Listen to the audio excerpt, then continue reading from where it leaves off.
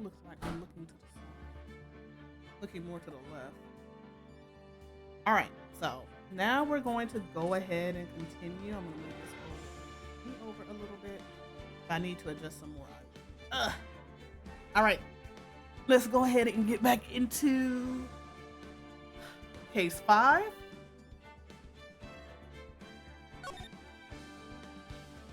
We're on day 3 investigation.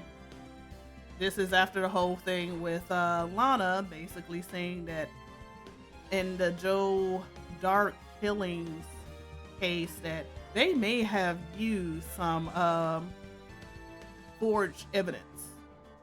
So, and we also found out the reason why Jake Marshall is so invested into it is because his brother, who was also another prosecutor,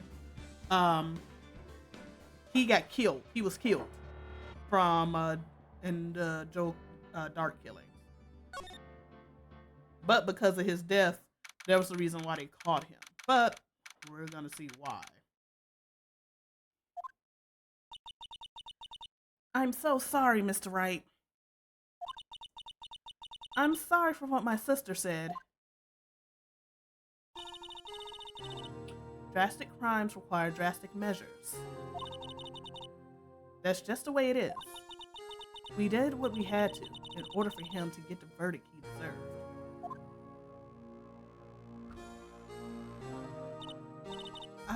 I didn't know. I never knew that the SL9 incident was just another name for the Joe Dark killings. Sounds like everyone heard about these killings but me.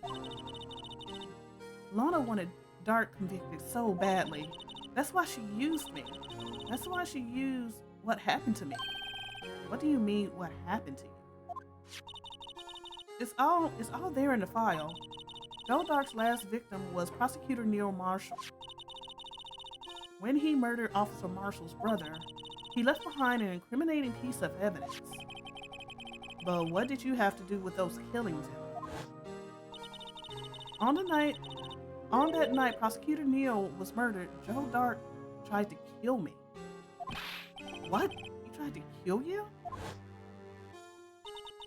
Officer Marshall's brother, Neil, was only trying to save me. Ooh.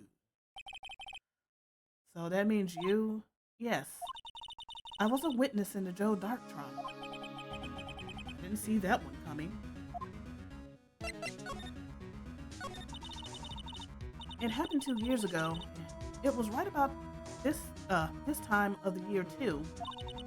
There was a terrible thunderstorm that day, unusual for the season.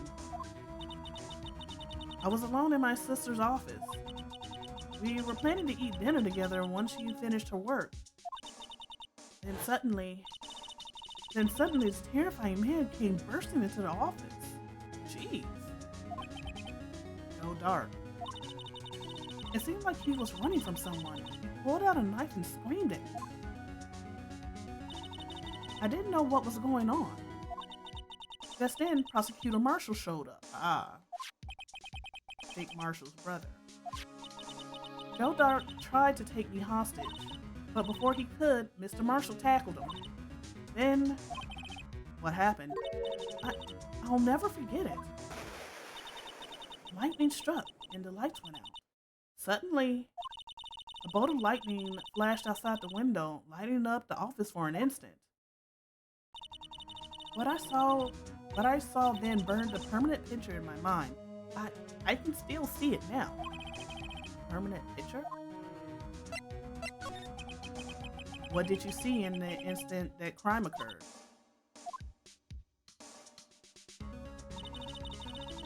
Dark knocked down Mr. Marshall and raised his knife. Neil Marshall was stabbed right in front of this poor girl. I don't remember what happened after that. Apparently I passed out.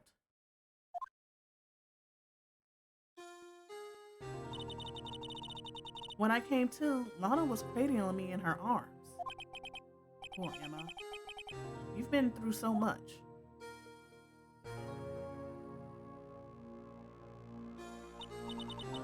I couldn't bring myself to testify about that instant. I tried, but the words just wouldn't come out. I drew a picture, but it wasn't any good. Two years ago, you must have been 14. That's understandable.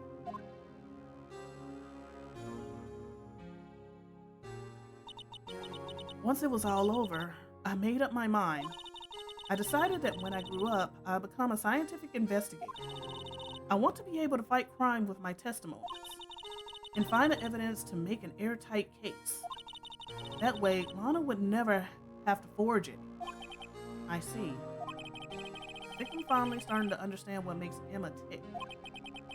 But there's still something that bothers me about that crime. I don't remember the moment when Dart stabbed Mr. Marshall. So you weren't able to testify about that? No, I was only asked about when I was attacked. That must be why she made up the crime. Made it up? You mean provided bogus evidence? The prosecutor's office wanted their guilty verdict so bad. Lana forged the evidence and Mr. Edgeworth used it. Oh. Edgeworth? Yes, but I'm sure he didn't know anything about it, but he was the leading prosecutor on it, though. He couldn't have known he was being given false evidence. Even so, that's when it all started. The rumors about Mr. Edgeworth, it's all my fault. If I could have just testified properly, none of this would have happened. So it's true, even though he may not have known it, Edgeworth really was involved in falsifying evidence. After that case ended, Lana was never the same. She became cold like she is today. She must not have been able to face up to what she did, especially not to Emma. There's something that's puzzling me, Emma. What is it? You said you were in Lana's office at that time, right? That's right. Why then would a serial killer come running in there? Not only that, but he was being chased by a prosecutor? Oh, there's no mystery there. Joe Dark had been taken in for questioning that day. Taken in for questioning? You mean by the police? Of course. This happened at the police department. Oh. He tried to run away halfway through the interview and fled into my sister's office. Wow, that's bold. But why did he run all the way over to your sister's office? Because the detective's offices in the questioning room are right across from the elevator. Across from the elevator? But Lana was the chief prosecutor, wasn't she? No, silly. Didn't I tell you? 2 years ago, Lana was a detective. Oh. She was the best in the entire force. What? That's news to me.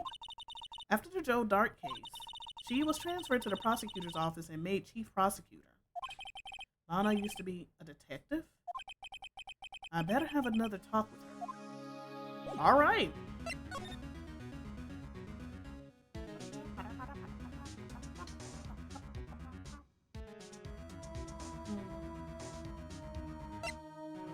Okay, you gonna let me go?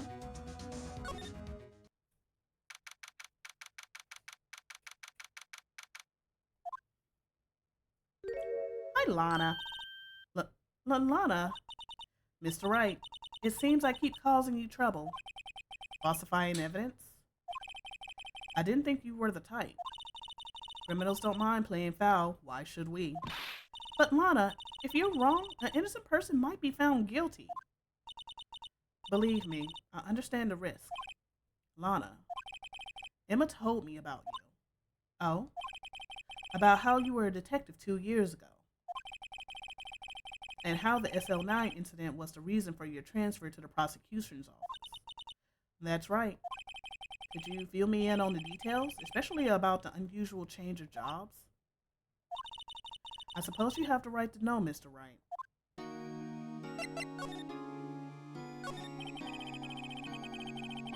A lot of revelations were uncovered in that trial today, not the least of which was the fact that this case is largely connected to another one 2 years ago.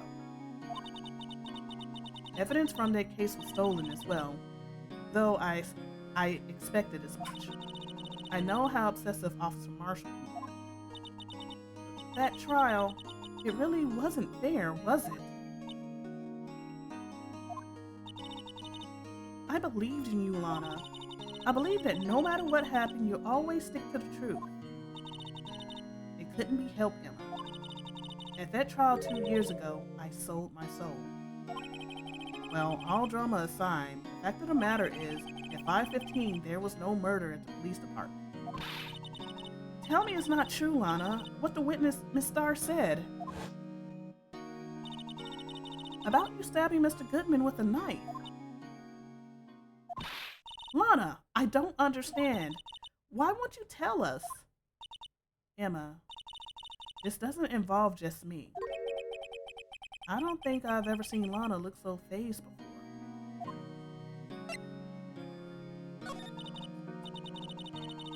It's true, I was a member of the police force 2 years ago. She was amazing. They still talk about all the cases she and Chief Gant cracked together. Chief Gant? He was the deputy chief of police back then, but he still worked crime scenes. Damon Gant, he was everything I aspired to be. They were the best team ever. They solved crimes before the reports could even be filed. Damon really idolizes her big sister. But now you're chief prosecutor. What happened? I always planned on becoming a prosecutor. The reason I became a detective was to gain experience investigating crime scenes so you could use that experience in court, right? Gant's help in the SL9 case was crucial to his resolution. After that, he became chief of police and arranged my transfer to the prosecutor's office. Maybe I should ask more about this investigation of theirs 2 years ago. 2 years ago, I was second in command of the detectives investigating Dark. Second in command? That means the investigation lead was Damon Gant, right? Yes, Deputy Chief Gant and I shared the same office in the same investigations. They had the same office. We led a team of the best detectives on the force. Detective Goodman, whose case it was, Jake Marshall, and Angel Starr. It was the first time Marshall worked with his brother. He was quite gung-ho.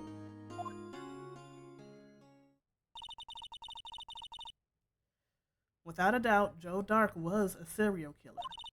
We asked him to come in for questioning. We were desperate for evidence. That was when his final murder took place, when he tried to murder Emma. Prosecutor Marshall was trying to save me from Dark. You see, the first person who happened upon the scene of the crime was me. Now you tell us. Damon Gant and Neil Marshall were the ones questioning Dark that day. The investigation was in its final stages, and Dark must have suddenly panicked. So he waited until Gant and Marshall let their guards down, then fled the room. From there, he ran straight to the office shared by Deputy Chief Gant and myself. That's where he found me. So you were the first person to run to the scene, Lana? It appears so. I was filing some papers while Gant and Marshall were questioning Dark. When I returned to my office, I saw 3 bodies on the floor and smelled blood. 3 bodies? Prosecution Marshall, the victim, Emma, who had passed out, and the suspect, Joe Dark. During the struggle, it seems Mr. Marshall struck a final blow before he died. Joe Dark had incurred a minor concussion and lay unconscious. Oh, what did you do? To be honest, I panicked. I picked up Emma, carried her out the room, and just held her. Can't blame her. After all, her sister must have gone through. After that, I placed Dark under immediate arrest. Let me get this straight. You were all involved in the SL9 incident? That's right. Quite a coincidence. I don't buy it. What are you saying? There's no way everyone involved in this trial was also involved in that incident just by chance. But that case was solved 2 years ago. At least one person went to extremes because they didn't believe it was truly solved. Officer Marshall. Yes, his actions came as a surprise to me as well. Ever since his brother died, he changed completely. I guess he wasn't convinced with the ruling against Joe Dark. Life doesn't end with the closing of a case. Everyone has to live the rest of their lives with their memories. That case just might not be over yet. Emma was assaulted by Drake at the police department, right?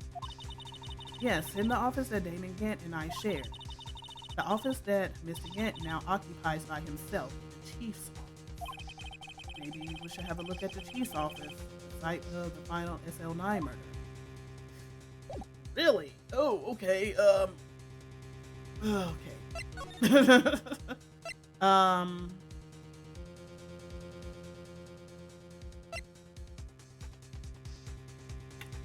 He's at, that's the prosecutor's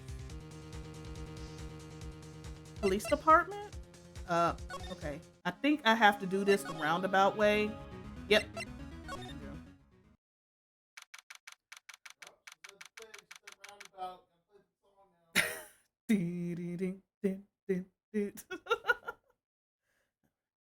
All right.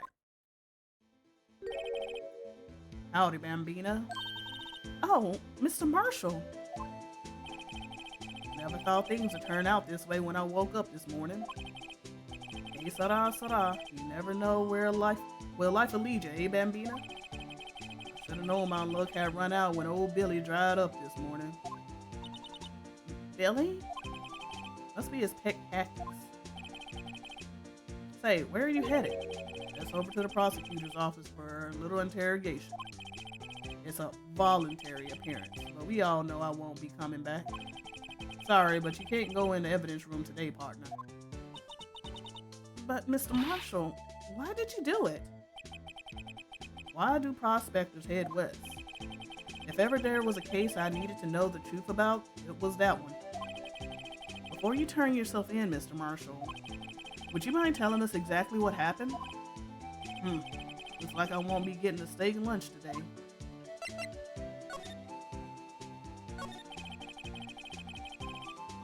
Something was fishy about that trial from the beginning. It wasn't just me either. All the detectives thought so. What do you mean, fishy? Some of the facts reported were inconsistent with the evidence we found. For example, the murder weapon.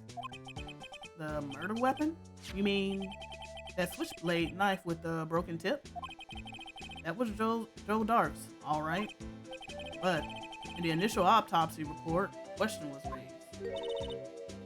A question? The blade of the knife was not a perfect match with the wound the victim sustained. What does that mean? It means there's a good chance that knife was not the murder weapon. However, in the report that was finally submitted, that possibility had been erased. Could the facts have been concealed with forged evidence? That case left behind scars on all of us. The scars that the SL9 incident left behind. I got the looks, but he got the brains. He was one of the best prosecutors around. I had just made detective when it went down. It was our first case together. How old was he? Your brother? He was 27 at the time. He was awarded the highest honor of that very day. The highest honor?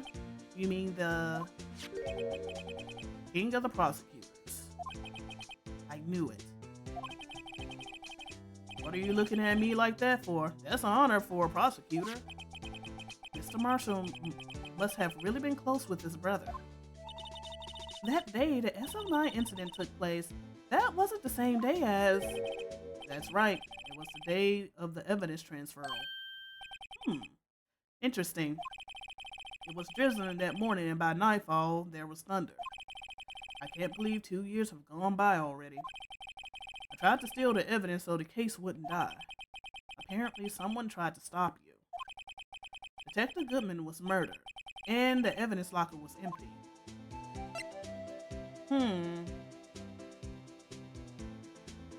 Let's just say Lana did try to get rid of Goodman, because the only way that the case would not have been closed, even though it was solved, is if the evidence was missing. And it had to be done by the lead prosecutor. I mean, not the lead prosecutor, but the lead detective. Okay. Need more information. There was something going on behind the scenes in that case. We all knew that later. Every detective involved in the investigation, save one, was taken care of.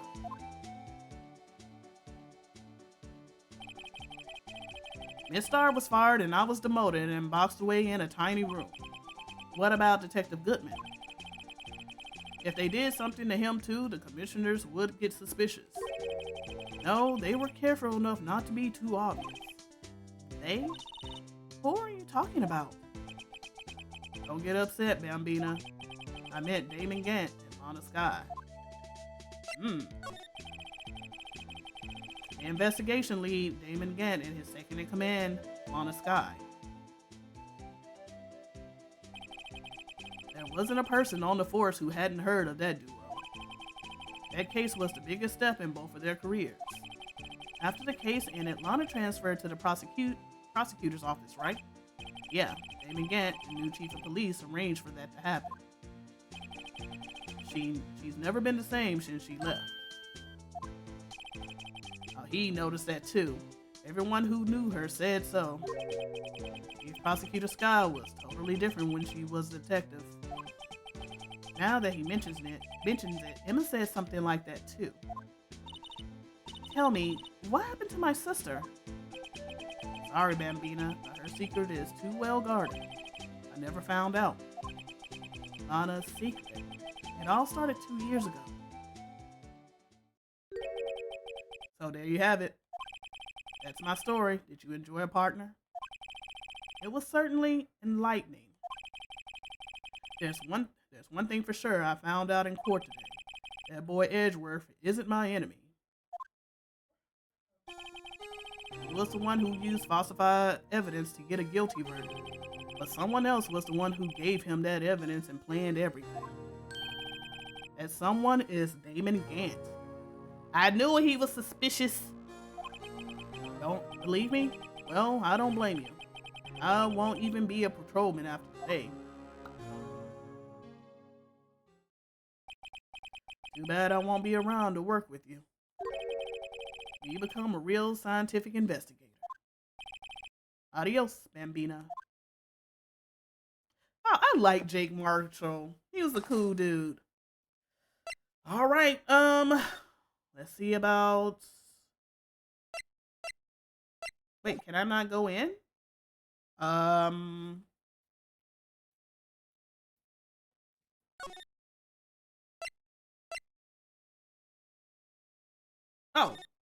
maybe it is here. Oh, I could have just came here. But maybe I needed to go outside first? I don't know. This place is always pretty empty, but today is deserted. That must mean everyone's busy solving crimes. Oh, if you're looking for all the others, they're all in the conference room.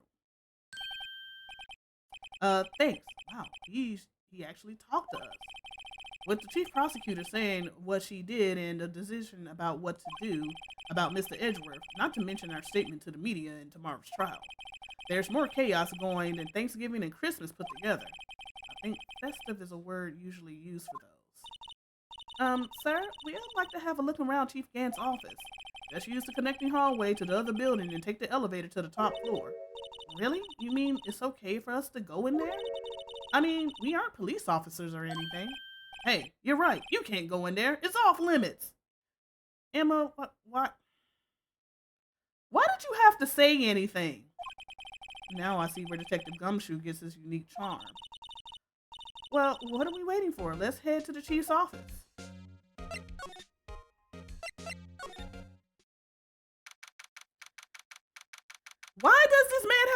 organ in his room. But why? Why? Why does he have an organ in his room? This is creepy. He's playing his theme song. Oh. Whoa. Where am I? In Chief's office, silly. At least that's what it said on the door. Check out that pipe organ. That's real, isn't it? Hey, I used to take organ lessons in kindergarten. They used to call me Little Miss Pop.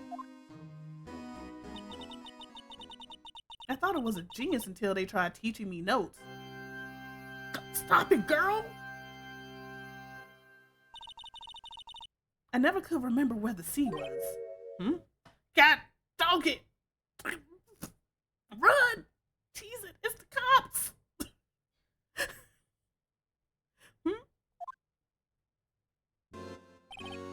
Oh, it's you two. Chief Gant.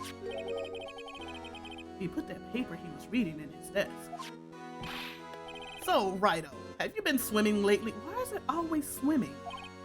No, I haven't. I've been kind of busy lately. I can appreciate that. I've had my hands full too with Mr. Marshall's misconduct and Lana's prerogative statement. Prerogative statement? Oh, you mean about the forged evidence? 2 years have passed since that incident. My, how time flies. See that big picture on the wall over there?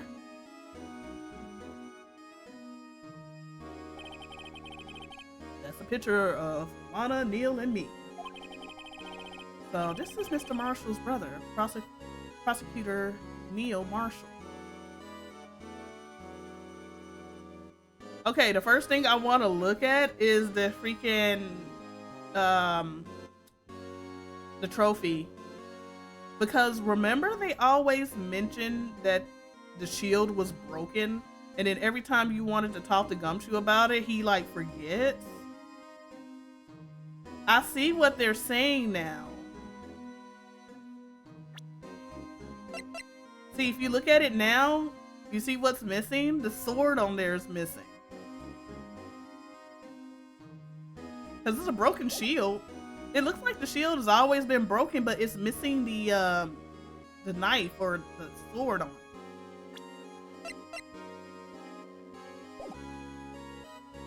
So that was Mr. Marshall's brother, Prosecutor Neil Marshall.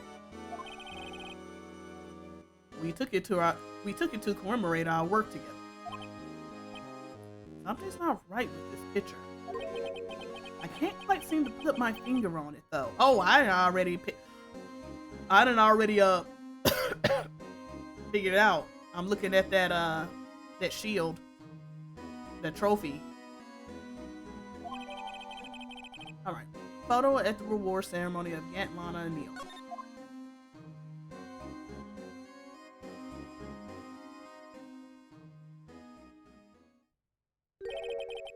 Anyway, I like to reminisce all day, but there are matters that need my attention. I'm going to lock up here, so let's go out together. Oh, but this office, it was a crime scene 2 years ago, wasn't it? That case has long since been over. There's no need to investigate it anymore. Yeah, he's not gonna let us. All the same, we'd like to have a look around. Perhaps you didn't hear me. I said there's no need to investigate it anymore. Okay, let's go. Now hurry up and get out. I have a meeting to attend. Yeah, looks like we aren't welcome. It seems that case isn't over with yet after all. What do you mean? Chief Gant denied our request to search the crime scene. That means there must be a reason he didn't want us looking around in there. You mean, like, a clue? There's gotta be a way we can get inside the chief's office. Oh, boy.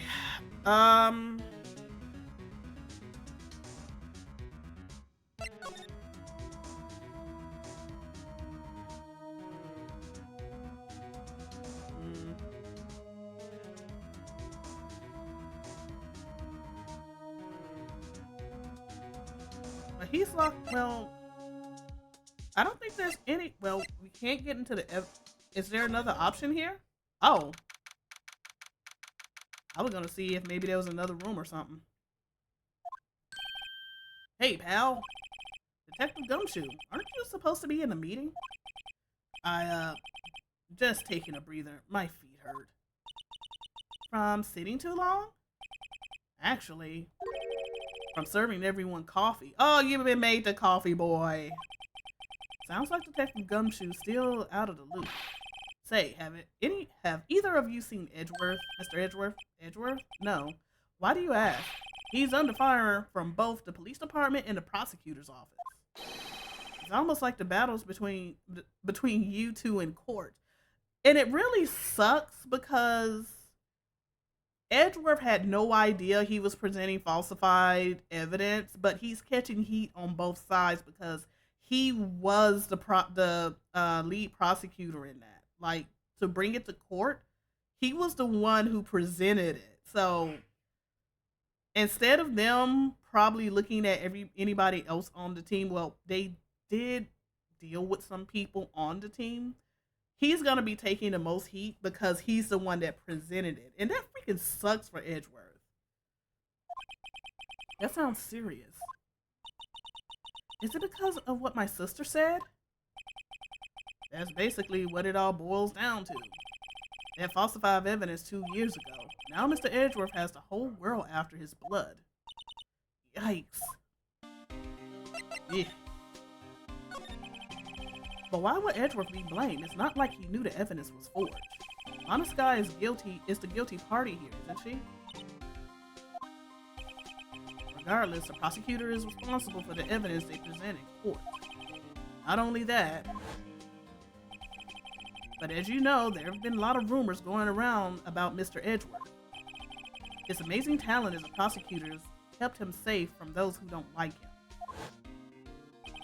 But now, with this, are there really so many people who hate him? In our world, only those with talent rise to the top. Mr. Edgeworth not only has that, he's young. There's no better recipe I know for making enemies. Hey, Dick, keep up the good work. Yes, sir. Let's go out to lunch again sometime. My treat. Yes, sir. You gotta take me back to that joint sometime, okay, Dick?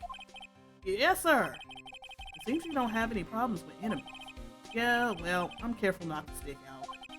Anyway, I'm a bit worried about him. Under all this pressure, I'm afraid Mr. Edgeworth just might crack. Actually, I took a look at the file earlier while the coffee was brewing. It seems genuinely concerned for Edgeworth. Well, did you find out anything? The only evidence Dark left behind was during his final attack. His final attack? You mean when he killed Prosecutor Marshall, who was trying to protect some girl? Me. It seems Detective Gumshoe never realized Emma was the girl. That's when he left the most incriminating evidence of all. Well, what was it? Oh, let me see. I think it had something to do with the murder weapon. Oh, I forgot.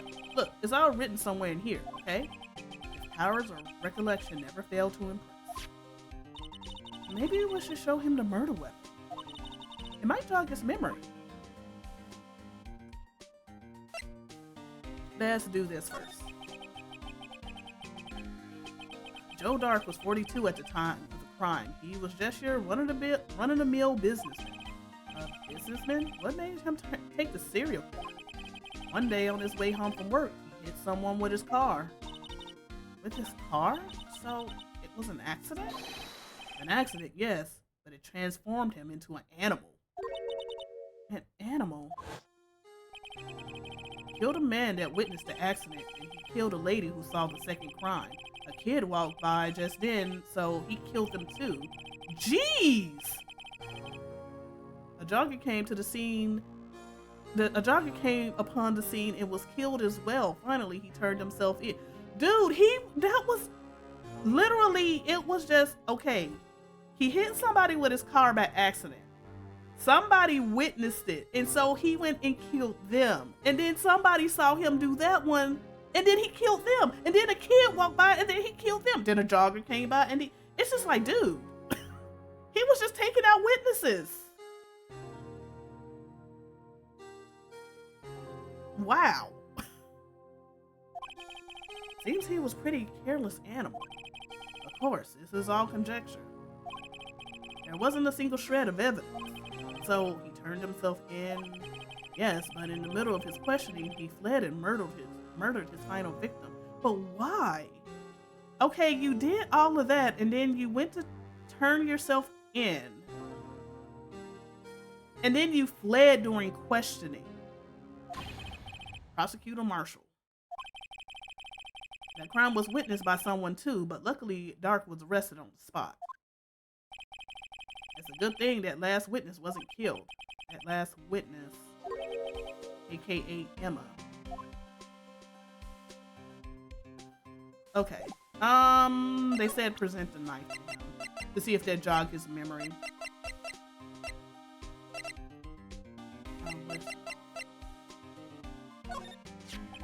About this. Hey, is that? It has a tag attached to it with the label SL9 incident on it. I believe this would be the broken murder weapon you were speaking of. What are you doing with that? Ever since that case was closed, that knife's been locked away in a locker. On the day Detective Goodman was murdered, this suddenly disappeared from the locker. It was found in Mr. Edgeworth's car muffler. That's it. Now remember what the incriminating piece of evidence was. When you showed me that knife, it all came back to me. Well, what is it, Detective? Detective, quick, before you forget again.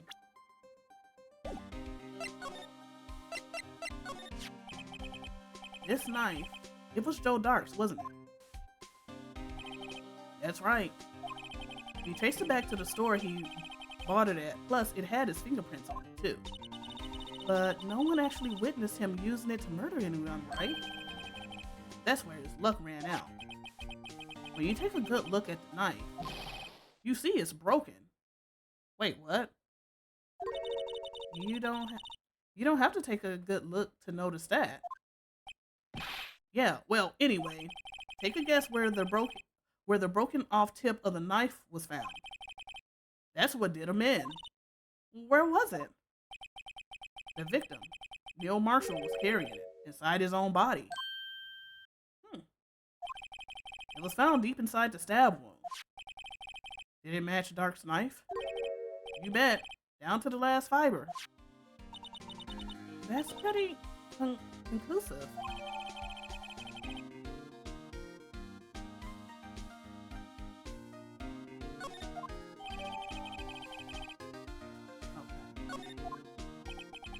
Well, there you have it in a nutshell. That's all I know. Can I ask you one more thing? What is it? If it's money you need, you should ask Chief Gantz. It's not money, but it does concern the Chief. His office is a crime scene, right? It's where Prosecutor Neil Marshall was murdered. The Chief's out now and his office is locked, but we'd like to have a look around if that's okay. Well, any detective's ID card can unlock the door. What? Really? But if I let a civilian in there, I'll be charged with breach of trust. Breach of trust? Simply put, I'll be canned. Oh. Sorry, pal. I don't plan on getting fired because of you. How about this ID card? It was Detective Goodman's. That won't work either. The data was deleted the day he died. Oh. So, in other words, Gumshoe is our only chance of getting into that office. I wonder if there's something we could show him that would make him change his mind. Okay.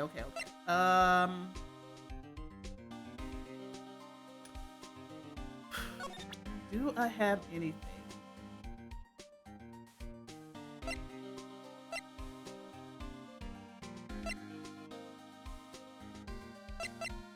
Actually, let me look at this first.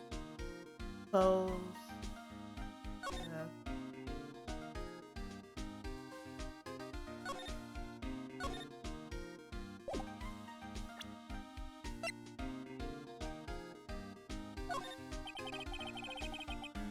Okay. If you don't have a clue, keep your mouth shut. Keep that in mind. Sheesh. Okay. Nothing. I guess I don't have what I need yet. Oh.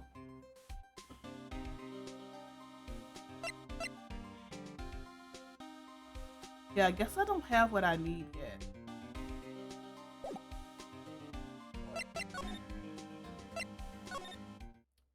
All right. I guess we can go and check on Edgeworth. Oh, goody.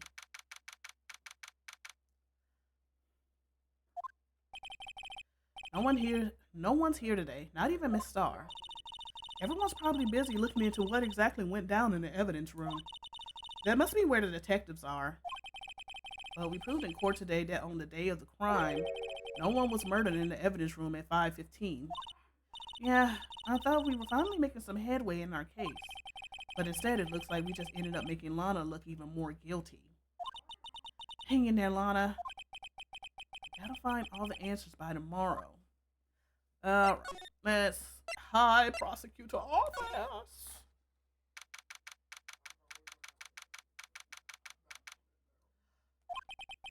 I wonder if Edgeworth is back yet.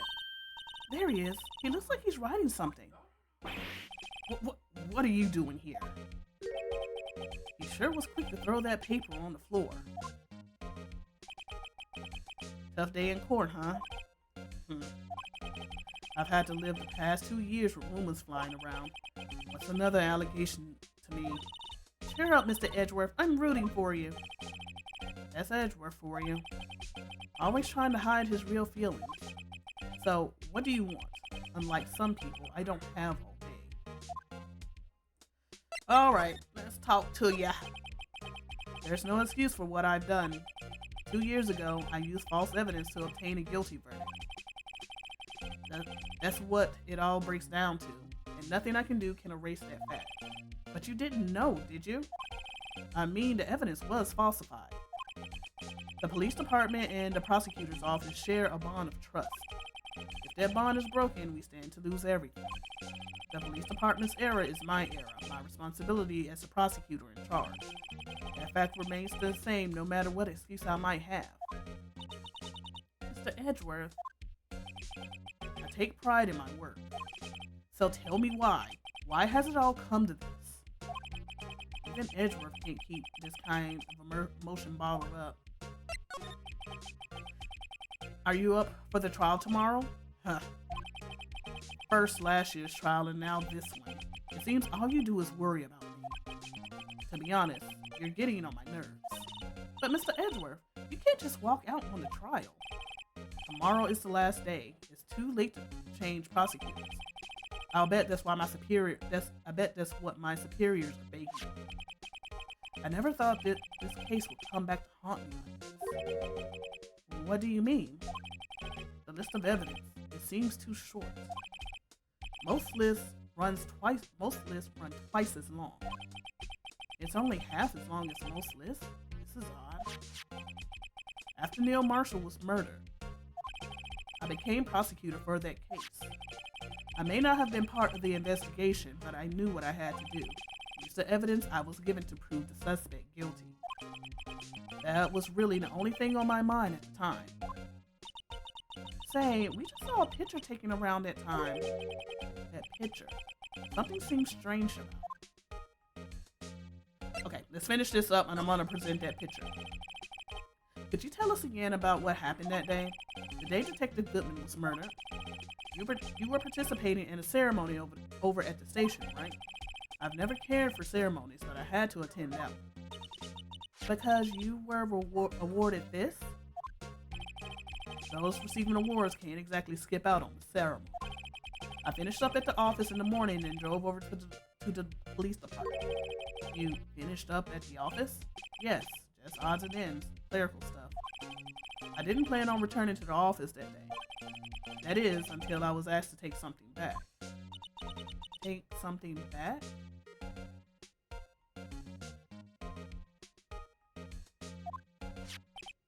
This.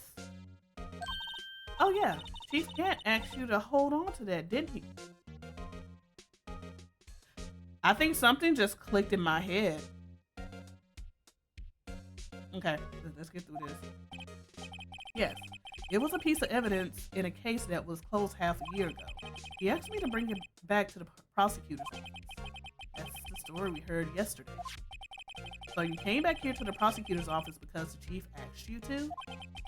That's right.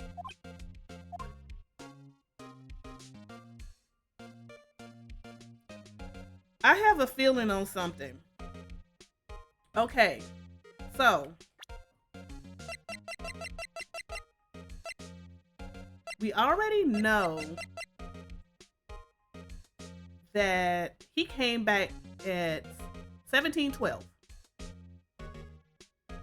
just 3 minutes before the murder. We have already established that in this area, in that area where the blue spot is, that there was blood, but the thing is, it wasn't a lot of blood. Because we were saying that if somebody was stabbed there should have been a lot more blood, right? Blood on the shoe and everything, traces of blood from Goodman and Lana. And then we have this.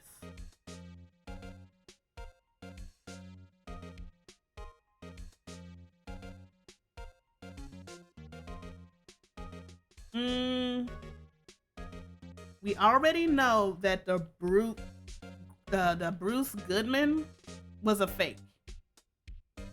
That was actually Jake. That was actually Jake Marshall that came in. Now the 7 sevens. That is the real murderer. But at this point in time, we do not know who it is because, as Edgeworth has said, that is someone of an executive. And I find this a coincidence now that Edgeworth was asked by Chief Gant to take back this evidence, because he just said, oh yeah, I was finishing up stuff. I wasn't planning on coming back to the office. But all of a sudden, Chief Gant was like, hey, I need you to go into this evidence room and take this back to the prosecutor's office. I think that the 7 sevens is Gant. And I'm thinking they needed to transport a body, because they said the lock was busted on Edgeworth's car. I'm thinking Gant broke into his car, put the body in there, transported it to the prosecutor's office, and when he went upstairs to put away that evidence, Lana was supposed to go down and do something. Well, now we have established that Gant and Lana work together. So it's something with those two. This is just I got a feeling that's what it is, but it's like, what was the whole purpose of it though? Because it may have seemed like, yeah, it just doesn't make sense. Because now it just comes to a point that if he was actually killed in, it's like, but where was he? Okay, need more info. All right, we were talking about that award, the award that he received, and we see the award on the couch back there. So now I'm gonna present this to him. This picture was hanging on the wall in Chief Gant's office. Prosecutor Neil Marshall, he had just started making a name for himself. Looks like this was taken when he received the King of Prosecutors trophy. Speaking of that, there's something that bothers me. Yes? The trophy Mr. Marshall is holding. It's a little different than yours. Yes, you're right. Ah, I remember now. Remember what? That was that was what the official prosecutor trophy looked until 2 years ago. Hmm. There's a story behind its design. A story? Sounds interesting. Would you mind telling it to us? It's simple, really. Contradiction. That's what the reward's based on.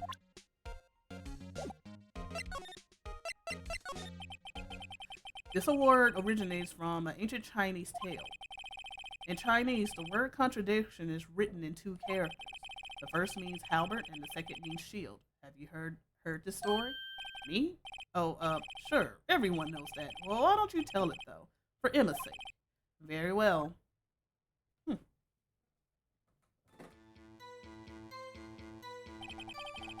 Long ago in the kingdom of Chu. I'm just gonna say Chu. Long ago in the kingdom of Chu, there was an arms merchant. One day, he presented the king with two items. The first was a halberd he claimed would slice through any shield or armor. The second was a shield he claimed that could withstand any weapon. Wait a minute. Those claims contradict each other. Very perceptive. But then again, you've heard this story before, right? Anyway, as you mentioned, the very description of these items discredit them both.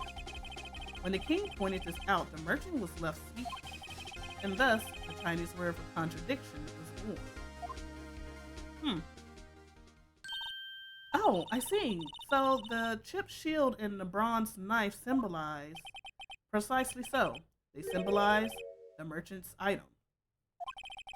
The ancient tale ends with the merchant at a loss for words, but it's in our nature to pursue matters to their conclusion, even if it results in something as ugly as this. Wow, thanks, Mr. Edgeworth. I learned something new today. That's funny. If that's so, then why were you only given a shield? You'll have to ask Chief Gant. Cat, doghead. 2 years ago, he had the halberd part of the reward abolished. Chief Gant. Wonder why. King of Prosecutors Trophy updated in the court records. I wonder why.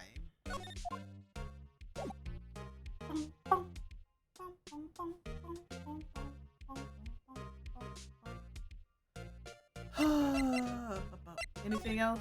Nope.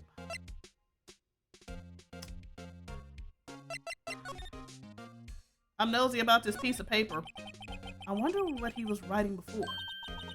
Come on, Mr. Wright. Let's take a look. Are you crazy? Edgeworth is sitting right there. Just distract him. I'll check it out. Hey, Edgeworth. Is that Detective Gumshoe out the window over there? Oh no, he's falling to the ground. Hold on. First, let me see what this girl's doing crawling around my feet. He didn't even look. What? Letter of... If you're having trouble reading, I'll read it for you. It says letter of resignation. Resignation? Edgeworth, you don't mean... I'm tired, right? I feel as if something inside me has died. But Mr. Edgeworth, none of it is your fault. I know the path I've walked. You don't need to tell me. And the path I've walked hasn't been a jest. I can't forgive myself for what I've done. And no one else should forgive me either. I think he's serious. Mr. Wright, please, you have to do something. This letter of resignation, I wonder if I can use it for anything. Edgeworth discarded letter of resignation. He's serious. Oh, maybe I can use this for, Gumshoe.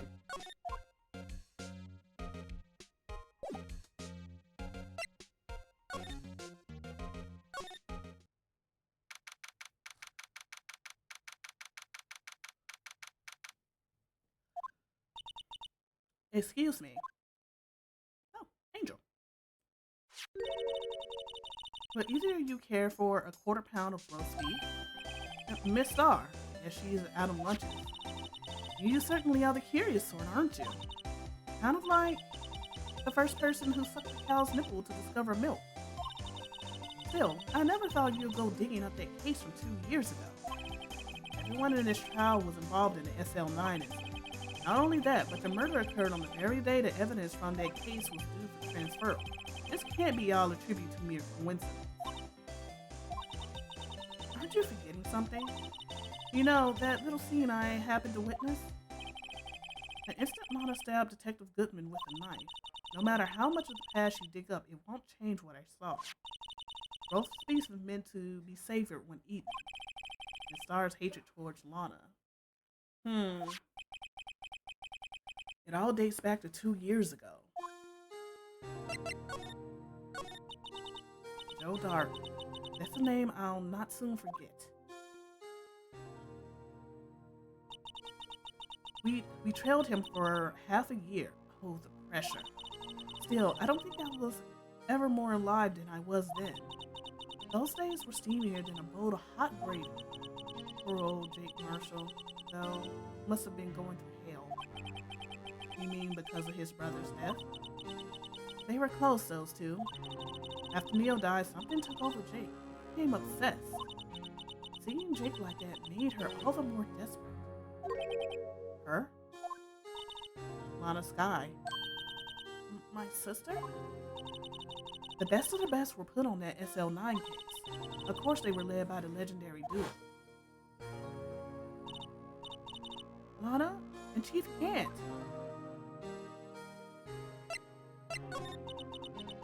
Damon Gant and Lana Sky. Gant led the investigation with Lana second in command. They were the best. They solved all kind of cases together, didn't they? Damon Gant's magnetism in particular was almost unreal. His magnetism? By that, I mean his ability to attract evidence. He produced the most incredible evidence in the cases he handled. Incredible evidence? You mean... Oh yes, there were rumors about him even back then. No one dared confront him though. I take it she's talking about forged evidence. Back then, everyone looked up to Lana. All the detectives wanted to be like her. Really? Oh yes, myself included. I was a fool, really. She hated everything crooked, but always watched out for the other detectives. That's why she was so concerned for Jake.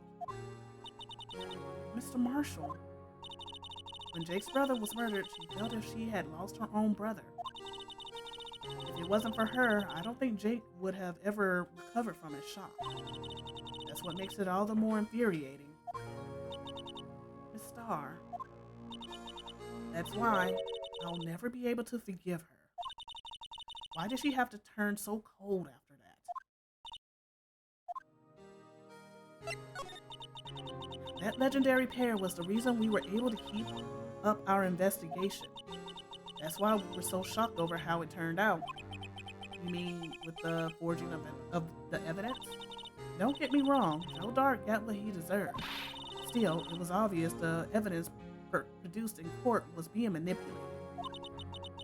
Items IT never found would suddenly appear while other items were kept secret. Oh, okay. But you don't have proof anything illegal was done. I'm proof enough of what happened. After that case, all of us save Goodman were relieved of our duties. Most without even so much as an explanation. Then Lana Sky transferred to the prosecution's office and became chief prosecutor. Lana always wanted to be a prosecutor. Nothing's quite as simple as it appears. Huh? Lana Sky was merely being used as a pawn. That's my take on the matter. She was being used? Lana transferred to the prosecution office 2 years ago, didn't she? Yes, thanks to Chief Gant's powerful influence. Chief? That's right. Having solved the SL9 case, his position as chief was secure. There was only one thing left for him to control. And then no one could stand in his way. The prosecution's office. The prosecutor's office. What? You mean that's why Lana was transferred? She was used as a pawn. He could control Lana. He could control the chief prosecutor. He could control the prosecutor's office. That must have been his goal all along. But how could he control Lana? I don't know, but one thing's for sure. Ever since that case ended, she's never been the same. She's being I bet Lana's being blackmailed. It's only logical to conclude. There must have been a reason for her change. At last. I'm finally getting close to the bottom of this ugly mess. Thank you, Mr. R. You listen to me, rookie. It takes more than just ingredients to create fine cuisine. I hope you turn out to be a better chef than I've ever been. Okay. So, we're pretty much getting to the bottom of it. I think there is a lot of... Okay, I am gonna go back to the police department because I need to show this letter to Gumshoe.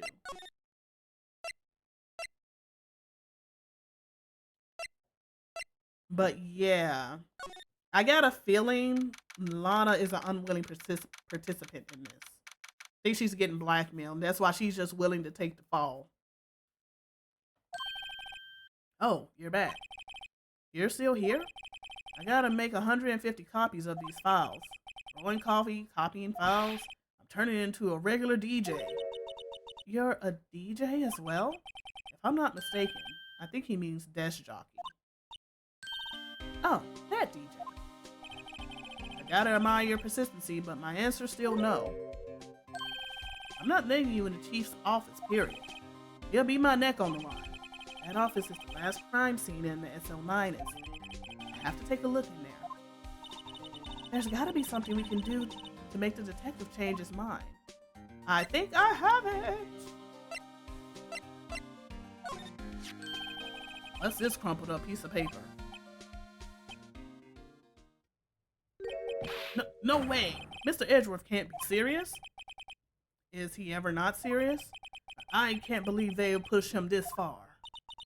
Mr. Edgeworth really feels responsible. When I first met him, I thought he was as cold as ice too. But I know different now. He trusted us detectives to provide him with sound evidence. But we betrayed him. Detective? That's it. I've made up my mind. But, here, take my ID card. We can't do that. If someone found out, they wouldn't let you off the hook with another lost item report. Look at me. It's no secret I'm already out of the loop. After all, I'm friends with Edgeworth. Depending on how this case turns out, I may already be as good as terminated. What? So at least let me do this. So for Mr. Edgeworth's sake. Aw. Alright, detective. Thank you. Alright. Anything? Nope.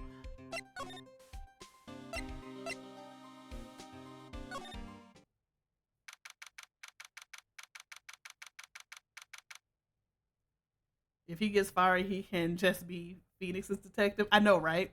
I don't even know if the defense attorneys have detectives in this world. Here goes, Mr. Wright.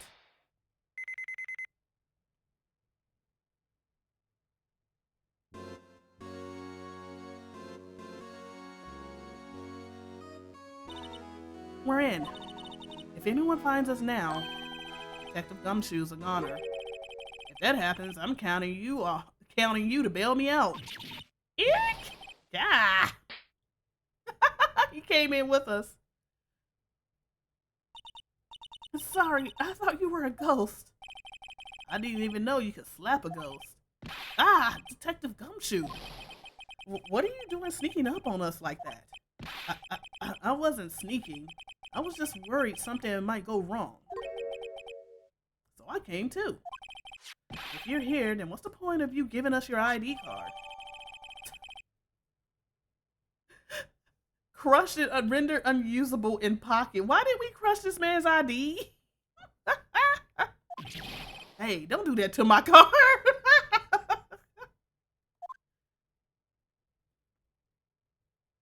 It's a flimsy card. I hardly ever get a chance to come in here. So I figure I'd have a look around myself. Besides, we're all in this together now. You really do want to get fired, don't you? Not if we're lucky. Come on, let's see what we can find out. I've got a bad feeling about this. All right, let's do some examining. This is a real deal, isn't it? This armor and these weapons? Sure is, pal. The chief doesn't care for imitations. First the pipe organ, now this armor. Do you know how many taxpayer dollars must have gone into this room? What? You mean we're paying for this? That's it. I'm not paying 1 cent of my taxes. I mean, if you got state tax, you don't have any taxes to pay. Oh, plus she's 17. Shh, be careful on what you say. Who knows? The chief may be hiding in his armor as we speak. I don't think he'll fit in there. Even if he did, he'll never be able to get back out. Cut it out. You guys know how scary that guy can be. Yeah, Gant is scary. Okay, window. You can see pretty far from 15 stories up. If you were to drop that suit of armor from here, at first the chief wanted to use stained glass for this window. Really? Why didn't he? They say he changed his mind because he wouldn't be able to see the view. Oh. Stained glass or not, it's a huge window. Man, he wanted this to be a whole church, didn't he? Mahogany. Wow, look at the size of Chief Gant's desk. Speaking of that, when we were here earlier. Oh, it's you two. Chief Gant. He put that paper he was reading in his desk. I wonder what he was reading. This looks like a list of evidence. A list of evidence? In most cases, the list runs twice as long as this, though. That's the same thing Edgeworth said. Hey, look at the case name. Huh? SL9 incident. I wonder what this is doing here. Hold on, detective. What did you just say?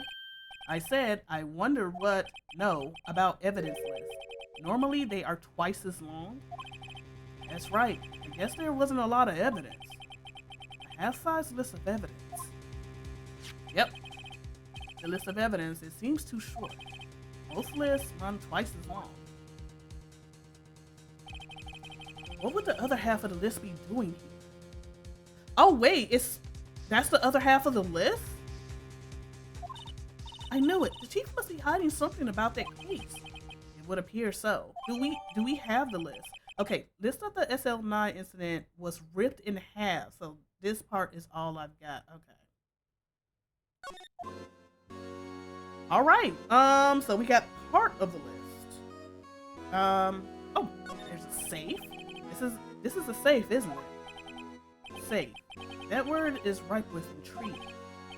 Okay. You say so. It looks like a code needs to be entered in this panel to open it.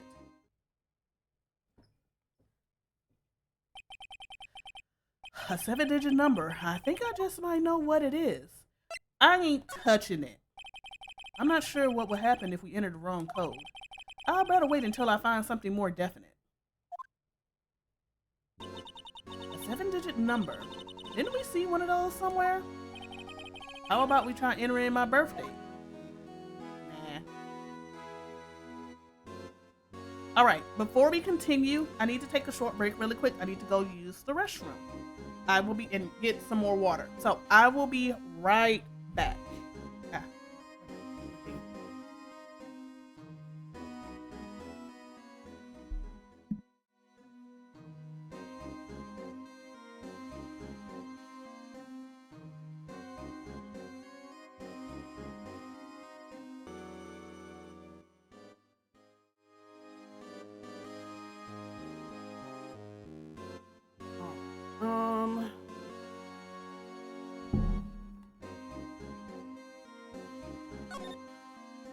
Let's go ahead and continue looking through here. We already know that's the organ. The chief's organ sure is a sight to behold. Occasionally we hear him playing it from the criminal affairs department. That's on the 2nd floor, and this is the 15th floor of an entirely different building.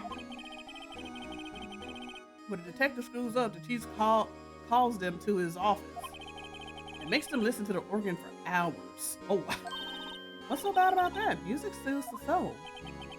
After that, the detective can't hear anything for days except for the ringing in their ears. So it's an instrument for punishment, literally. But aren't the chief's ears affected? He never listens to anyone anyway. Wow. That's besides the point. I'm guessing this was Lana's desk. I'm sure it sure is tidy. Lana's always been a meticulous cleaner. There's not even any dust on it. Looks like someone is still keeping it clean. Does Lana ever come back here? No. Chief Gant must still keep it clean in memory of their partnership. They were the stuff legends are made. Does he keep it in memory of her or in memory of the crime? These shells are mostly empty. Lana must have cleaned them out when she transferred over to the prosecutor's office. There's a small picture frame on the left shelf. Hey, that's when Lana and I went to that theme park.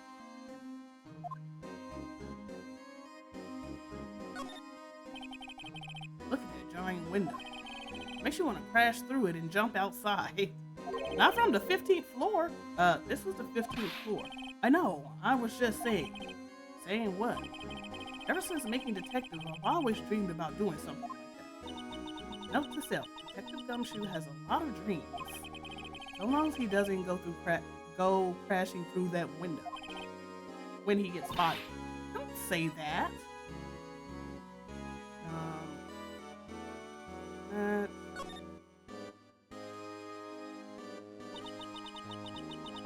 This was taken on that day 2 years ago. The day Joe Dark ran out of the questioning room and tried to kill Emma.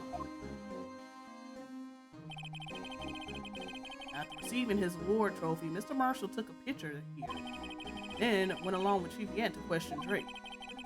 Bet he never knew he would be dead in just a few hours later. Gee, you think?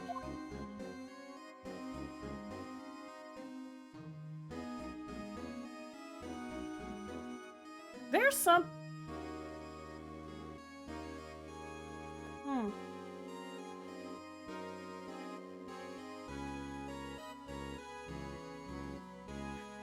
So I know I got the picture on me. Let me look at the picture because it's bothering me. Like, there's something that's standing out.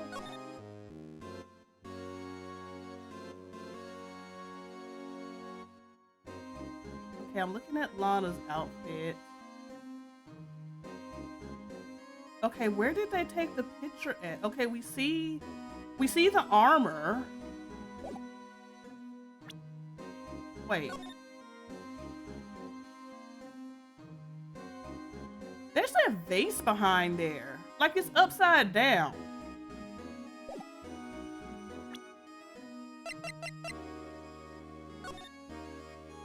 Oh, and it's the same color too. Okay.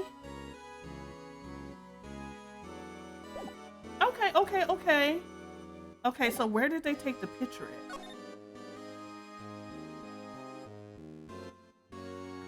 Was it here?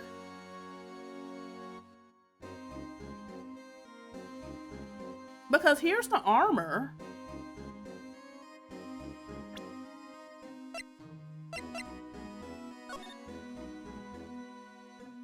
There's the armor, and then there should have been a shelf behind there, and then there's like a plate. Yeah, right here. There's a totally different vase that's here. And that, I don't think that safe was there, because if you look behind, that wasn't there. Okay. And I got a feeling I know what this safe number is.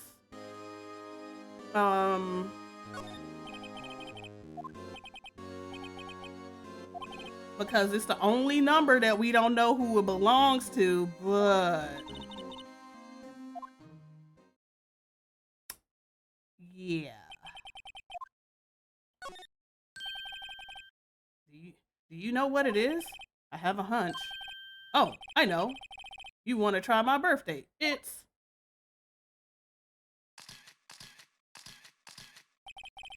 I have a better idea. Here goes nothing. It's the only number that we do not know who belongs on that record ID.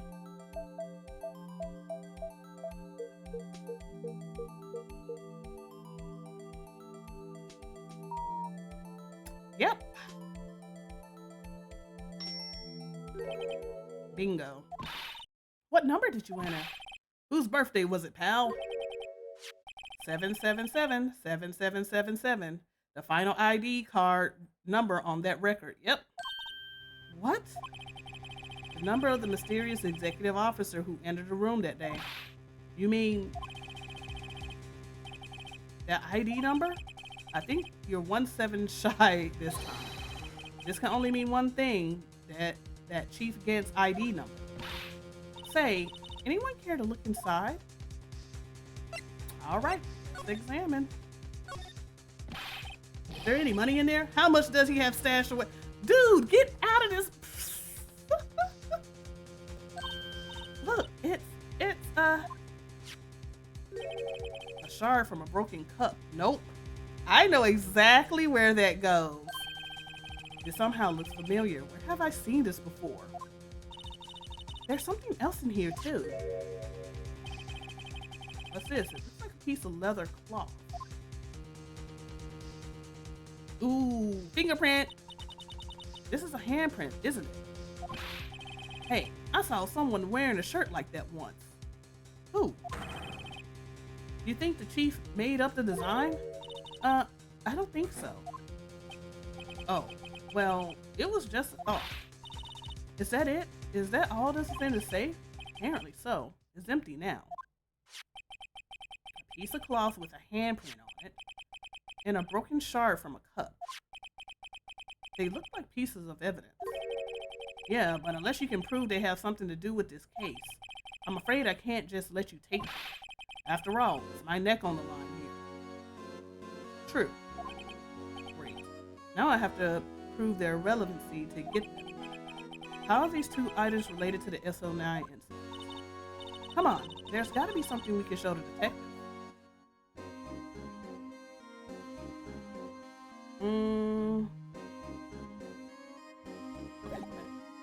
So, for the broken shard, definitely this. Detective Gumshoe, could you have another look at this jar? I remember when the three of us put that back together. Ah, those were the days. I'm like a couple of days ago. It's kind of early to be nostalgic. Wasn't this jar a piece of evidence from that case? That's right. One of the shards had a SL9 incident sticker on it. Doesn't it ring any bells? You know, that fragment we just found? You mean this one that was in the safe? Yes, that one. That was in the safe. Now that you mention it, it's ringing a lot of bells. Let's see if it fits. Here, let me see that shard. I'll take a crack at this. Go ahead, pal. Show us what a rookie can do. Mr. Wright, here's some glue. If I can piece this together again, it'll prove Chief Gant was knowingly hiding evidence. Here goes.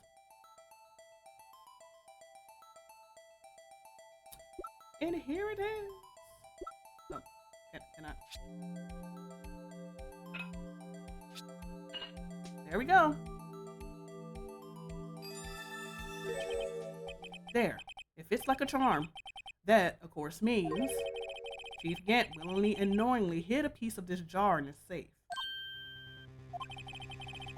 In other words, he concealed a piece of evidence from the SL9 incident. But, hey guys, get a load of this. What is it? This piece you just attached. It's different from the others. Huh?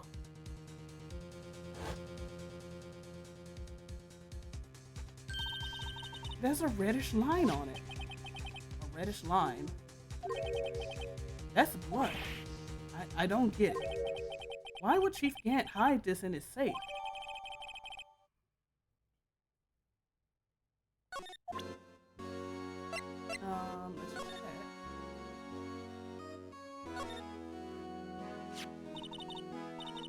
Hey, look here. It's hard to make out, but there's a dark red stain here. Looks like blood. This piece the chief has is different though. Blood stains on the other pieces are just spots. But this one's a line. That is odd.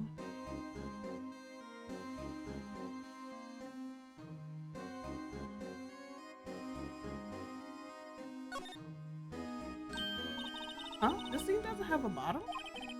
That's weird. I wonder which side is up.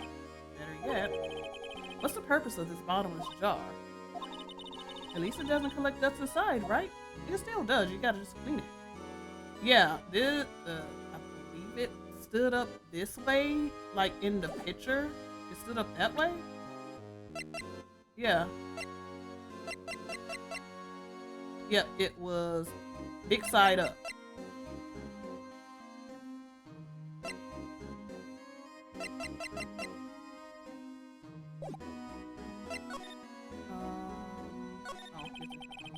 That desk on the other side of the room.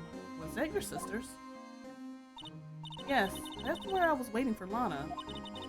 On that day 2 years ago. Is anyone using it now? No, sir. This is entirely Chief Gant's office. He practices a strict policy of preserving the crime scene. That's a strange region of people. He leaves it as a warning to everyone else. He wants us to always be alert. He told us himself at our New Year's Eve party. Of course, he was pretty intoxicated.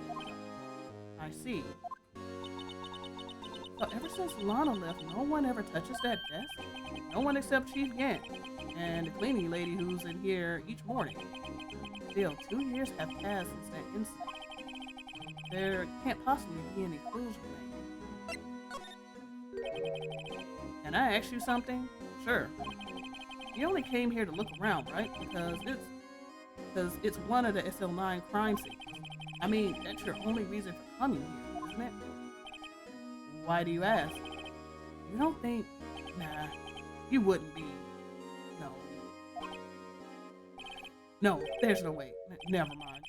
Don't worry about it.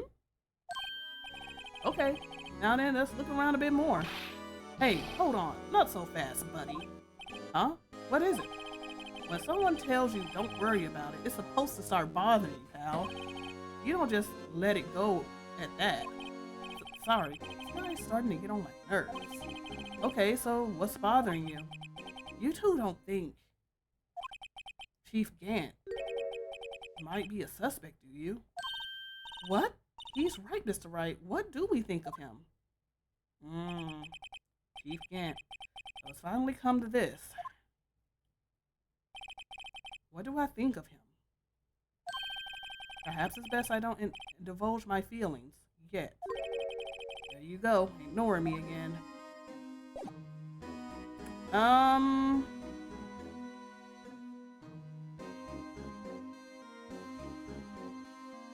Okay, let me do this before I forget, because I will forget. Since there is a piece of cloth in there that has a clear fingerprint, so maybe do this. Detective Gumshoe, I'd like you to have a look at this. Hey, I know what that is. So you want to take some fingerprints? That's a great idea, Detective. All right, down we go. Sheesh. What are you doing? Why are you sticking out your hand like that? Go ahead, take my fingerprints. It's not your fingerprints we want to take. Huh? Come on, this isn't the time for jokes. We're talking about that cloth we found in the safe. Oh, I knew that. The one with the handprint on it, right? Sheesh, where's your sense of humor? Okay, Mr. Wright, let's check for prints. Sprinkle the powder on the cloth. Then, once they've absorbed into the prints, blow the rest away. What are you, Mom? I don't have to be told a million times. Alright, let's get this over with.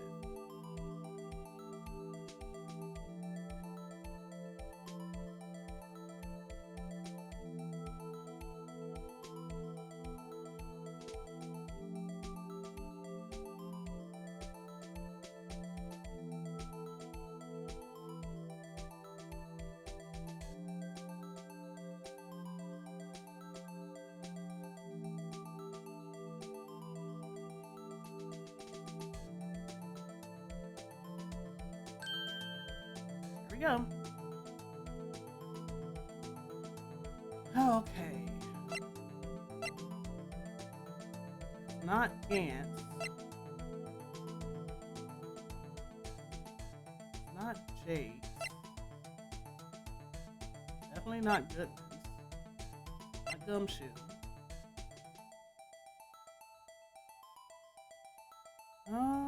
I don't think that's Lana.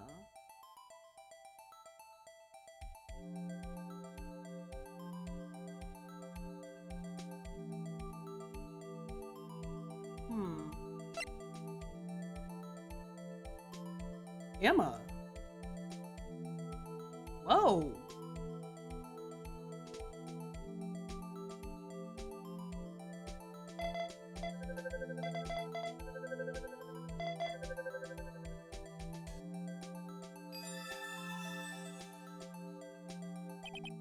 No. How can this be? What are Amber's fingerprints doing here? Hey, you found a match? Whose fingerprints were they? Huh? Oh, it seems the prints are too old. They aren't clear enough to get a match. Oh, that's too bad. I thought they would be Dark's prints. Hey, you, over here. What's going on here? What's that kid's prints doing on inside the chief's safe? Don't ask me. Let's just keep this information from Emma for now. Here, maybe you should hold on to this.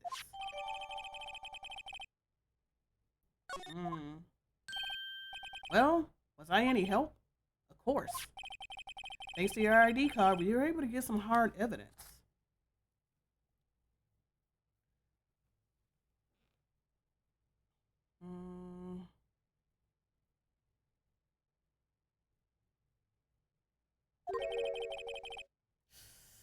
Oh no!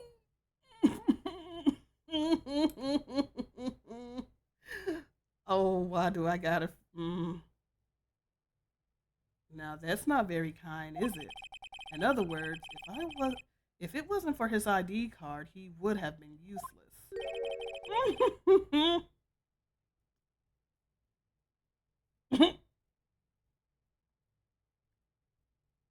Isn't that right? You and the coat. Chief Gant.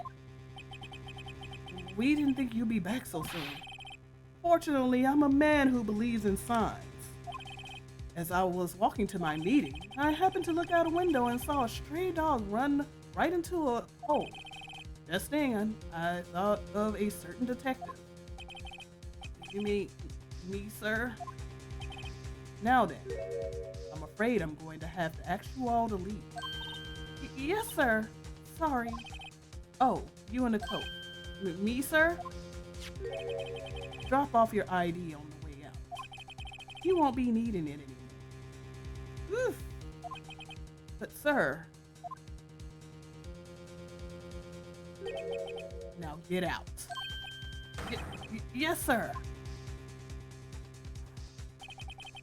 We'll be on our way to them. Wait. You, the one without the spiky hair. Don't go yet. Me, sir? I'd like a word with you. But, sir, I'm not a licensed scientific investigator yet. You with the spiky hair. You're free to go. Mr. Wright! Ooh, boy. Look, pal. If I told you once, I've told you 1,000 times. The chief's office is off limits. But no, you just had to go sneaking in there like that, didn't you? I thought you said you didn't care anymore if you were fired. Yeah, but if I knew it'd be like this, I never would have said it. Now that I've seen the evidence Chief Gant was hiding in his office, I think I'm finally starting to get the picture. But why has she kept eerily silent about it all this time? Anyway, you listening to me? I'm gonna try to smooth things over with the chief again. Later, pal. That. After that, I heard from Emma. She said the police wanted to ask her some questions. So she'll be busy for the rest of the day.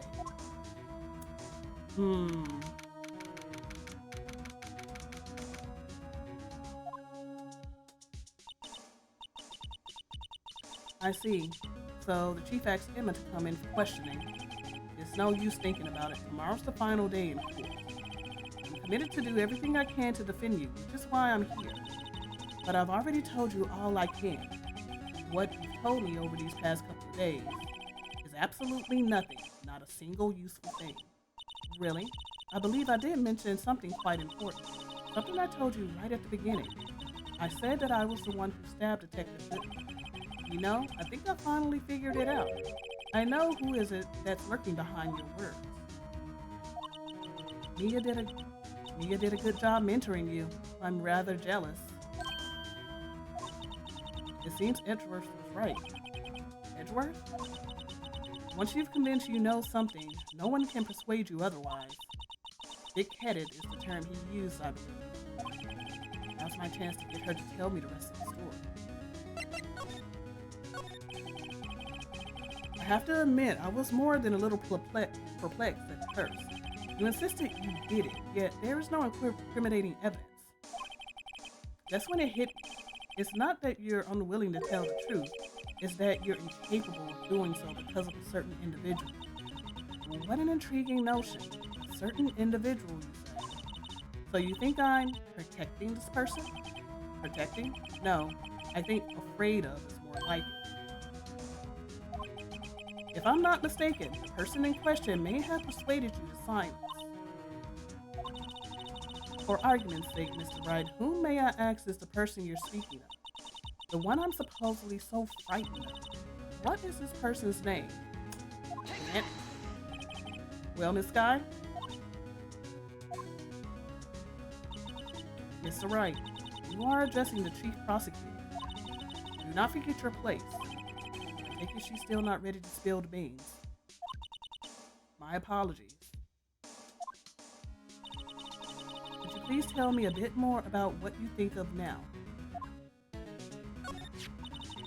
We were partners until 2 years ago. I respected him as a detective. Assuming he is respectable, then tell me something. Why would he try to hide his crimes? His crimes? Both you and Edgeworth will be brought before a board of inquiry for what you did. Specifically, hiding and forging evidence. Of course, these are serious offenses. Why is it, though, that Chief Gant's name was never mentioned? Chief Gant? Edgeworth didn't know the truth behind the forgery.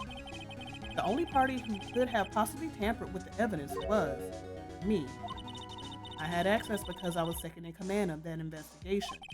Yes, you, but also another, Damon Gant.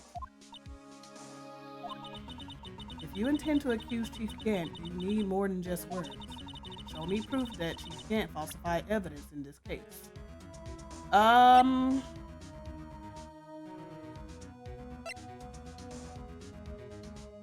This was found in his desk. I don't even know what's on it. Let's see.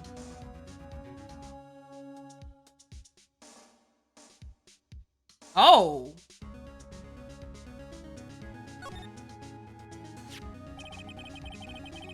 Is that why he took this part? A picture is drawn on the back of the evidence list in magic marker. I've got a very bad feeling about this. I didn't even notice that. Is that why he took this portion of it? Because of this?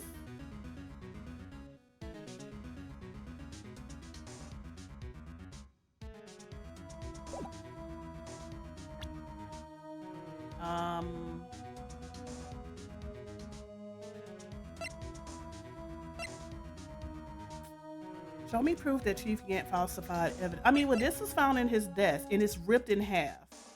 So let me try that.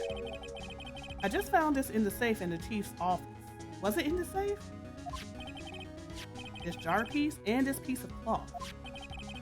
Do you know what these are? They're pieces of evidence from the SL9 incident. The person concealing evidence was none other than Chief Gant himself.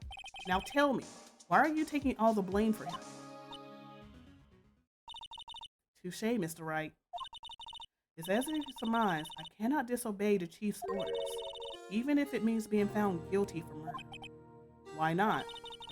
Come now, Mr. Wright. You can't possibly expect me to be able to tell you that. 3 days ago, I had no choice but to cooperate in the murder of Detective Whodunit. Or perhaps I should say follow orders. Yes, that's more accurate than cooperate.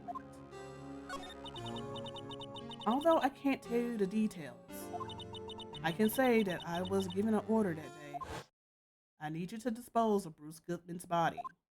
You'll find him inside the trunk of Miles Edgeworth's car. Just as I suspected. Despite what everyone believes, you were not the one who murdered Detective Goodman. Correct. I was trying to take the body out of Edgeworth's car. You wouldn't. Okay. She is literally admitting this, and she's held in detention, and there's a guard behind her. So you're telling me that all of this is not like being recorded or anything? Okay. I was trying to take the body out of Edgeworth's car. The trunk lock was broken, and I discovered that murder weapon the murder weapon while inspecting the body. The murder weapon? You mean Edgeworth's knife? No. When I found the body, this was the knife stuck in it. Oh, it actually used Dark's knife.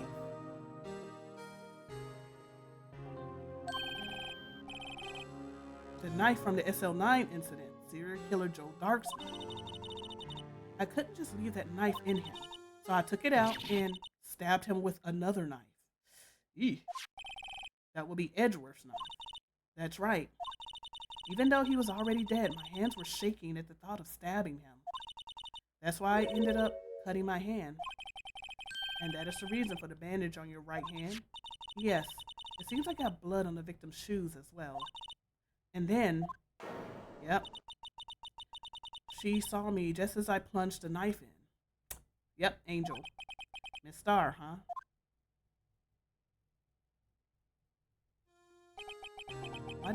Why did you need to hide Dark's knife so badly?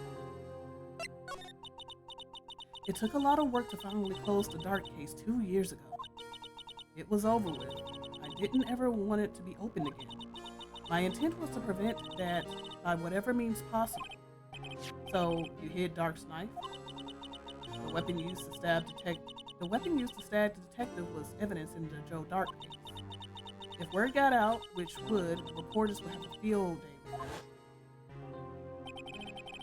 So you wrapped the knife in your scarf and hid it. In Edgeworth's exhaust pipe. Right. Then I called my sister. To tell her what happened and to ask her to hide the knife that was inside my muffler. You asked Emma? I didn't want anyone on the force to know about this. That would explain why Emma is so confident about Lana's innocence. Speaking of phone calls, I had a bad feeling about one of them that day. A bad feeling? The truth is, after I received those orders from Chief Gant, the first thing I did was make a phone call. A phone call to Patrolman Jake Marshall. To Marshall? Why on earth would you call him? The lead investigator for the SL9 incident had been murdered. I wanted that fact to be kept hidden and I needed help. He was the only other person I could trust. Or at least, I thought I could trust him at the time. However, it seems that after I spoke to him, he went off on an escapade of his own. Oh, you mean, not wanting the case to die, he decided to take things into his own hands. He disguised himself as Detective Goodman and tried to steal the evidence. He had already stolen the ID card, but it seems he hadn't already made up his mind to break into the evidence room. After my phone call, any remaining doubts he had must have disappeared. So your phone call caused the incident in the evidence room? Yep.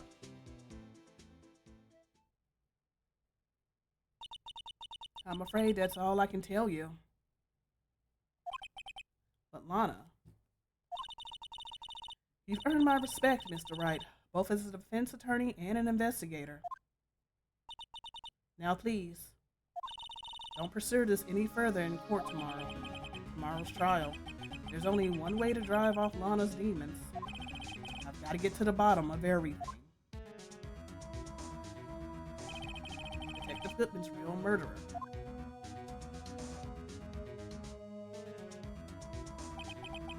And What went down in the chief's office 2 years ago?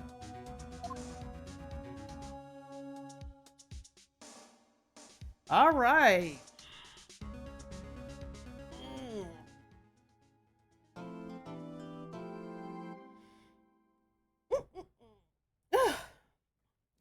All right. We're gonna take a little bit of a short break. I know I just had one, but I'm gonna take another one because I got a feeling this one is going to be a long one. And this is I think this should be the final day. Yep, this is the final day. So, let's take a little bit of a break, probably around 10 minutes. And then we're gonna hop right on into it. So get up, stretch, get some water and everything like that. And then we're gonna dive right into it because I got a feeling that Gant is not gonna be an easy one. Ooh, excuse me. Ooh, that came up out of nowhere. Gant is not going to be an easy one to take down. So yeah, let's go ahead and have that little bit of a break while we can. All right, be right back.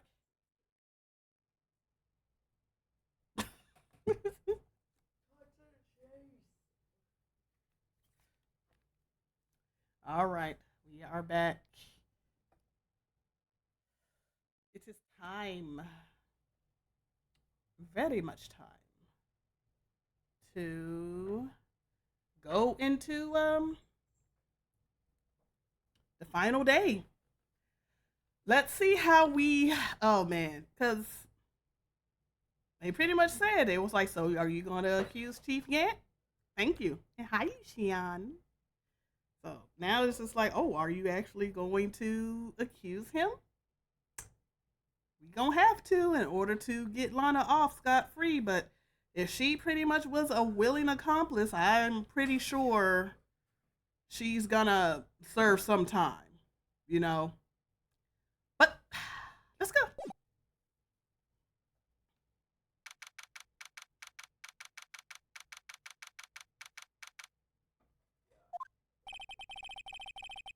This is the defendant's lobby, all right? But there's no defendant. I've been trying to reach Lana all morning. Where could she be? I mean, she should be there. And where's Emma, for that matter? It almost seems like if something's been happening behind the scenes. Edgeworth, knowing you've already figured it out. Who the owner of the 77th ID number is, that is. Well, I have a pretty strong hunch. Yep. Looks like I'm not the only one who's figured it out. You know, the only reason this trial didn't rig the verdict yesterday is because there was still room for doubt regarding this ID record. If that number does belong to whom you suspect, then no doubt will remain. After all, he hasn't been officially charged with anything. True, not yet. Okay, I'm sorry if this was actually going to court and we had this like type of data log with all these numbers. It really, if it had went to court like this, it really would not have mattered who was at the top. That name would have been given out on who that ID number belonged to. Like, I'm sorry. And for some people, and for just because he's like an executive type, no one knew what his number was. Like, yeah, no, I'm sorry. that number would have been like, nope, find out who's everybody on here. Like, I'm sorry. Like, you have that much power? True, not yet. In any event, once all doubt has been removed from that list, I can call for a ruling. 5 minutes, right, and Chief Prosecutor Sky will be found guilty. But she didn't do it. I figured you'd say as much. That's why I came here, to hear what you have to say. It's the first time he's ever done something like this. Lana's hiding something, and the only way we'll ever know the truth is to draw it out of her. The truth. Everything goes back to the SL9 and don't be stupid. Today's the last day of the trial. We don't have time to reminisce about the past. That depends on you. If she's found guilty, you'll lose your only chance to find out what really happened. I'll think about it. you in the court, Wright. This is it. If I'm ever going to find out what Chief Gant has on her, it's now.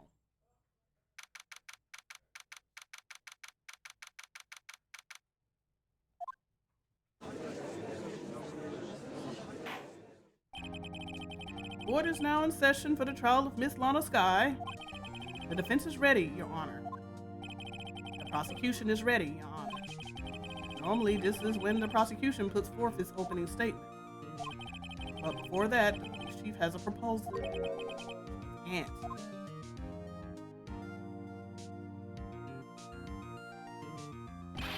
Morning, folks. How's everyone? Hey, Udgy, been back to the pool yet?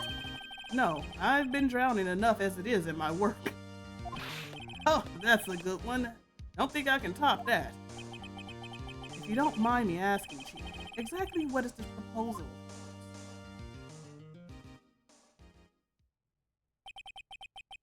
Lana, that is to say, the defendant, has asked me if she could speak directly to the court. She wants to do what? Having heard what she intends to say, I feel she should be granted her request. In the end, it should save everyone a lot of time and trouble.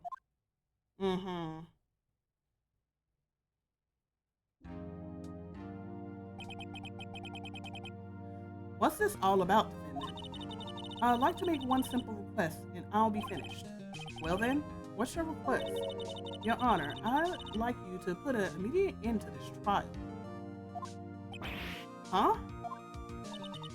I confess to all charges against me. On February 21st, on February 21st of this year, I murdered Detective Bruce in the underground parking lot of the prosecutor's office. No, Lana.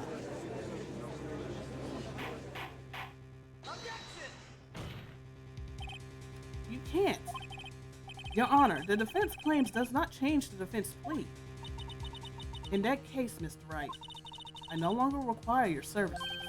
But Lana, Your Honor, I hereby forfeit my right to an attorney. The prosecution may lack direct evidence against me, but it has sufficiently proven its case through testimony and circumstantial evidence. I would like you to render your verdict now, if you please. Well, the defendant certainly has a right to self-represent. Our request is legally valid, although this is an unprecedented situation.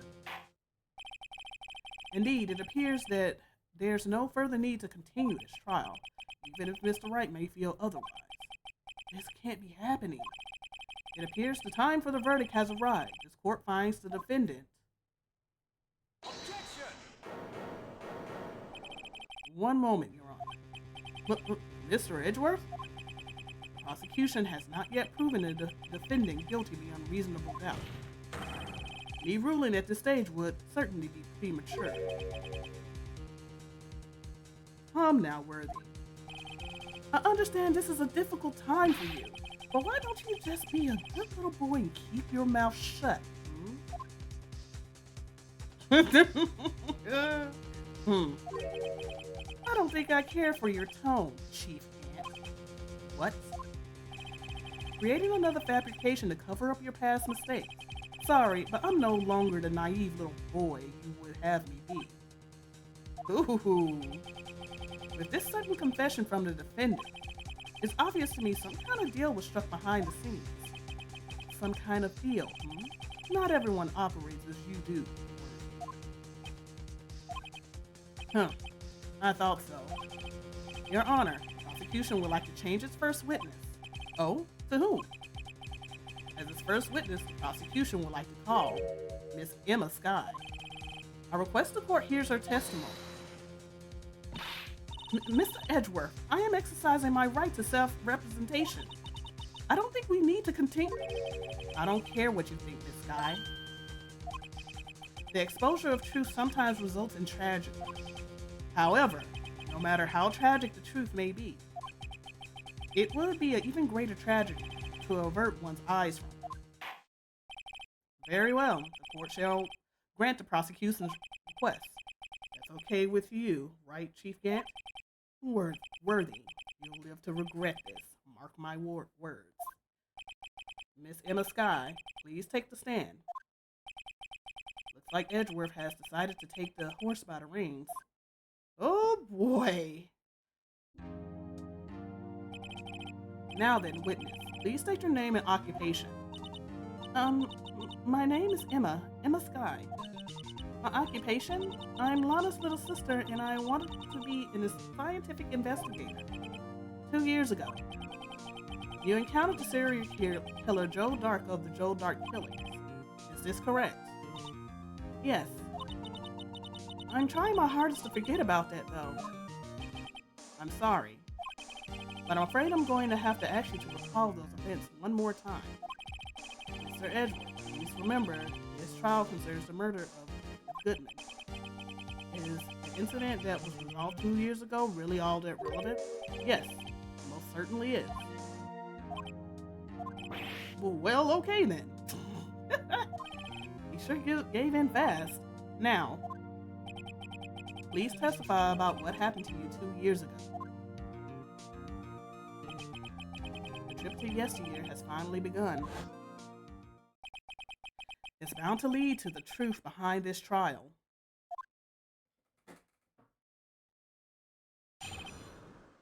All right. I was waiting in my sister's office that day. A man came running in and took me hostage. Neil Marshall rescued me. But I'll never forget what I saw in that instant. The man raised up his knife and stabbed Mr. Marshall in the chest. It's a good thing you weren't harmed. I passed out. I don't remember much. That's understandable. However, please tell me, Mr. Edgeworth, what does this testimony have to do with Detective Goodman's murder? That will soon become apparent, Your Honor. You've got to admire him for his courage, considering he has no evidence. Very well, the defense may begin its cross-examination. All right, I need info. Give me info, Emma. I was waiting in my sister's office that day. 2 years ago, the defendant was a detective at the police department, correct? Yes, she was second in command under then Deputy Chief of Police Gant. My sister, she was the best detective ever. Yes, I remember. Deputy Chief Gant and Miss Sky used to be quite a pair. I believe they shared the same office. That's right. I've always sit in my sister's desk and dream about playing that organ. I wanted to play it that day too. The police department and the prosecutor often held a ceremony. Lana promised to take me to dinner after she finished her work. A man came running in and took me hostage. A man? Yes, Joe Dark. He was a serial killer. Joe Dark was brought in for questioning on the day of that ceremony. We were desperate to get anything on him that would lead to an arrest. When he saw his chance, he fled the room, right? Hey Jay, welcome back. We're on the last day of court. We really kind of just got started. Upon fleeing the room, Dark proceeded to take the elevator. He must have been in a panic because the elevator was going up. Ooh, excuse me. Then he ran into Sky in Grant's office. There was a lot of noise coming from outside, so I opened up the door to have a look. That's when I saw him. Neil Marshall rescued me. What was the prosecutor doing there? That day, there were 2 people present during Dark's questioning. Deputy Chief Damon Gant and Prosecutor Neil Marshall. I almost forgot about Gant. Neil Marshall had just received the key to prosecutor's. Young and dedicated, he went straight to the questioning room after the ceremony. All right, we see the trophy with the sword at the time, and then we also see that unstable jar behind there, right?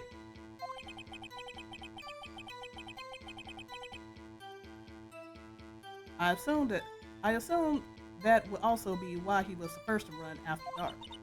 When Dark grabbed me, I thought I was as good as dead. And that's when Prosecutor Marshall came running in. I don't really remember what happened then, but I'll never forget what I saw in that instant. Can you tell us about that? Mr. Marshall jumped on Dark. Just then, the lights went out. The lights? It was just about that time of year. There was a terrible storm going on and lightning struck nearby. So the electricity went out. Wait a minute. If it was pitch dark in that room, you shouldn't have been able to see anything, right? Right, but just then lightning flashed again outside. That sudden flash left an unforgettable image of the scene in my mind. I see. I told the detective about what I saw there. The detective? Yes, Detective Yes, Detective Goodman. He was in charge of the case. Detective Bruce Goodman. The victim. Let's hear more. So you spoke with Detective Goodman about this 2 years ago. Yes, that's what's so scary about this trial. And you told Detective Goodman about what you saw? Yes, but at the time, the words just wouldn't come out. That's why I drew a picture. The picture that's on the back of the evidence. Yes, I think she mentioned that. Well, Mr. Wright, have you heard enough? Ask about the picture.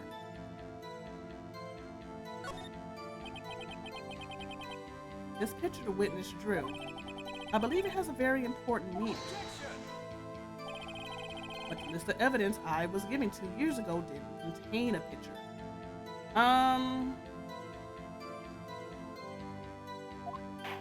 Nope, I haven't. Witness, would you mind if we added this statement to your testimony? Yes, Your Honor. I drew a picture of that scene once, but it seems to have been lost. Nope, it was not lost because I have it. Oh, what happened with the bot?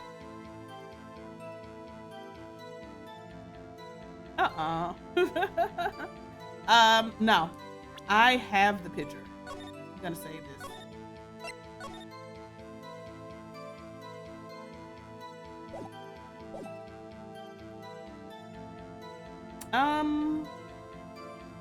Yeah, I want to present the back of that.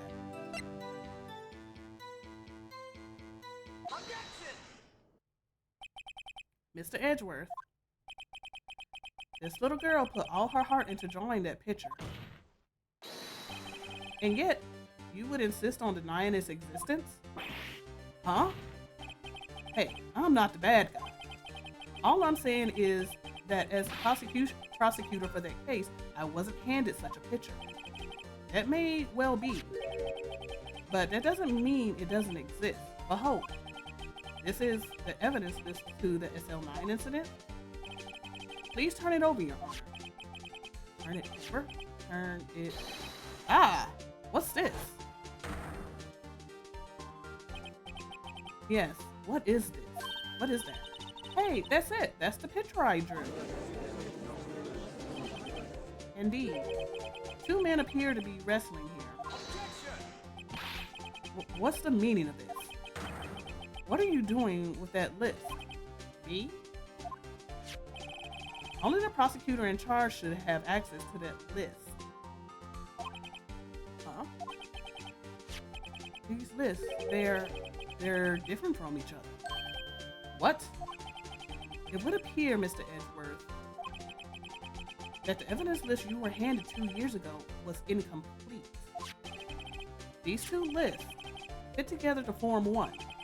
You can see the marks here where they are torn apart from each other. So you see, Mr. Edgeworth, it's quite obvious what happened. 2 years ago, only half of the evidence in that case ever reached you. What? What? Order! Order!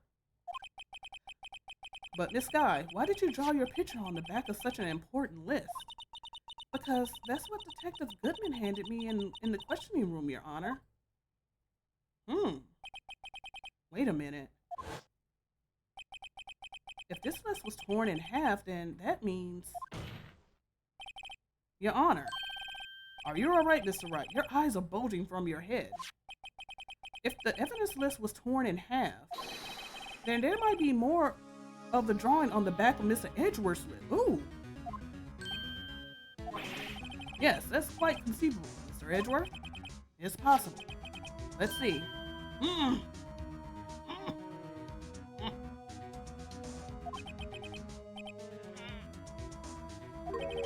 Is something wrong? Do you even have to ask? Sorry, Your Honor. Sorry, Your Honor. There's indeed something drawn on the back of my list. It's that thing. What?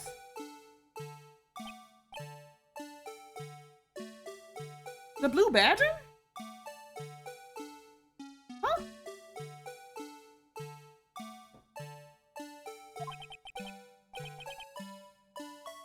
That's that thing. That thing that was dancing in the evidence room. Clearly, this act of vandalism is the work of a certain chief of detectives. I guess he was out of scrap paper. Why would you write that on the back?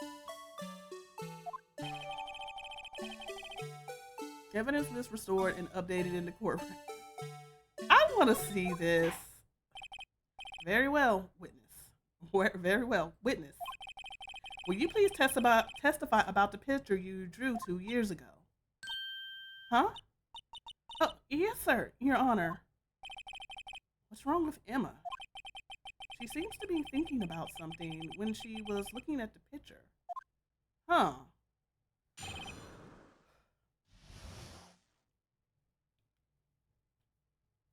Oh, my nose. Ah. This is the picture I drew 2 years ago. The flash of lightning was so bright, all I could see were shadows. After that, I must have fainted. This picture shows exactly what I saw in that instant. I need information. To think a flash of lightning could burn such an image in your mind. Thanks to that, though, she was able to show us exactly what she saw. Well, I don't see any contradictions here. This clearly shows Joe Darka about to murder Prosecutor Neil Marshall. The defense may now begin its cross-examination. All right. I need information.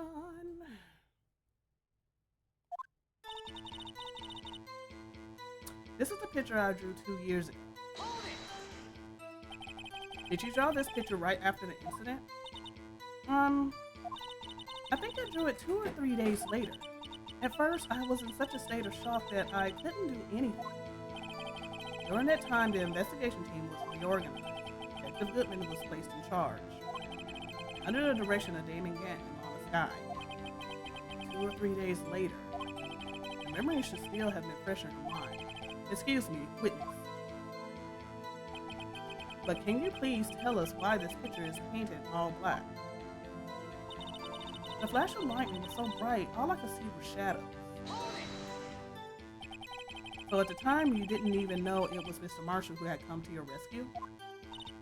No, I couldn't see him clearly. The lighting was so bright, and I was knocked to the floor. You were knocked to the floor? Dark had a tight grip on me, but when Mr. Marshall jumped on him, I was knocked away. I turned around, and that's when the lightning flashed.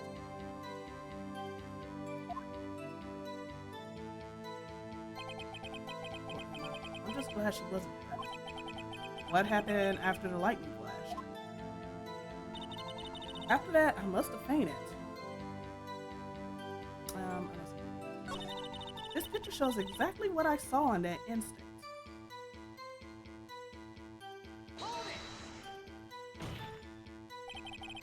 Sorry for asking so many times, but are you sure you drew exactly what you saw? Of course, this is the exact scene. It wasn't influenced in any way from your talks with the detective? Are you insinuating you somehow manipulated her memory, Mr. Wright? No, of course not. Better watch out or he might find some way to cut my salary.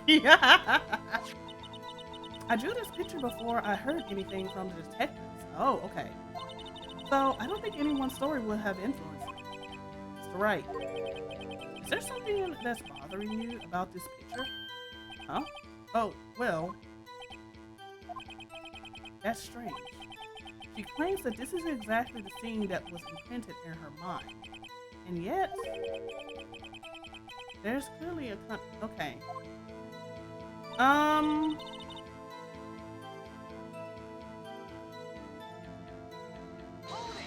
Oh shoot, I didn't mean to press that.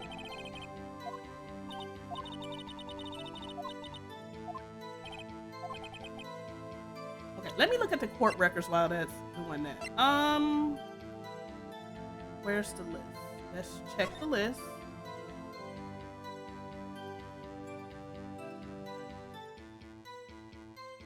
Wish you can like rotate it.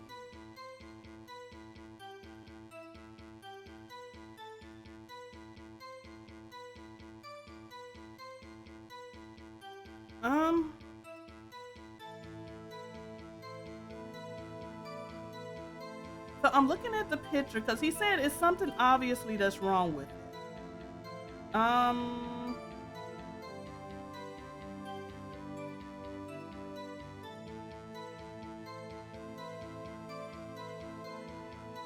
What was wrong with this?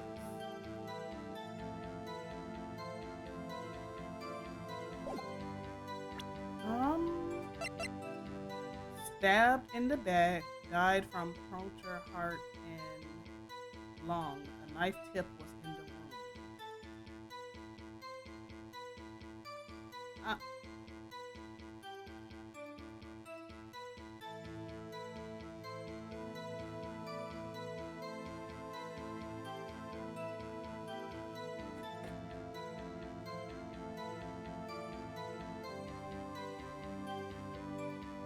Okay, so the knife tip was in the wound.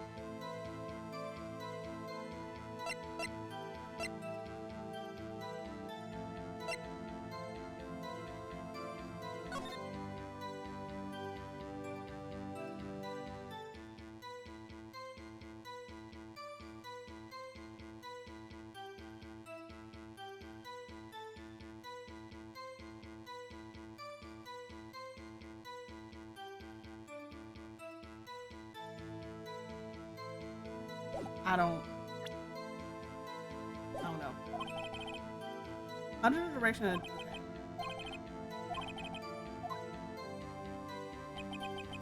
okay, can you please tell us why this picture is painted? Okay, I'll do that.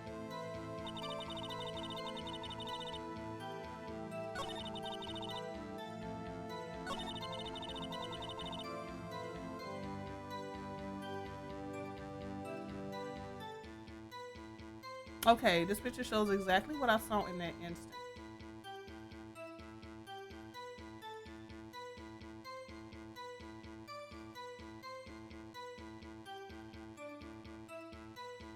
Mate, what?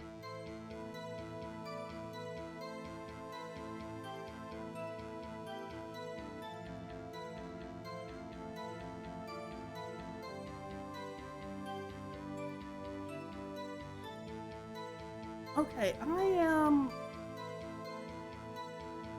I'm not really.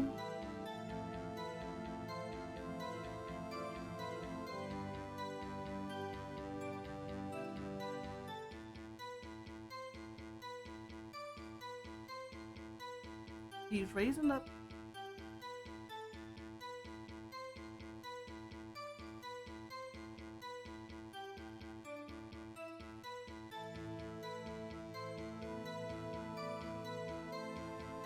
I mean, oh, well, it looks like the knife was broke, but is it broke or is it just how she drew it? Like it doesn't look like a knife. It looks like a stick at this point.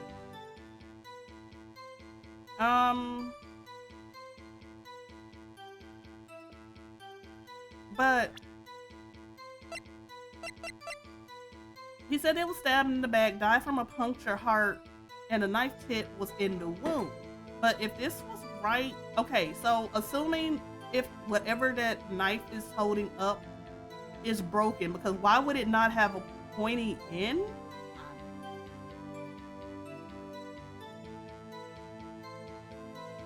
That would mean that the knife was already broken.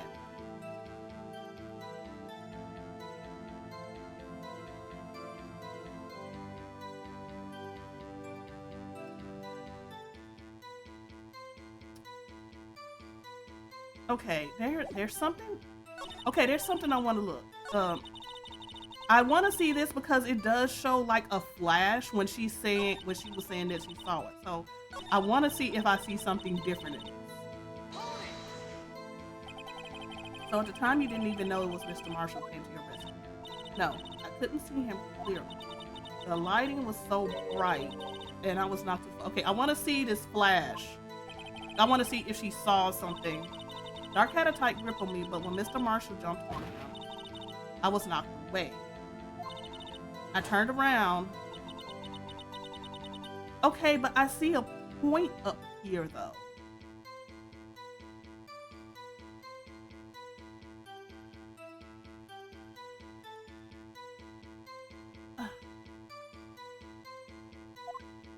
Or maybe this is just to lead me off track. I don't.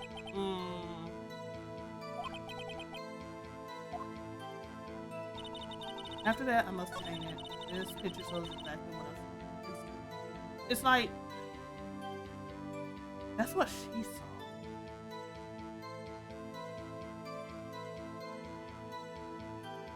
It just looks like a stick to me, but that's what she said she saw.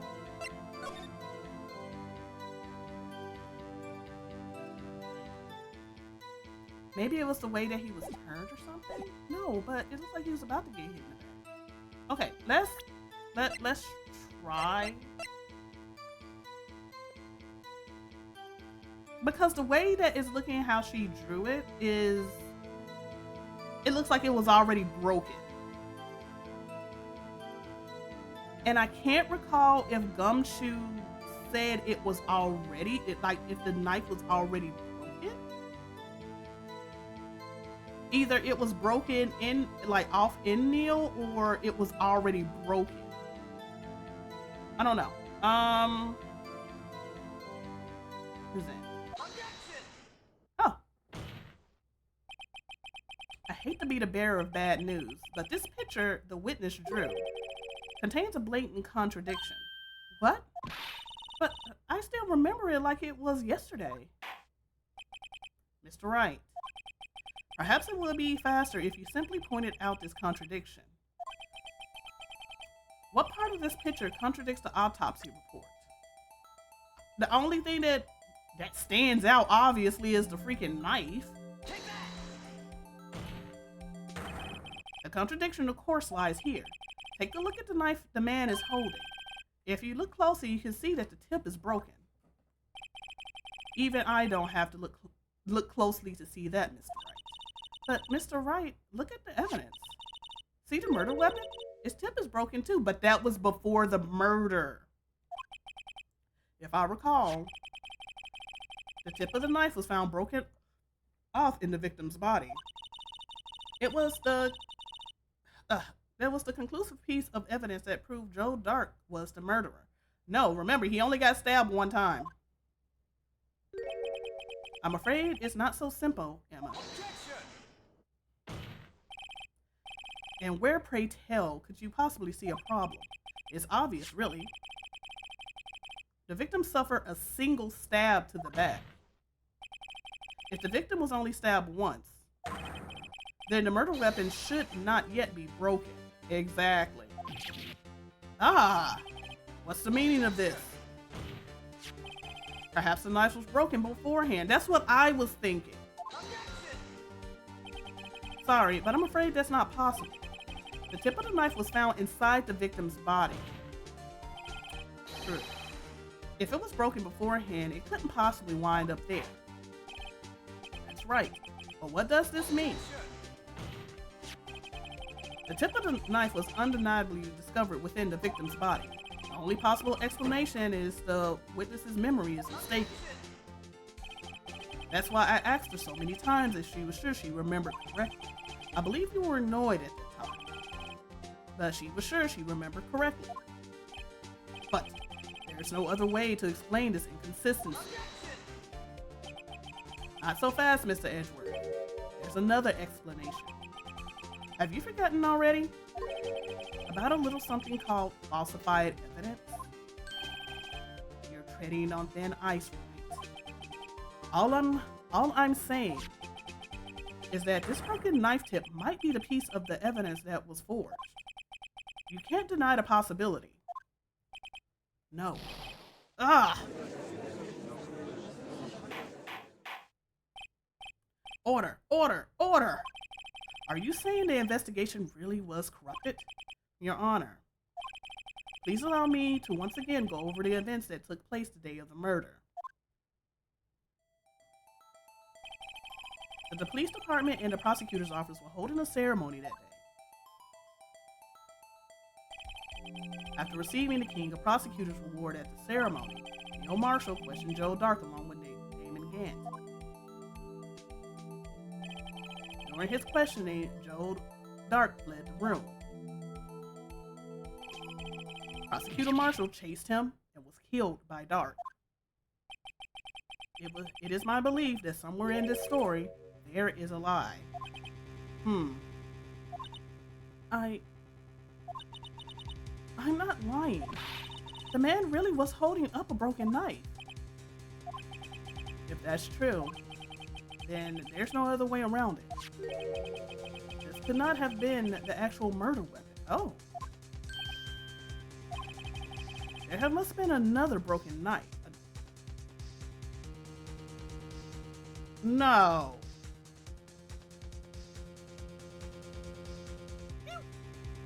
No.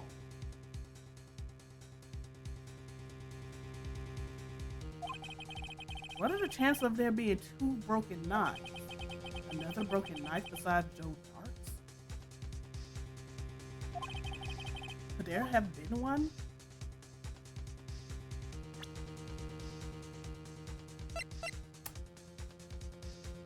So, that story with the halberd and the shield, there used to be a sword. And then all of a sudden, after the incident 2 years ago or whatnot, all of a sudden the sword is gone because of Gant.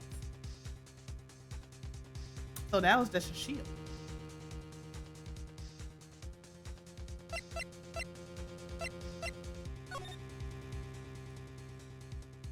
And the tip of that sword is broken. So somehow Dark used that, because that would have been my question too. Why would he actually have, well, never mind. Obviously they had it because he had it on him still. But look, broken tip. So she's not mistaken. There is another one. Cat Streams 2000, thank you so much for the follow. Appreciate ya. If the witness is this adamant about the accuracy of what she saw, it can't be just explained away over a simple or observational error. Mr. Wright, in that instant, Ember really did see a broken knife. I assume then that you have some information about this other broken knife. If so, please feel free to enlighten us. The murder weapon was already broken prior to the murder. There's only one way.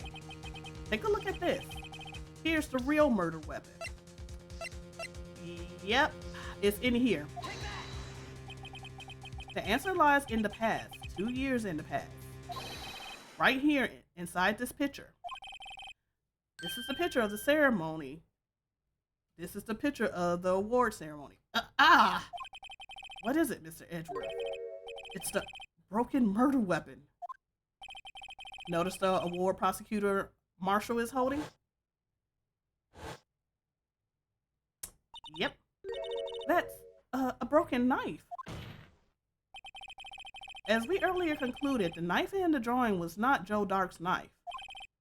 That being the case, the knife the witness saw was all in likelihood from this award. Ooh, boy. Order, order, order! Neil Marshall was awarded King of Prosecutors that day. As an award, he was given this broken shield and knife. When he chased after Joe Dark, he pulled out this knife.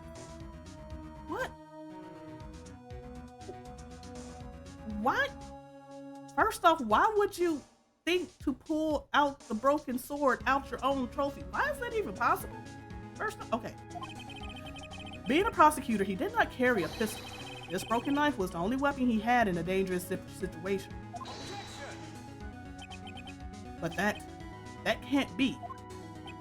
Oh, and why not, Mr. Edgeworth? Because if the King of Prosecutors award knife was the murderer, then the murderer and the victim would be reversed. Oh, wait, what? What do you mean? Huh? I mean, yeah, then this man raising the knife would have been Prosecutor Neil Marshall. And she couldn't see who was who. But how? Oh. Oh! But the prosecutor was the one who actually died. That's true. What's going on here? It seems Mr. Wright has been a bit too eager to jump to conclusions. Who said hold it? Well, wait, I remember now. I remember everything. Witness? Mr. Edgeworth. What is it? Could you show me your evidence list again, please? His list? The one with that picture scribbled on the back?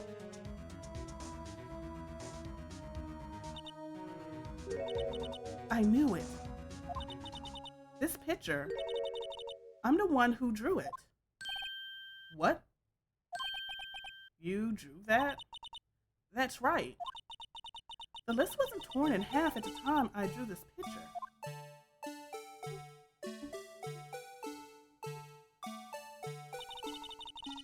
All this time I've been trying so hard to forget. I must have locked this part away deep inside me. Perhaps it would be best if we added this to the witness's testimony. Would you please tell us what you recall, Miss Guy? Yes, Your Honor. First the knife mix-up and now the blue badger? This should be interesting. So the blue badger shouldn't be 2 years old, right? That's just recent. That's really recent, because the blue badger just came into existence like a couple of months ago. When I saw that man raise his knife, I panicked and rushed towards both of them.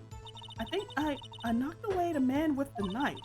Just then, there was another flash of lightning, and that's when I saw the blue badger. He wasn't in the room, but I'm sure I saw his shadow.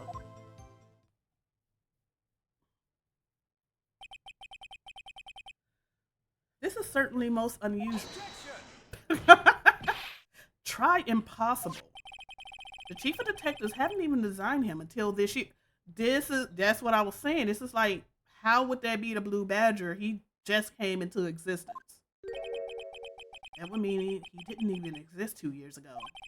Yes, well, the defense may now begin its cross-examination. Stop! Please, don't pursue this any further. Lana, what's the meaning of this? Please remain seated in the defendant's chair.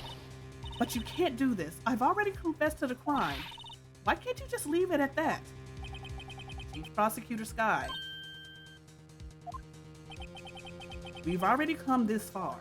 It's too late to turn back. Silence. The defense will now begin its cross-examination. Bailiff, please detain the defendant. It seems we're finally getting to the core of the matter. Need information from you, Emma. When I saw the man raise his knife, okay, I panicked and rushed towards the both of them. Why would you do something so dangerous? What else could I have done? He was about to stab Mr. Marshall. She seems convinced that Dark was the one holding the knife. But as we've just theorized, Mr. Marshall was the one holding the knife. Well, I didn't know that at the time.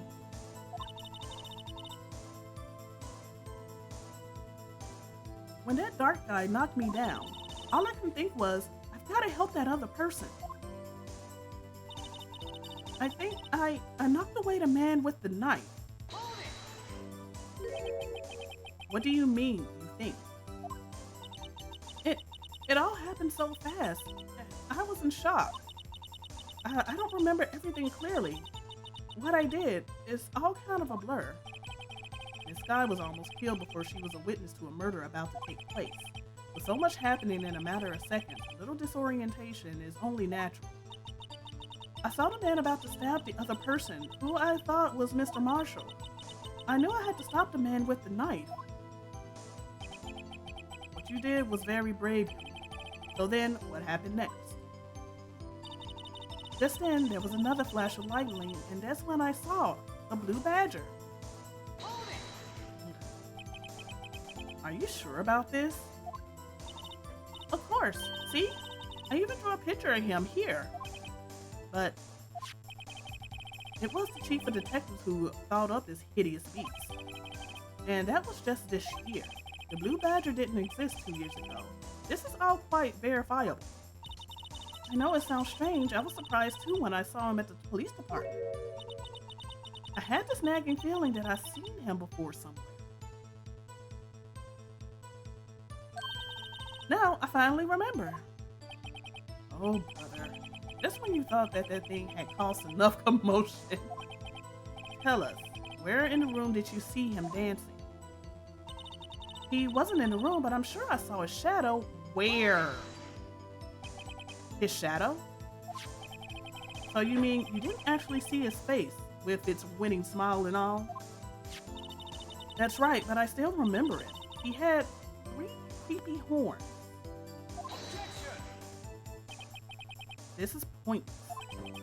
That thing couldn't have possibly existed 2 years ago. The witness must be mistaken. That may well be. But what's important is what caused her to think she saw what she did. Oh, and I suppose you have an explanation? If so, by all means, please tell us what this shadow really is. What was it that Emma saw that when the light moved? Who is this blue badger really?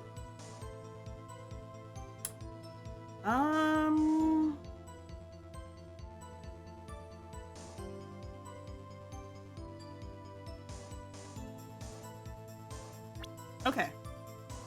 Let's take a look. All right. We know that the blue badger did not exist back then. 2 years ago, he didn't exist. So, what do we have anything in the office that may give us a clue? Okay. Picture evidence. We already were saying about the picture. There's that, the armor. There's that upside down unstable vase. So we know that's in there.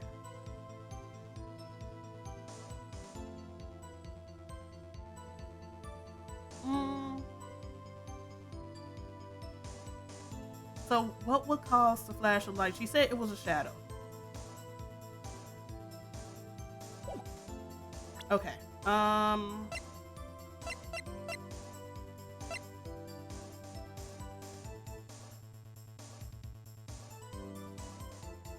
Only thing we have not used this yet. Even though I know this is early in the trial,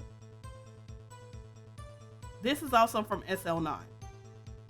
This was, okay, if they were in that office, lightning struck, she saw somebody with the knife, she went and pushed them. And she saw something else. This is the only other thing that was in the office.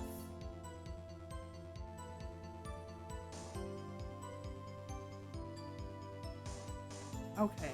They said 3 creeping horns. Wish it was an easier way to get back. 3 creeping horns. So this thing has like 3 little ball things.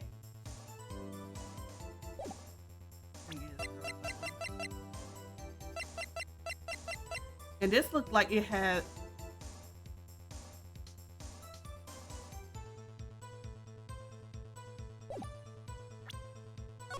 I'm saving.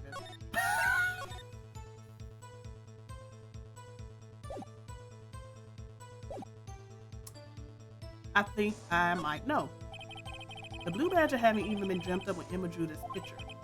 Yet she's certain she saw its shadow. Ladies and gentlemen, it is the defense belief that on that fateful day 2 years ago, there indeed was something that looked similar to the blue badger. Something that is now sitting in this very room. Mr. Wright. In this room? Very well, Mr. Wright. What is it that the witness saw in that instant? Ooh, excuse me. I don't know why I'm burping so much. This. It had to be this. It's the only thing that matches up with the blue badger. The 2 balls on his head. I mean, look at it. That one's broken, but in the picture, you saw it sitting like this. I don't know where the other handle would have came in at. I don't know if it would have been visible, but yeah, that's the only thing I can think of. Present. The mysterious blue badger was in fact this. But that's, what exactly is that? I believe it's some sort of a jar. But Mr. Wright, that doesn't look anything like the blue badger. Indeed, it doesn't. As it stands, it's just a plain jar. However, what if we were to change our viewpoint? Because it was in the picture behind them. Our viewpoint? I've got to show them the correct angle to look at this.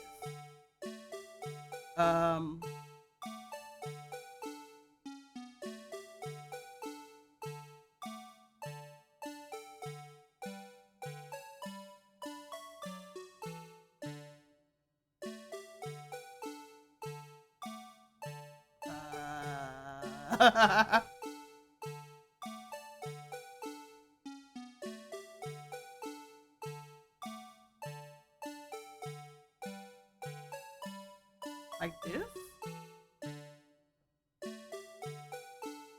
No?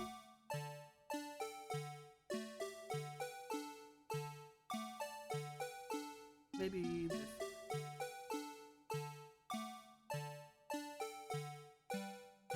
But it doesn't make sense though. Hold on. How am I supposed to get...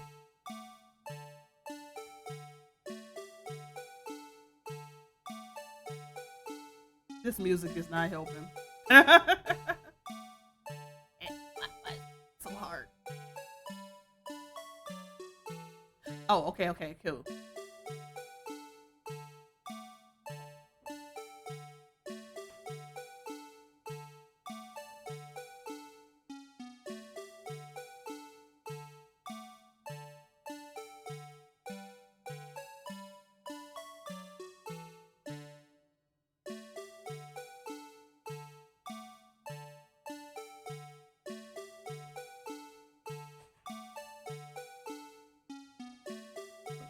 How? Okay.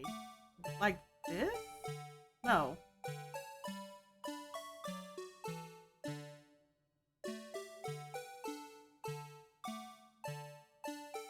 I'm honestly kind of confused. How am I supposed to get the tippy top up?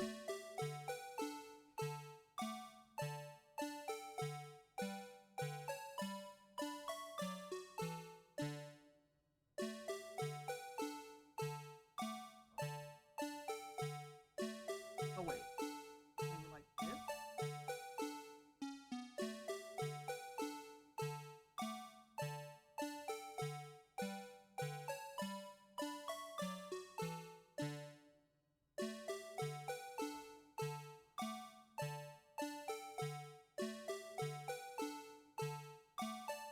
Yeah, I'm a little stumped.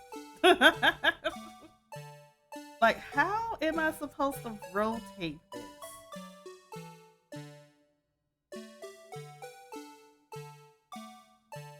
to make it look like what it's supposed to look like?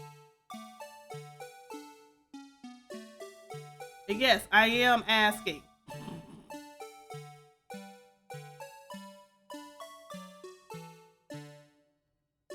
From this position, which way do I need to go? Rotate left, right, or left?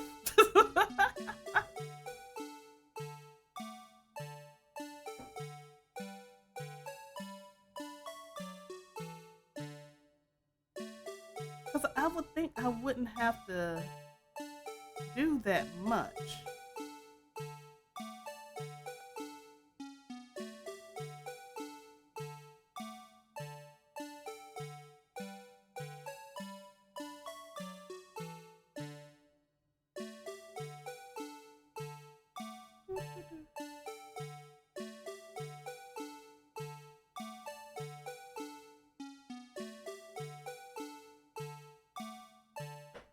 Because I'm legit.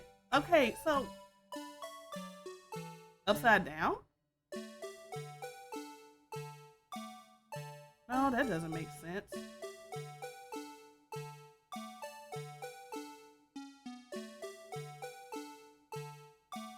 Does it?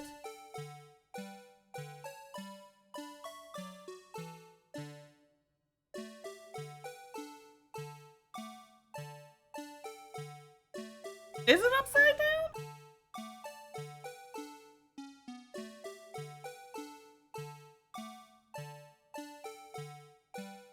I mean, that's the only thing because this is broken.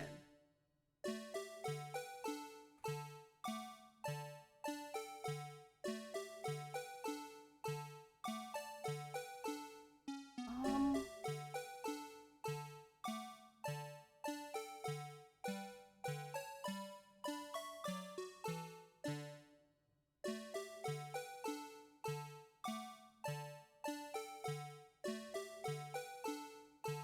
I mean, I can give it a try.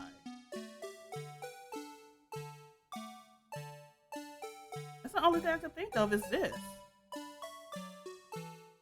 I kind of wish I can go back and reference the picture though. This isn't right. I gotta make it look like the badger. Allow me to remind the defense that this case hinges on the witness's drawing. If Mr. Wright can't match the shape the witness drew, he cannot accept his claim. I gotta find just the right angle. Maybe I should rotate it vertically a bit more or horizontal. Come on, Mr. Wright, you can do it. I have to show them the correct angle.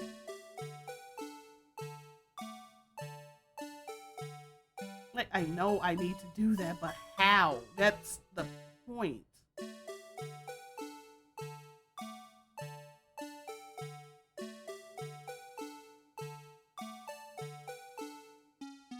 I am like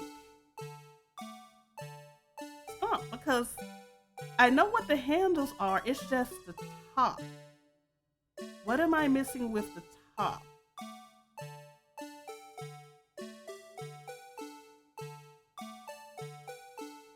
Um,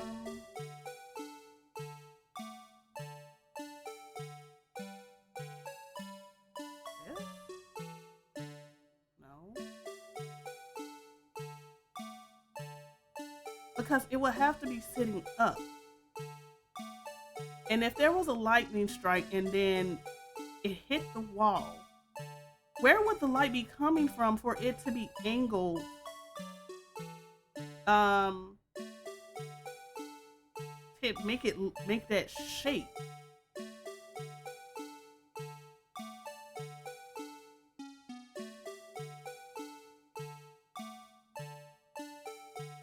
Okay, I'm stumped. I ain't finna try to sit here all day.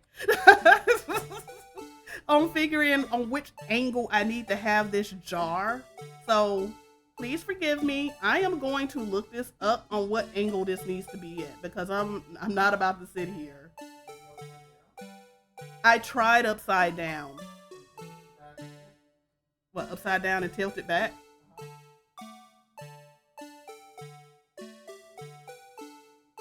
What, like this?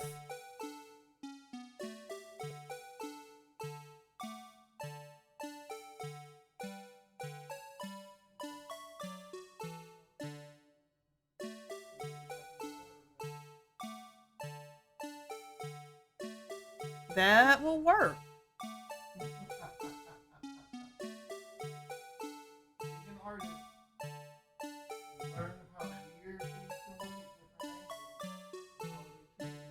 But then again, if she was pushed back, she would be looking under it. But wait, isn't the thing supposed to be like the other way of like? Okay, let me try to. Oh, okay. Well, is this a miracle or what? Oh, no one can possibly deny this jar resemblance to the blue badger. Because I had it upside down. Because I'm like, the only way it work would be upside down. Order. The defense has proven its claim. The mysterious blue badger witnessed on the day of the crime was actually this.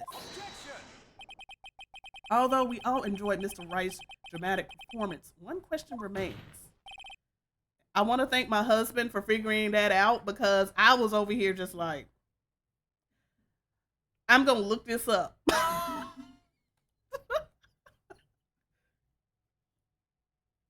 What's your point? What do you mean? So that badger thing was actually just a jar. That doesn't change anything. I'm afraid that's where you're wrong, Mr. Edgeworth. You see, this changes everything. Indeed, very well then. Please tell us. What difference now that we know the witness saw the jar?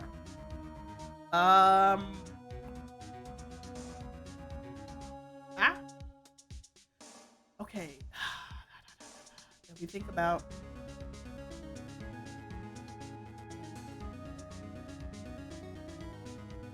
what difference now that we know the witness saw the jar?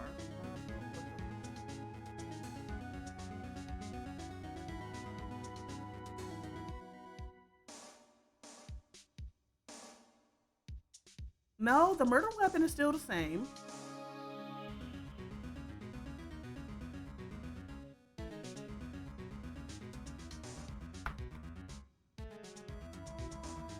Hello? Oh my goodness, why am I freaking hiccuping? Sorry about that. The murder weapon is still the same because he died by knife. The murderer is still the same because Double Dark did it. The location? Because the jar would have been on the other side of the room. Because she testified that, okay. So she testified that she was sitting at her sister's desk, which is across the room from Gant. If she was sitting in her sister's seat, how would that jar, what we confirmed in the picture was on Gant's side of the room, get all the way over, well, I guess all the way over there, plus because it is a box of blood too. So how? Okay, I'm gonna say location. Allow me to take these. Allow me to take these in turn. At the moment of the murder, the witness saw this jar at a very specific angle. Might I add, Mr. Wright? Yes. Well, knowing this, where could she have possibly seen the jar? Where? The location of the jar is shown in a picture taken on the day of the crime. Yeah, it's on the shelf in the office of Damon Gant. It's on his side of the office. But the body was found lying near Lana Sky's desk. The witness testified so herself. Yes, and it was these two facts that reveal what actually transpired. You see, the struggle between Dark and Marshall did not take place in Lana Sky's office. It happened on the other side of the room in Chief Gant's office. Are you implying the murderer moved the victim's body? From Damon Gant's office to Lana Sky's office? Yes. Why would he do that? There's no reason. Exactly. Huh. If there wasn't a reason, he wouldn't have gone through the trouble. The only logical conclusion is that there is a reason. Do you know what that reason was, Mr. Wright? I finally figured it out. So this is why Lana tried to stop the trial. It's too late to quit now, though. Please recall the witness's testimony. She said she knocked away the man who was holding up the knife. So if we go with the thing of that this was Neil Marshall, she knocked away the man who was holding the knife. In the next instant, the jar was hit and flew through the air. Now tell me, what could have sent the jar flying? That would have been the impact the man made when he was knocked into the wall. Ladies and gentlemen, if I may draw your attention to this picture once more. Yep. If the man was knocked in the direction of the shelf the jar was sitting on, what would he have hit?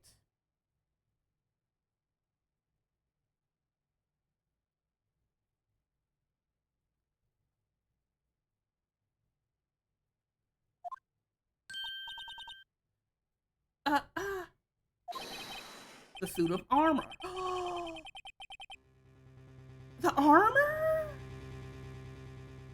The suit of armor, holding a very sharp and dangerous looking sword. I can't see anything. Okay, hold on.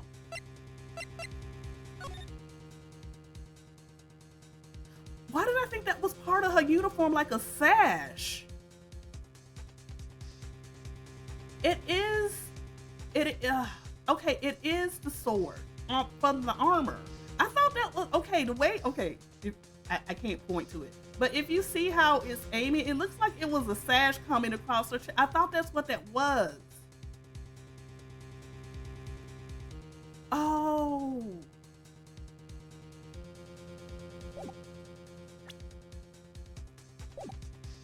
The suit of armor holding a very sharp and dangerous looking sword.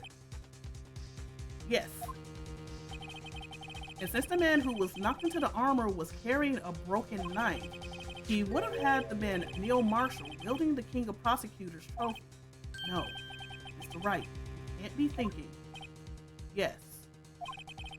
There is another possibility of what actually transpired in that room, accidental death. Another possibility? Of course, the perpetrator would have had no idea, but nevertheless, I don't know if I can go through with this.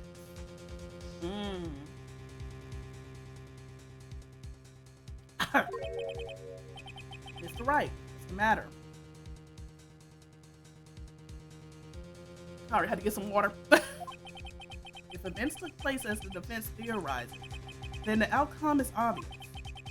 In that moment, assuming the man Emma Sky knocked away was actually Prosecutor Neil Marshall. Oh.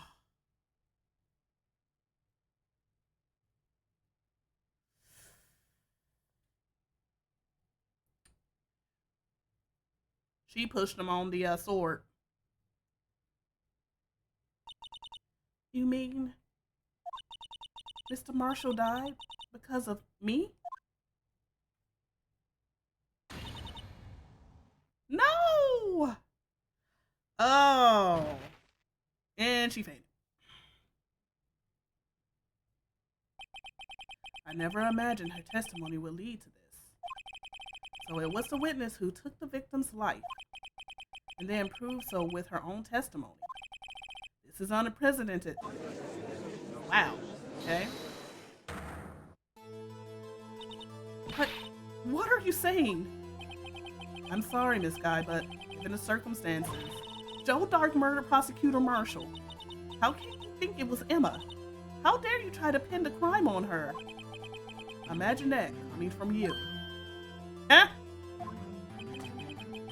recall, it was you who admitted to forging evidence 2 years ago. The reason you moved Prosecutor Marshall's body was to keep anyone else from finding out about what Emma did, wasn't it? I assure you, Mr. Edgeworth, I have no idea what you're talking about. If you hope to have anyone believe your insane allegations, I'm afraid you're going to have proof. Tell me, do you have any conclusive evidence that proves my sister killed Neil Marshall? Evidence? I actually do.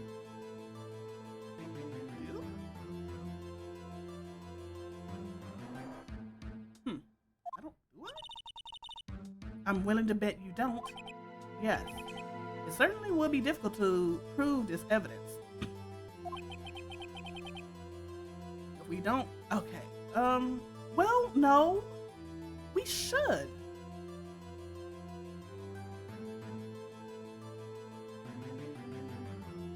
The only thing, no, because we don't know what the cloth is from. If we don't have any evidence, then we'll have to rely on testimony. I'm afraid that won't work in this case. Both parties involved in the incident are dead. We certainly can't get dead people to testify. This has all have been a wild goose chase from the beginning. Oh. Touche, Miss Skye. Of course, that only leaves us with one possibility. You mean there's still another possibility? What do you mean, Mr. Edgeworth? I mean the possibility that the victim has left us a message. For better or for worse, Mr. Marshall did not die instantaneously. He may have left behind the name of the person who took his life. In one manner or another, that's impossible. Well, Mr. Wright, this is the only possibility left for you. A message from the deceased. Does such a message exist? I've got to think back to the courtroom. The real murderer's name that the victim may have left behind. Okay, so that rules this out. It bears her fingerprints, but I don't know what this is from. This is just a piece of like leather cloth. I don't know what that's from.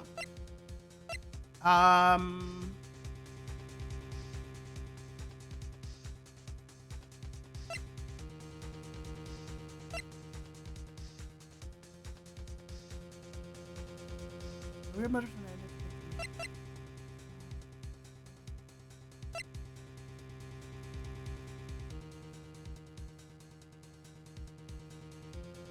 Well,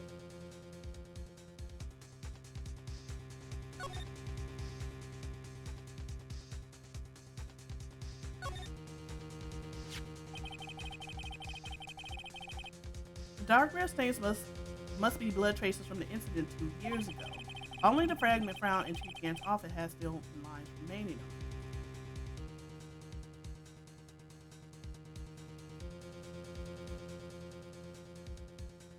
So basically there were dots and then there were lines.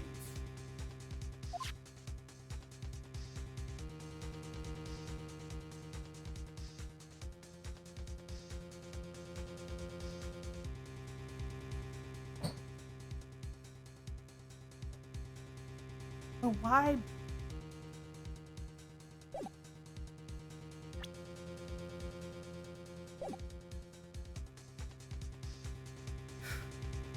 Connect the dots? I mean, that's the only thing, because I don't know what the cloth is from. And the only clue that we have left that we really haven't, well, we used it for the Blue Badger. But if we say that is exactly what happened, where basically she ended up pushing him on the night, he didn't die instantaneously, but would he have been close enough to that jar and then broke it? But you know what? Screw it. This message from the deceased is already in our possession. Mr. Wright, will you stop at nothing to prove my sister a murderer? Do not be mistaken, Miss Sky. Our purpose is not to accuse Emma of any crime. There is only one thing we seek: the truth.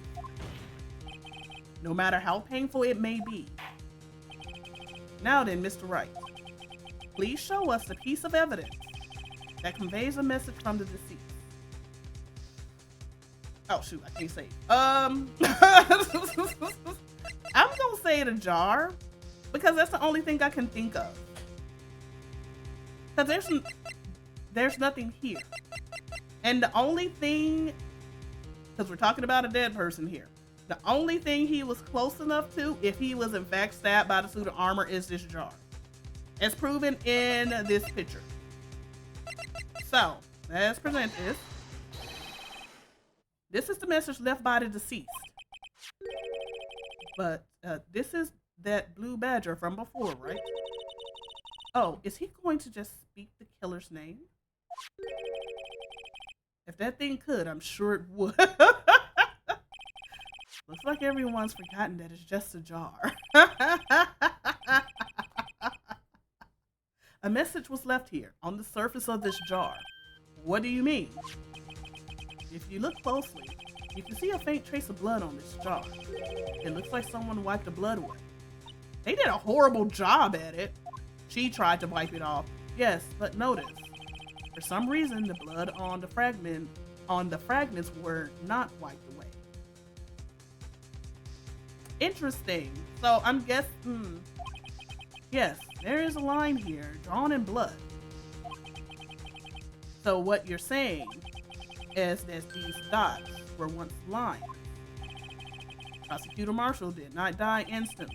He used the few precious moments left to him to leave behind a message. One that someone apparently wiped away. But blood must have seeped into the jar where the lines changed directions. Precisely so. All we need to do is connect these points, and the victim's name will become apparent. No. Mr. Wright, what kind of message did the victim leave for us? Your Honor, I believe these bloodstains will reveal to us the answer. Gotta connect these dots to make letters. There's only one thing the victim would have written given the circumstance: his murderer's name. I can already see this as an M.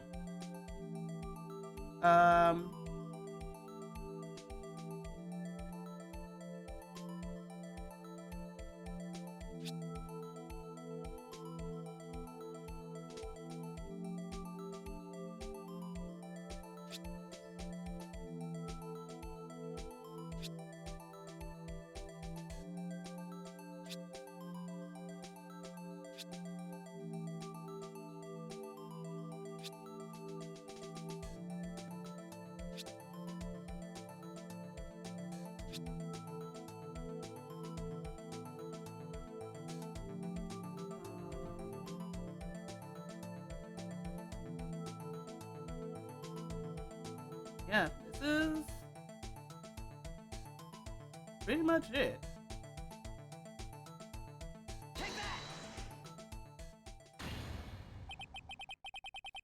It's a defense attorney's duty to prove their client's innocent.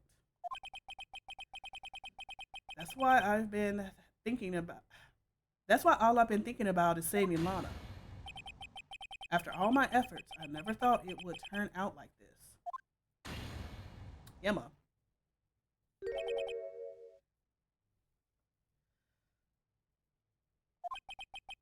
So, this is the final message Prosecutor Marshall left behind.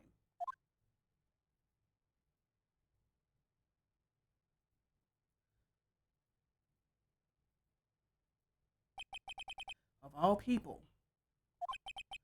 She may not have meant it, but in the end, the one who took the victim's life was Emma Sky.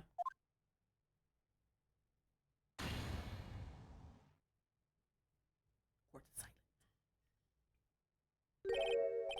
Seaworthy, can't say I didn't warn you. This guy, Chief Gant. Do you understand the implications of what you've done? What? What are you talking about? 2 years ago, Old Dark was sentenced to death. convicted because of his final murder. I believe you were the prosecutor in the case, were you not? Which means he's in trouble for it. He was prosecuted based on the evidence from that murder, but now since it's been proven that Emma is the one that mistakenly killed the victim, yeah, they had no evidence against Joe Dark. So basically, quote unquote, an innocent man got sentenced to execution. Yes, Worthy. Because of you, an innocent man was sentenced to death. Not only that, but you used forged evidence to ensure his conviction.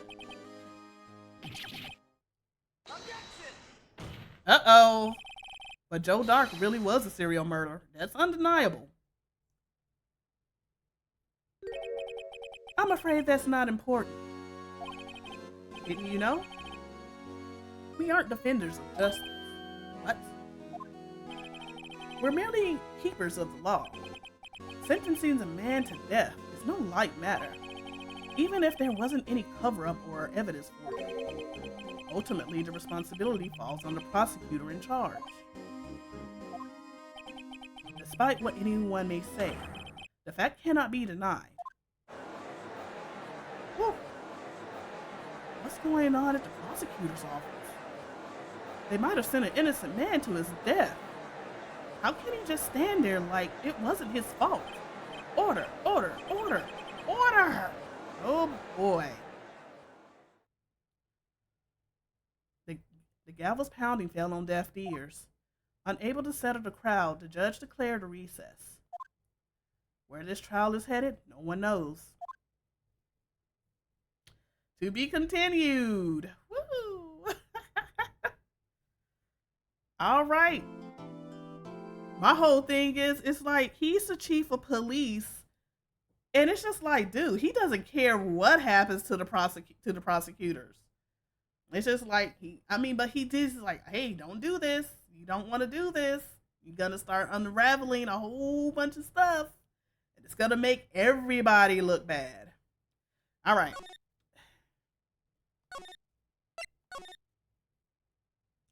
We're gonna take a short break a little bit. I need to go and use the restroom and stuff. So I will be back. And then we're gonna continue on. I put on some music for y'all. All right. I am back. We are ready to go. Thank you, thank you. Y'all ready?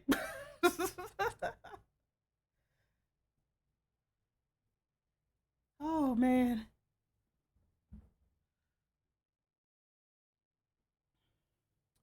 All right. Well, we're about to get to the latter half of the trial. Let's go.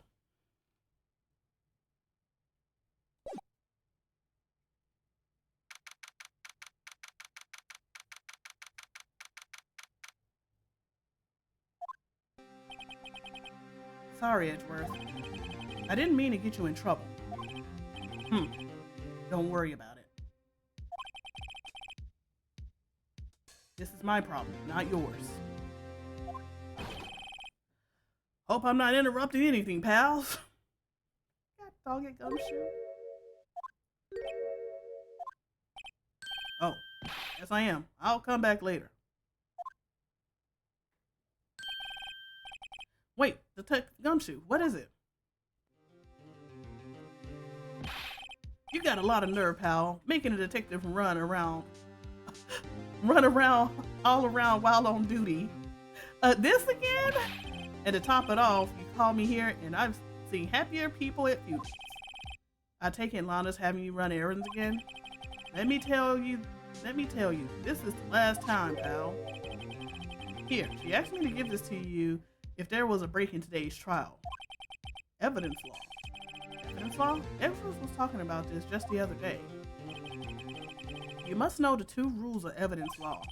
Rule 1, no evidence shall be shown without the approval of the police department. Is that right, Mr. Wright? Seems so. You could at least study some evidence law, really. The chief prosecutor also wanted me to give you a message. A message? She said, if you're planning to take him on, you're going to need this book. Him. Yep. Guess I need to give this book a thorough read. 2 rules. Doesn't look like that book do you any good now, though. All that's left now is the chief prosecutor's sentence. That's where you're wrong, detective. Huh? Haven't you figured it out yet? Why I'm still sitting in that prosecutor's seat. Despite all these allegations being thrown at me, Mr. Edgeworth, the real trial today hasn't begun yet. What? What else is there left to do? Your credibility's been all but ruined with this forged evidence you were unaware of. Emma Skye found out she's unwittingly caused a man's death. And now you're telling me you want me to do more? You want to do more? You've got to be kidding me, pal. You're missing the point, detective. Lana didn't murder Detective Goodman. He was already dead. She merely stuck a knife into his dead body. That means the real killer is still out there. What? You're going to expose him, no matter what it takes. This case has hurt too many people. It's time to bring it to an end. Okay, I want to see about this book, though.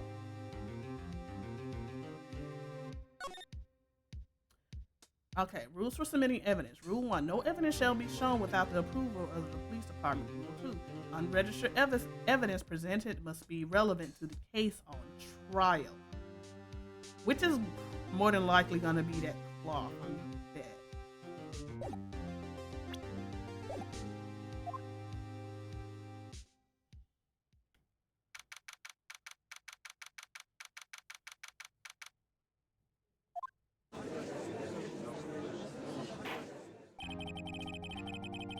Court will now reconvene for the trial of Miss Lana Skye.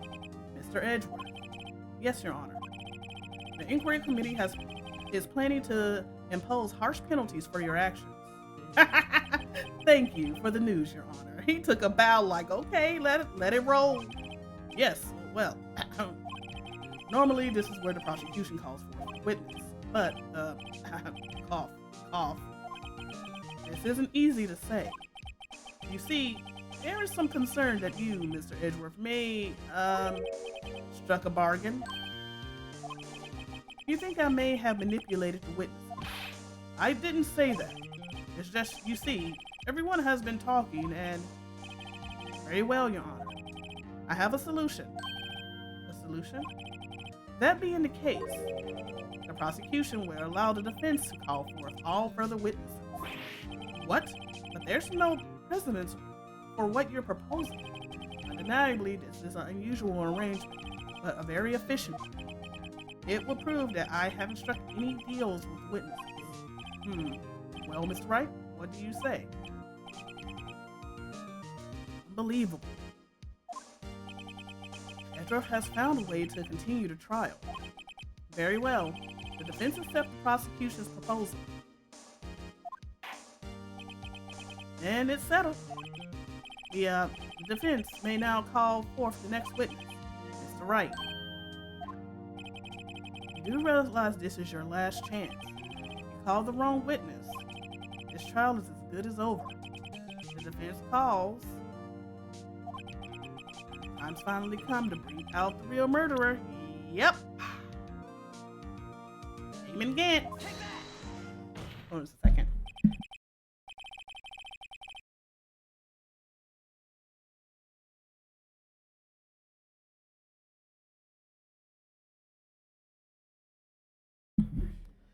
Damon Gant. The defense calls Damon Gant to the stand. Damon Gant? What does he have to do with anything? As the defendant's partner 2 years ago, Mr. Gant had first-hand knowledge of the crime. I feel we should hear what he has to say about it. As luck would have it, he should still be in the courthouse. He would also be the least likely to have been manipulated by me in any way. Wouldn't you agree, Your Honor? That is true. True. All right, bailiff, please escort Mr. Gant to the stand. This man scares me.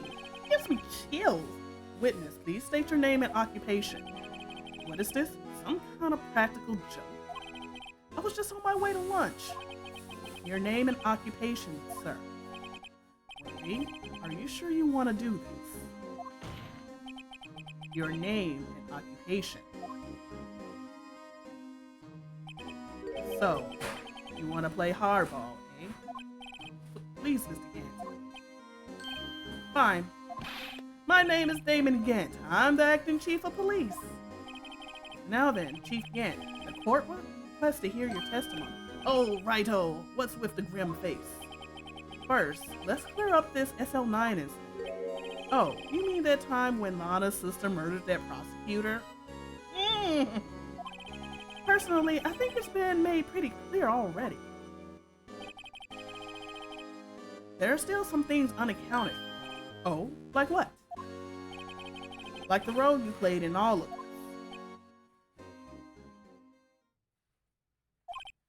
Son, either you're very brave or very foolish. You're aware, of course, that a chief of police has all kind of weapons at his disposal. Weapons? Sure. Take my testimony, for example. I don't have to give it if I don't want to. I don't think you can do that. What? Is that true? I'm afraid so. The chief of police has a right to refuse to testify. What? Okay, I'm gonna find some real lawyers that played this game and see if this is actually true. Of course, such an action carries with it certain risk. Don't worry, I'm not here to hinder your trial. Just remember, if this turns out to be a big waste of time, don't say I didn't warn you.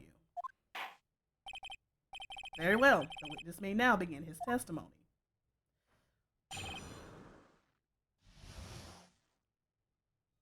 Oh boy.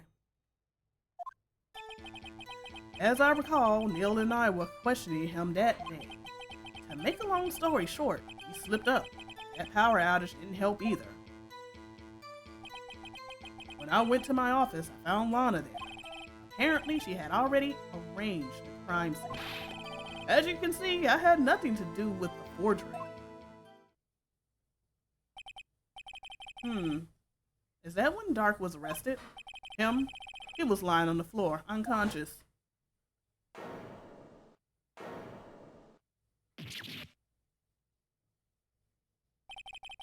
When Emma sent Neil flying, it seems Dark bumped his head. I see. Everything seems pretty clear-cut. If the police chief has the right to refuse to testify, then I better hit him hard and fast.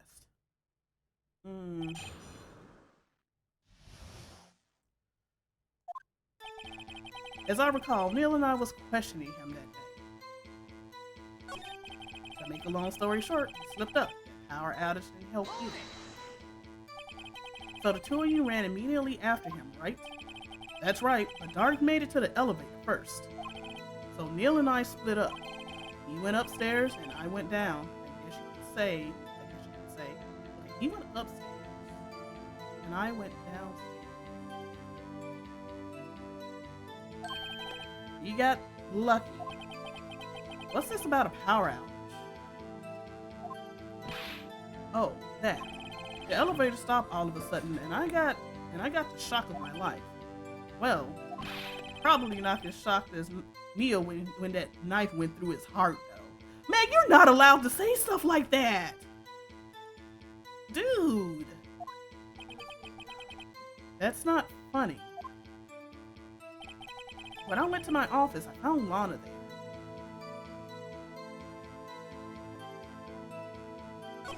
Apparently, she had already arranged the crime scene.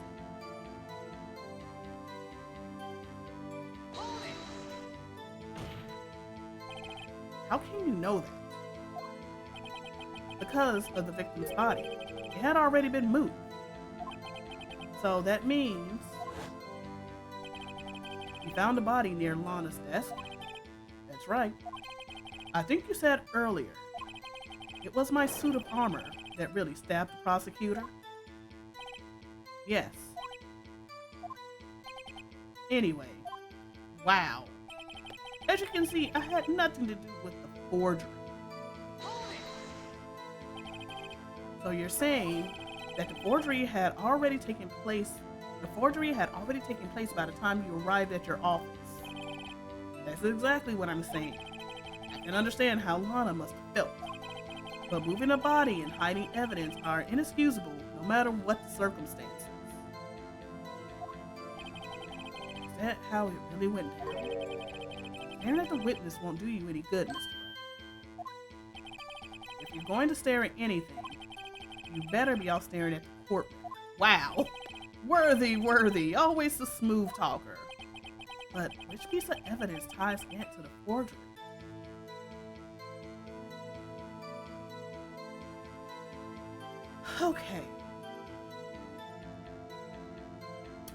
Okay, what piece of evidence ties him to the forgery? Because so if I'm thinking about this, if everything, so they said when they found Dark and Neil Marshall, that Dark was laying underneath Neil, but Neil had been stabbed in the back. So basically it was like he was covered over him. There is no way in heck that Lana would have been able to pick him up off of the spear or the sword. She wouldn't be able to pick him up off the sword. That makes no sense. She wouldn't have the body strength. Also, she has to drag Joe to her side, pick up Neil, and basically do the same thing. If he's dripping blood everywhere, there should have been like blood everywhere. I mean, mine is 2 years ago, but still, there wouldn't have been enough time to have all of that cleaned up. But the thing is, it's like, which piece of evidence ties him there? The only thing I can think of is that it was because it was on his side of the room. And we know that the jar was on his side of the room.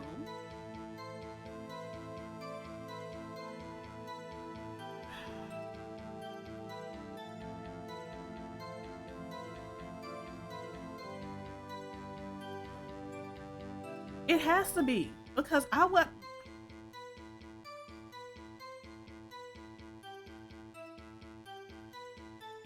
because there has to be a reason why Gant kept a piece of this jar. Maybe? I mean, because it was on his side of the room. So he had to be involved.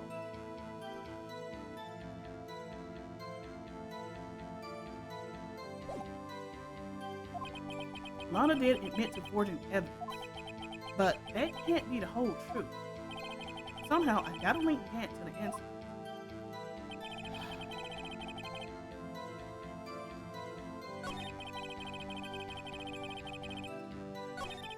When I went to my office, I found Lana. It's basically, I had nothing to do with the forgery.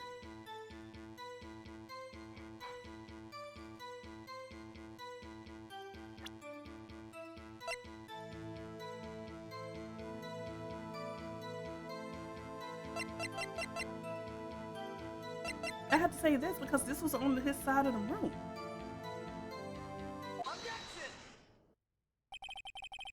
Now, you claim you had nothing to do with the forgery, but I'm afraid that is a claim you cannot back up. Explain yourself. Several pieces of evidence were... Oh, it was found in his office. Several pieces of evidence were found in your office. Take this jar, for example. That's the blue badger you showed us earlier. A piece of this jar was discovered in your safe. Not only that, but the evidence this I presented earlier was actually found inside of your desk. It was found where? You see, Chief Gant, these articles of evidence uncovered in about words.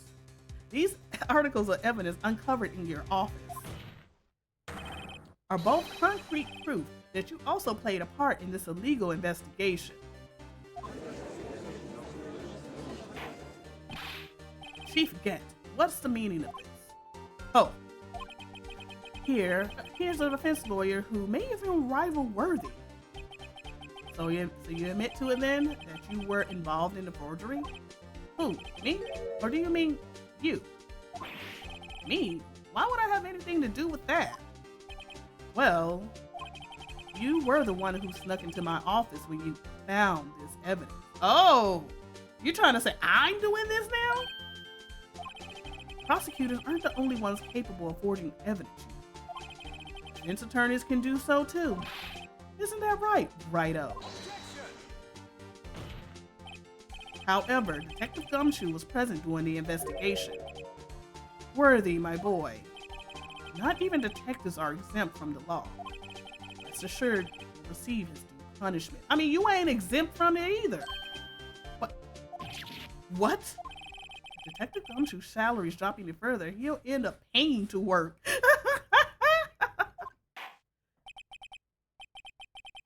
Well, in light of the detective's presence, please give us your testimony regarding these pieces of evidence found in your office and their relation to the forgery that took place at the crime scene. My. Kids these days no longer know how to put two and two together. Ugh.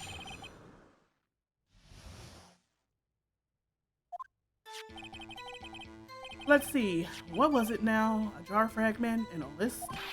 For all I know, you could have planted them in my office. Anyway, you can't prove when those pieces of evidence were discovered. If they were found after Dark was convicted, then they're worthless. There's no reason I participate in a forgery. Rearranging the crime scene wouldn't help me out in any way.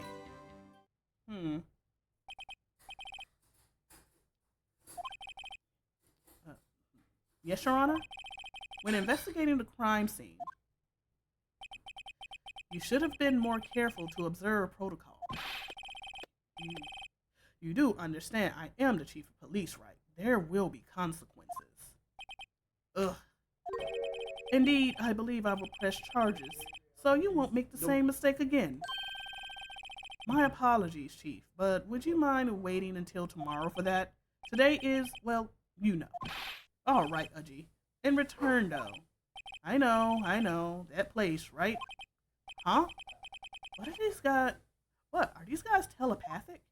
Wow. All right. For all I know, you could have planted them in my office. Anyway, you can't prove when those pieces were discovered.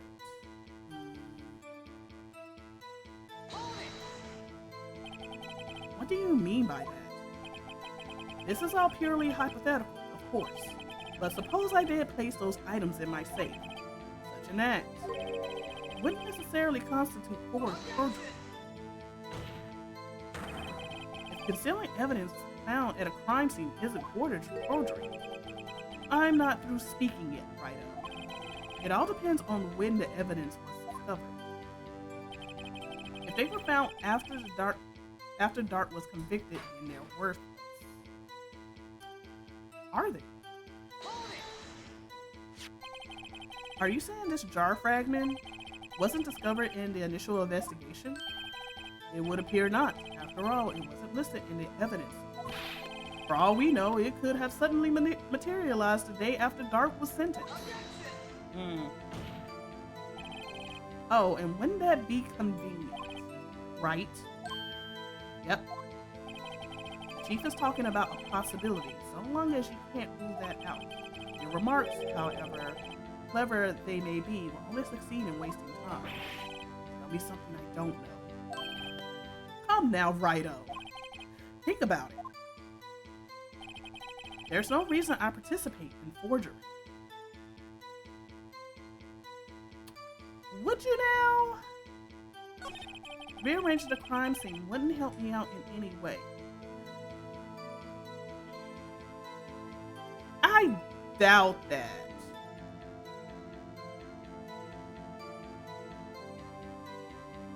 Because you basically made Lana your patsy and everything. So yeah, you would have something to gain with it. You got that promotion. You moved up into chief of police. And then you pulled Lana up with you because you were basically blackmailing her. And let's just say Emma is responsible for the death.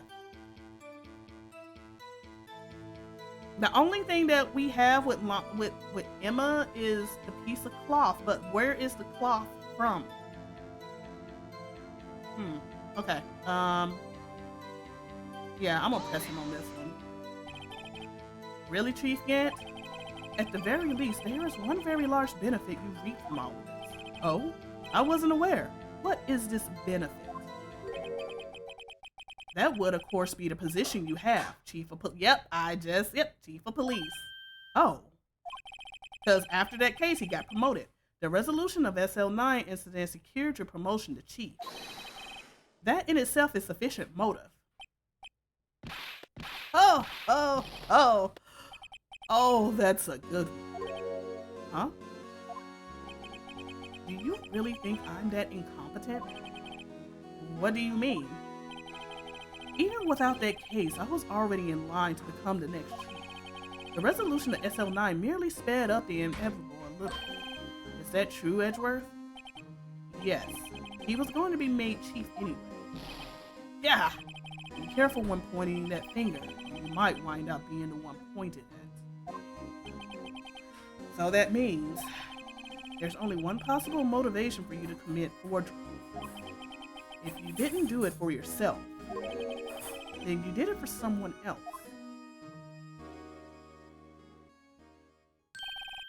Don't be silly, Worthy. You know me better than that. There are only 3 people I look out for. Me, myself, and I. There, it's out in the open now. Udgy, would you mind if I change my testimony a little? By all means, please do. I wouldn't be anyone's accomplice if there was nothing in it. Okay, I wouldn't be anyone's accomplice if there was nothing for you. So I'm gonna press you on that. I need more information. Nothing in it for you? Sorry, but the only person I truly care about is yours truly. That girl, Lana's little sister, was it? If you think I felt sorry for her, you better think again. You're right. You don't feel sorry for anyone. Be tough on crime and tough on people. That's how I was raised. You seem to be lax enough on yourself, though. Oh, that's a good one, Worthy. Could there have been something in it for him? Given his selfishness, would he have helped someone out? Yes. Alana is his accomplice. True, you might not help out anyone for their sake, but it would benefit you. You might decide to assist someone. Lana, that's why you pulled her up with you. She became chief prosecutor. Mr. Wright, it appears you're positively determined to portray the chief as a nice man who likes to lend people. No. That's not what I mean. Very well then. Who is this person you believe Chief Yant may have helped forge evidence? Lana. Lana is no way Lana could have did everything that she did. Chief Prosecutor Lana Sky, the defendant? I believe it's quite obvious in the light of the circumstances. Emma Sky fell victim to an unfortunate series of events. Who would want to help her more than her own sister, Lana? And as for Chief Gant, he would also have a reason to help Lana if she asked him to. That reason, of course, is self-profit. Self-profit? What do you mean? After the SL9 incident was resolved, Lana Sky was appointed chief prosecutor at the prosecutor's office. The person who arranged this job change was you, Chief Gant. But how would he profit from all of this? He would be able to use Chief Prosecutor as his puppet. Essentially, he would acquire unchecked authority over all investigations. You mean to tell me that despite the Chief's formidable appearance, he plays with puppets?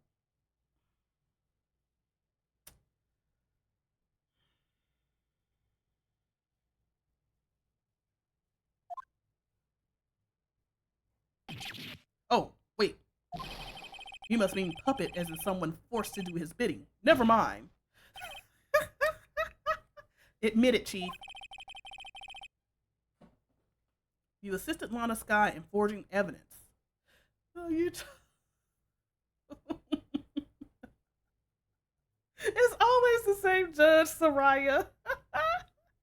You assisted Lana Sky in forging evidence. Your motive, to appoint her as chief prosecutor so you could control her. Righto, my boy. You have quite an imagination. Let me ask you something. What?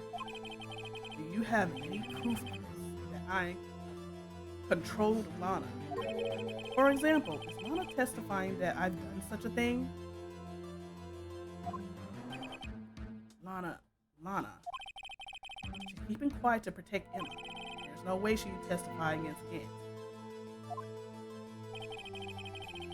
I'm afraid without any proof, this all amounts to nothing more than mere conjecture. Nothing more than mere conjecture. Unless that is also what happened in this incident. This incident? Which one would that be? Of course, I'm talking about the murder of Detective Bruce Goodman. The chief prosecutor has been acting strange throughout this entire trial. Almost as if someone had been controlling her.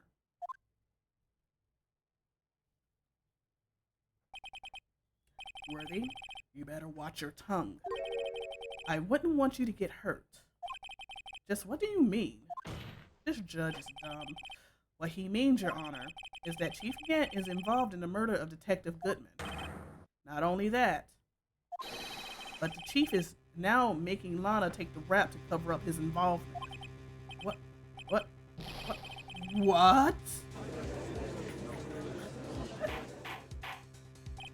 Order. I said order. Mr. Wright, you can't be serious. Huh? This is an affront to the highest ranking officer in our law enforcement agency. To accuse the chief of police of blackmail and murder? It's impossible. Your Honor, I was merely reiterating what Mr. Edgeworth said in easier to understand language. It's too late, Mr. Wright. There's no turning back for us now. It looks like he's the one who's decided to go through with this. Oh boy. Prosecution and defense teaming up. You proved this, Mr. Wright. That the chief, a high-ranking officer of the law, is involved in this murder. Good question. Regardless of his rank or title, Chief Gant is just a man. The question is he a criminal? The evidence will tell. I see. All right then. Let's see what Mr. Wright's got, and it better be good. Show us this evidence that ties Chief Grant to the murder of Goodman. It's the list, because we have already pretty much confirmed that he is 777, 77. So he went in first, and the person who tailgated behind him was Bruce Goodman, because that was the same day as the evidence transfer. So why would Bruce question why Gant is there? Just like, okay, he's just here, whatever. He ends up getting killed. And then he takes him to Miles Edgeworth's car while he's busy with the ceremony. But Edgeworth had pretty much said earlier that he had finished up work, clerical stuff, and he was going to head home for the day. But then Gant called him and said, hey, I need you to pick up this evidence and take it back to the prosecution's office. Lo and behold, Gant has already put Bruce Goodman in Edgeworth's car. As we can tell with this. So record of parking in the prosecuting lot entered at 5:12. Edgeworth came in at 5:12. We already said the murder was at 5:15. So of course, Lana gets a message from Gant saying like, hey, I need you to dispose of him. Oh, and we also confirmed that the murder weapon from Lana was not in fact Edgeworth's knife, but it was the switchblade knife. So the actual evidence that was in that locker, Gant stabbed him with. So she took it and put it in her muffler and put it in Edgeworth's muffler and his exhaust pipe. She called Emma and she was going to explain everything and then have her to pick up that evidence. But then unfortunately, Angel Star was there. So that kind of put a kibosh on those plans. So definitely for sure, this has to be the evidence to tie him there, because that's when Goodman was killed. And of course, there is no tape, because the tape that goes to the evidence room, even if it was caught on tape, it's erased every 6 hours. And who's to say that? And then of course, what? Jake Marshall pretty much lost his passion for the job, and he has not been there whatsoever. He's just like, the machines take care of it. Why am I even bothering to be here? Whatever, blah blah blah. So yeah, this puts him there. This is the ID card list. Yes, the one that shows who entered the evidence room on the day of the crime. There was one ID on the list that we couldn't determine the owner of yesterday. 7777777. Sorry, but there's no way you can prove that that's my card number. It's your number. What? How do you know that? Okay, I'm gonna get to that later. This is my gripe. What? How do you know this? The safe in Chief Gant's office requires a code to open. A 7-digit code. 7 digits. You don't mean? I'm afraid so, Your Honor. The code was 7777777. The same as the remaining ID. The same as the remaining ID card number on that list.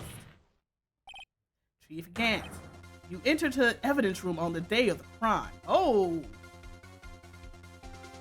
He's powering up, y'all. He's gonna unleash his super.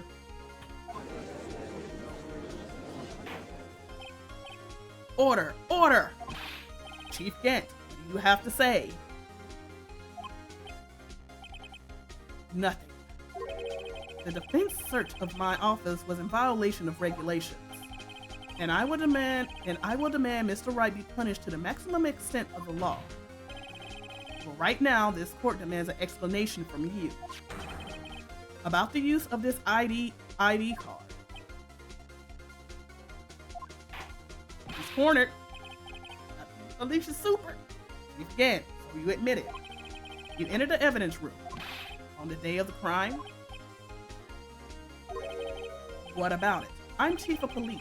Whether it's the evidence room or the bathroom, what's the difference? I can go anywhere I want. Tell me, when you entered the room, were you alone?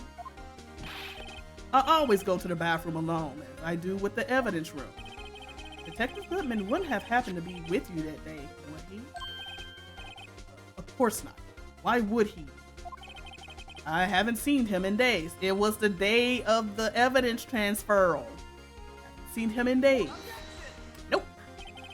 You hadn't seen him in days, Chief Gant. I'm afraid say you just undone yourself? On that day, you had to have met with Detective Goodman. What do you mean? This trial's purpose is to determine Lana Sky's guilt. No, it isn't, Your Honor.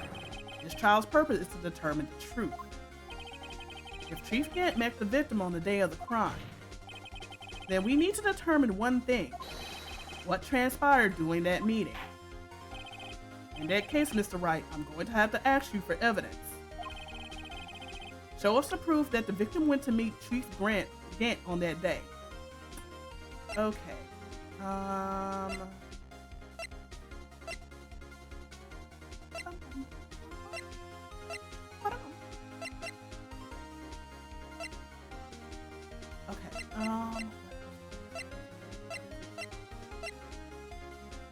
Okay, Goodman's Lost Item Report. A half-written document dated 2/21st, day of the murder, can only be submitted to the Chief of Police. Guess who's the Chief of Police? Because remember, he was filling it out because he lost his ID. You can only turn this into the Chief of Police. So he had to have met up with him. More than likely, it was because he needed to get to the evidence room.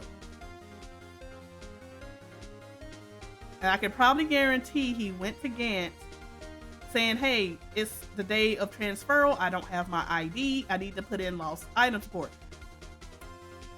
Gant was probably like, hey, don't worry about it. I can take you there, buddy. And which is why this is half filled out. Because Gant was just like, don't worry about it. You know, I'll take care of it. Don't worry about it, buddy. Coming up with all these stories in my head. I'm presenting. Detective Goodman lost his ID card on the day of the crime. Or to be more accurate, Jake Marshall stole it.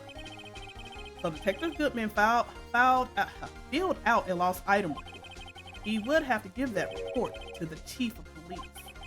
Yet you are in possession of the report, which means you can't be sure he filed it. Nope, he filed it. How do I know, you ask? Because he needed to enter the evidence room that day. He needed to? Yes, to transfer the evidence out. Oh. Detective Goodman took the form to you, Chief Gant. Then, you accompanied the detective to the evidence room. I accompanied him? There's no other way the murderer and Detective Goodman could have entered the room. Hold on. Let me guess what you're going to say next. I, the Chief of Police, murdered poor Goodman. No, they're not. Exactly. But wait. The Chief didn't necessarily need to accompany him to the evidence room. He could have just lent him his ID card. Yes. Now that you mention it, I believe I might have done something of the sort. Sorry, but that's not possible. Oh? According to the record, your card was only used once. Yet you showed us your ID card earlier. If you had really lent it to Detective Goodman, you wouldn't have had it on you. It would have been found on his body. That's true. No. Oh! Okay. Chief Gant, you didn't. The murder was most likely a spur-of-the-moment crime for no one in their right mind. Okay, let me reread that because I was just shocked with that transformation he had. The murder was most likely a spur-of-the-moment crime for no one in their right mind would choose the police department as a place to commit murder. After the murder, you contacted Lana at the prosecutor's office. Why? To dispose of Detective Goodman's body, of course. You're forgetting, Mr. Wright, that the victim's body was discovered in the prosecutor's office parking lot. How did he manage to move it there? I was at the police department the entire day. And everyone's aware that Lana stayed at the prosecution's office after the ceremony. There was an award ceremony going on. Everyone except me, it seems. Still, you're the chief of police. You have an entire police force at your disposal. Oh, so you think I just ordered an officer to do it? Hey, you, take this here dead body over to the prosecutor's office. I don't think so. Chief Gant, you left all the evidence we need to prove how you moved the body to the prosecutor's office. All this time, I thought it was a useless clue just taking up space. The screwdriver. How could the chief have moved the body? Right, show us this evidence. It is the screwdriver. Because Edgeworth was not planning on coming back to the prosecutor's office. Not that. That's the only way he can transport the body. This is how he moved Detective Goodman's body. What's this? A screwdriver? But what does this have to do with the case? Mr. Edgeworth, think back to the day of the crime. What is the screwdriver doing here? It's here because... Yep. I was asked to go by Chief Gant, no less. He told me he wanted me to keep it here in the prosecutor's office. In any case, on the day of the stabbings, I brought this back here. After the ceremony ended that day, I didn't plan to return to the prosecutor's office. But you did, because Chief Gant asked you to. You mean, The body was found in the trunk of Mr. Edgeworth's car. I think it's obvious what happened. The body was moved by that car. Detective Goodman's body was carried in the trunk of Mr. Edgeworth's car. Yes, unless of course you have another explanation, Chief. Why else would you have asked Mr. Edgeworth to transport evidence from a closed case? There's only one plausible explanation. To transport the body to your accomplice, Miss Lana Skye.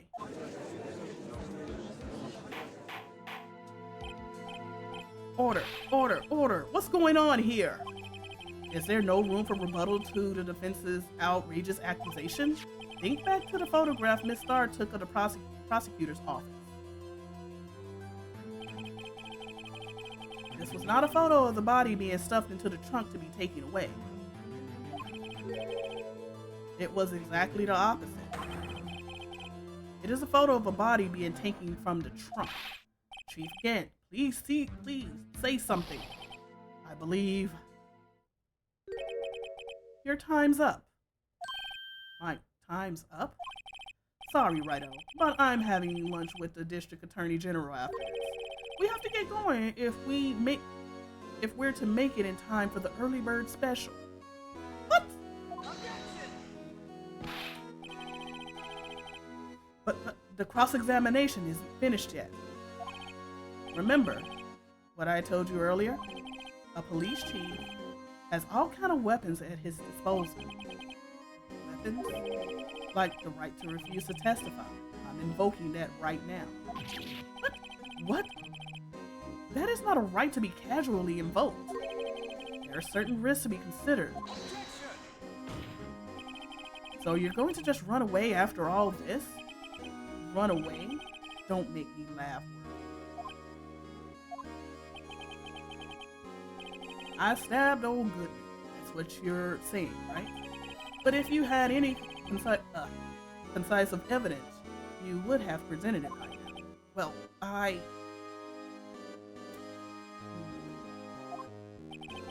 You think I had Lana dispose of the body? If so, then show your proof and get it over with. I'll say it again, Mr. Wright. Damon Gant is the current chief of police. This court will not tolerate any accusations against him without concrete proof. Well, Mr. Wright? Your Honor? Do you have any concrete proof? Proof that Chief Gant murdered Detective Goodman and made Miss Skye dispose of the body.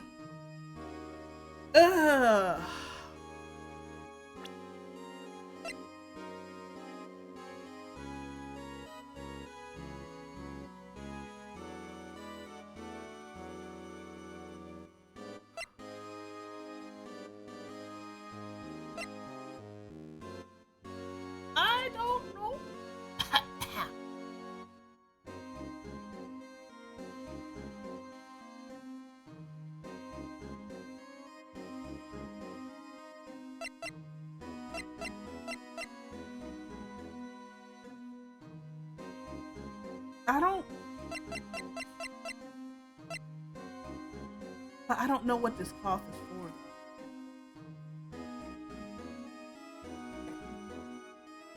It's a cloth with Emma's fingerprints on it, but why?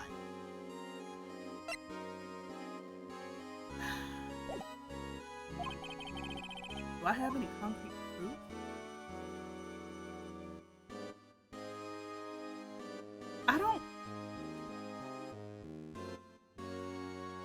I don't think I have any proof that especially links him there though. Like the other thing that we have not used yet is that piece of cloth with Emma fingerprints on it, and it was in his safe. So it's something. But I don't know what that something is.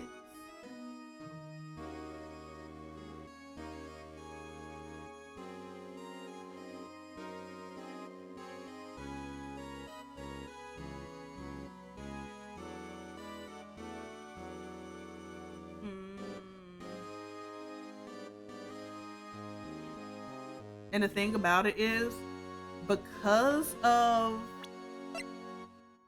evidence law, if this is involved, I have to link it somehow, but I don't know how I can link it. Because Rule 1, no evidence shall be shown without the approval of the police department. Rule 2, unregistered evidence presented must be relevant to the case on trial. At this time, this is the only thing I haven't used. I don't have anything to link this to because I don't know what this piece of cloth is. It was in his safe, but yeah, it was in his safe, but I can't link it to anything yet. Okay, I don't have any proof yet. I got a feeling this trial is gonna go on for much longer. It's no use showing evidence that I'm not even sure of myself. No, Your Honor. At present, I have no conclusive evidence. See, Ajee? In that case, this court is forced to penalize you for your allegations against the chief. What? Here's the tip. Never gamble what you can't afford to lose, Wright. It seems that Lady Luck was on my side again today. Okay, Ajee, I'll leave the rest to you. Wow.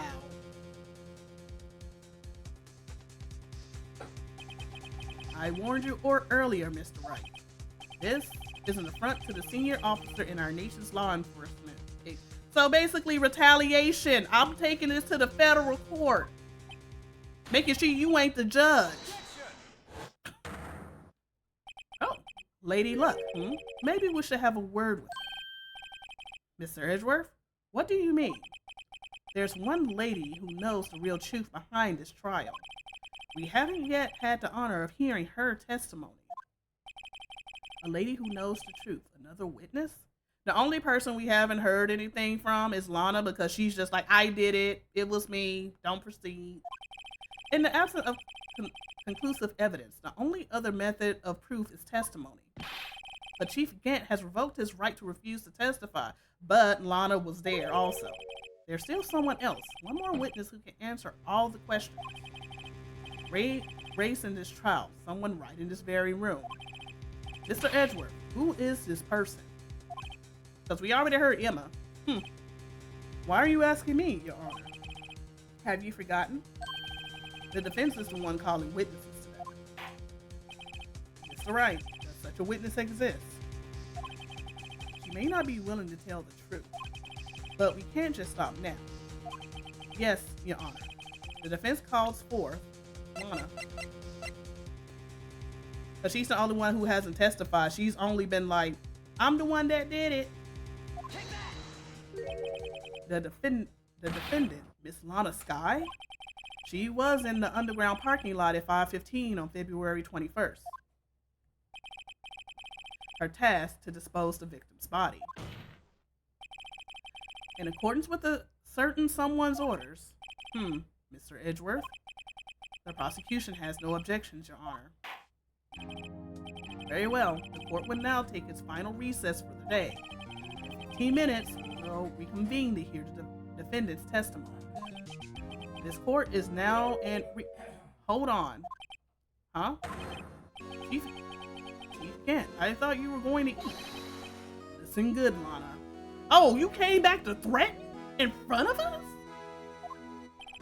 He's talking to Lana. I don't think you need me to tell you this, but if you accept Mr. Wright's claims, there will be terrible consequences. You can't do that! Oh. Oh. He literally came back to threaten this woman, and y'all let... I don't... Another world I do not want to be reborn in for reincarnation. That's right. Your sister will be found guilty for Neil Marshall's murder. Wow. This isn't good.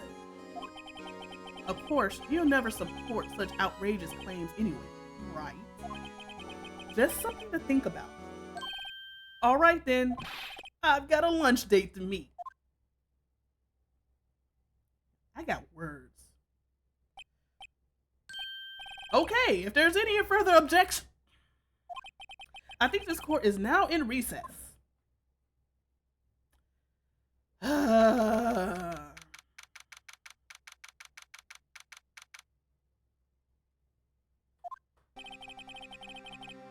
Looks like we managed to stay in the game. Yeah, thanks to your help, Edgeworth. That chief, he's something else, eh, pals? Detective Gumshoe. I'm not a detective anymore. Oh yeah, sorry about that. Don't worry about it. I've already decided where to work now. At your office. My office? Sure. I'll take the place of that top-knotted girl you used to work with. Could he mean Maya? Maya. Still, looks like we're all out of moves now. Chief Gant's done it again.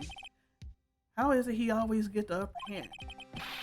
It's not fair that he has the right to refuse to testify. Settle down, Wright. Remember what the judge said? But Chief, that is not a right to be casually invoked. There are certain risks to be considered. Risk? What did he mean by that? It's simple. If the chief refuses to testify, the opposite also holds true. You mean he forfeits his right to say anything, too? Ah! Hey, Emma! Emma, are you okay? Yeah, when I came to, I was in the medical office. I've been listening to the trial from the gallery. So she heard everything that's been going on. Emma, I'm sorry for what I said before. No, don't be. It was the truth. You know, it's funny. I almost feel somehow relieved. Relieved? Yeah. Now I finally know what really happened. To think that all this time, my sister was being blackmailed by that terrible man. And she did it all just to protect me. Ever since her appointment as chief prosecutor, everyone who knew her said she changed. Perhaps it was an easier way for her. What do you mean? What do you think I mean? To follow Chief Gant's orders.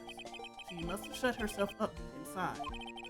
Forced herself to do anything and everything the chief told her to do. That must be why she became so cold. It was all my fault. It's all because I murdered Mr. Marshall. Hey, don't go blaming yourself now. If you want to blame anyone, blame society, pal. Chief Gant may be able to fool everyone else with his forgery, but he can't fool my memory. I remember now. I knocked Mr. Marshall into that armor. I see. Well, you better get back. It's time for the final act. Emma, why don't you just wait here? No, I'm going with you. I want to be there when Lana tells the truth. Let's go, Wright. It's time to end this. Oh boy! Oh boy! Oh boy!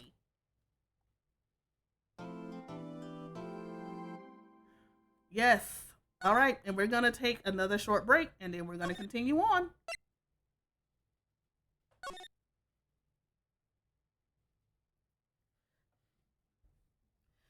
I'm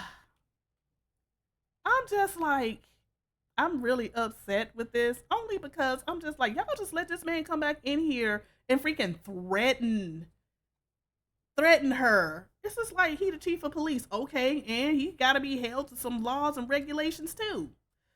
I can't. I just can't. Like, I don't want to be if reincarnation. If I get isekai because of truck kung, this is a world I don't want to be in.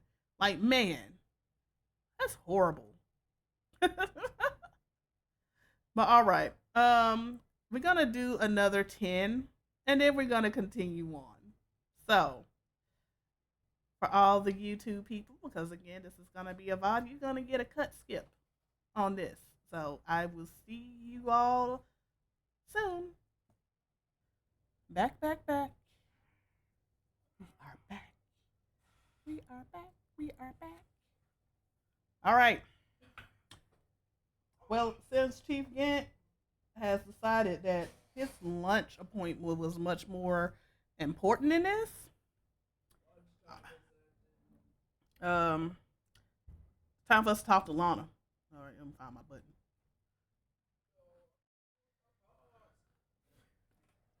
All right. Don't know if I saved though. Let's save again and let's get back into it.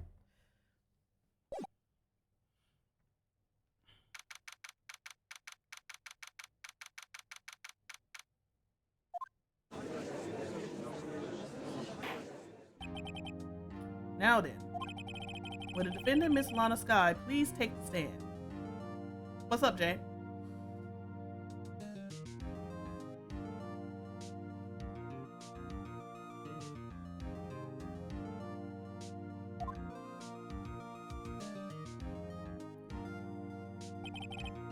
Miss Lana Sky, you are the chief prosecutor. Don't know about this, Chief? I'm sure you are aware of what is required of you. But Mr. Edgeworth, you already know everything. You know all that I've done these past 2 years. Please provide the court with your testimony, Miss Sky. And remember, you are under oath. You want to hear the truth. Oh, now you want to enforce that? Of course, the truth. Lana, no matter what happens, I'll always be your sister.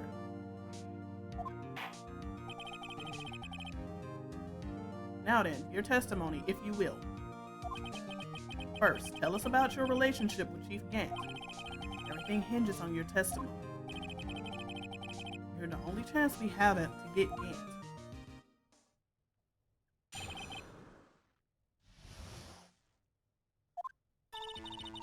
I worked alongside Gant for years. There's no truth to this blackmail theory. I fabricated the evidence 2 years ago all by myself. When I found Prosecutor Marshall's body, I rearranged the crime scene. How? My only motivation was to get Dark convicted. It had nothing to do with Emma. That's a lie.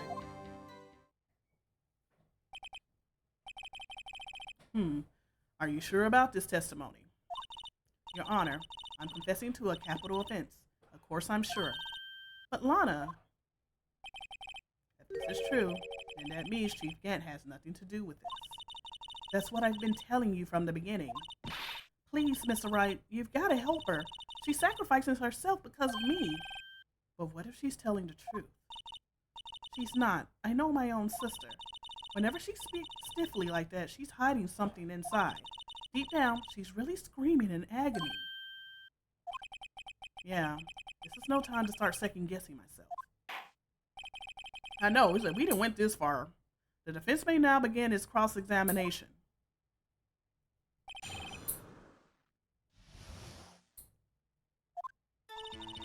I worked alongside Gant for years. There's no truth to this blackmail. But think about it, Miss Sky. You didn't murder Detective Good. You told me as much yesterday in jail. You still don't get it, do you, Mr. Wright? Any testimony you cannot present in court is useless as idle gossip. You were in detention! How is this stuff not recorded?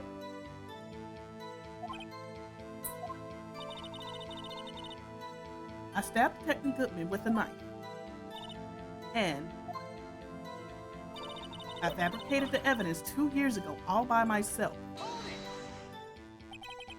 Did you do so to help your sister? Joe Dark was a serial killer. My sister almost became his last victim that day. I didn't want that incident to ruin her life. But what she did was justifiable self-defense. She wouldn't have been charged with anything. That's not the point. She was traumatized that day, all because of that creep. That's why I couldn't forgive him. Lana, so that's why you fabricated the evidence 2 years ago? When I found Prosecutor Marshall's body, I rearranged the crime scene. You say you did this all by yourself? Yes. Would you mind telling us what you found when you arrived at the crime scene?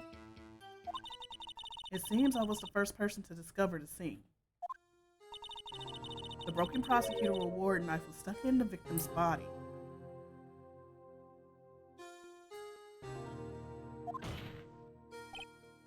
What?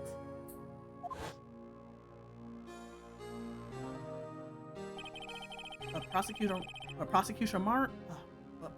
Marshall died from an unfortunate accident. That's only a situation you dreamed was possible. The reality is, it wasn't my sister who took the prosecutor's life. Fantasize all you want, Mr. Wright, but I'll never change this statement. You mean Prosecutor Marshall wound up being killed by Dark? Something like that. If that is so, what happened to the other murder weapon? Dark was carrying a switchblade knife. Oh, that was lying on the floor a little distance away. It was probably knocked away in the struggle. It's not how it went down. She's trying to cover up her lies with more lies. All just to protect me. So when you found a scene like this, what did you do? After all, this is what everything boils down to. Yes. I broke off the tip of I broke off the tip of Dark's knife, planted it inside the wound, and moved the body. You planted the tip of Dark's knife and then you moved the body? But why? Why would you do that? You of all people should know, Edward. You've always had a good head on your shoulders. My head isn't that bad, but maybe I ought to ask for the sake of others.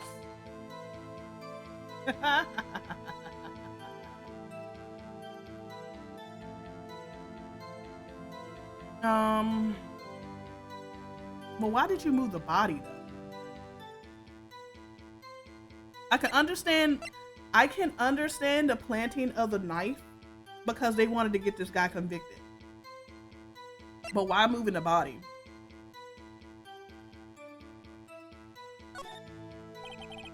When you showed up on the scene, where exactly was the victim's body?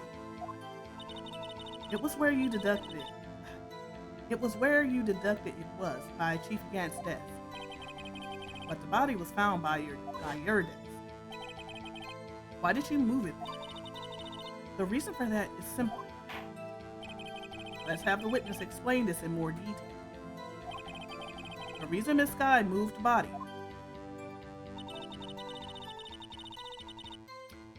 The pieces of that jar that shattered during the events threatened my plan? Huh?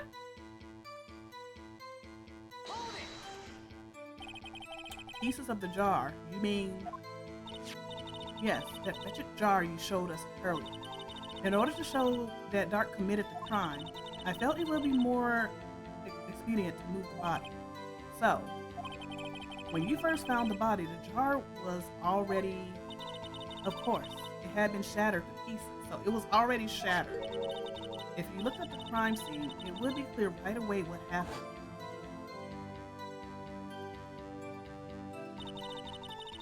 Neil Marshall was dead, and Dark was lying unconscious. In other words, the jar must have been broken during their struggle. I see. Okay, that doesn't make sense. Why are you showing the scene of him landing on the knife thing when she said that was something you just fabricated? And it's okay, but if Neil also had the knife,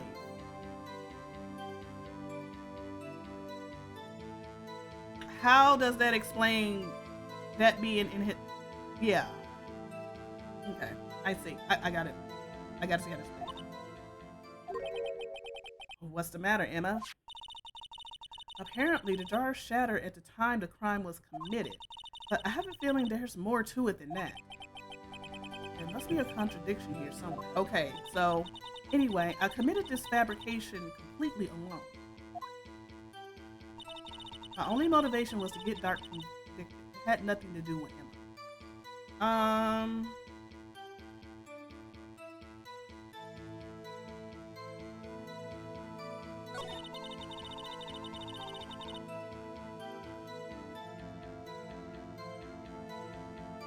The pieces of that jar that shattered during the events threatened my plan.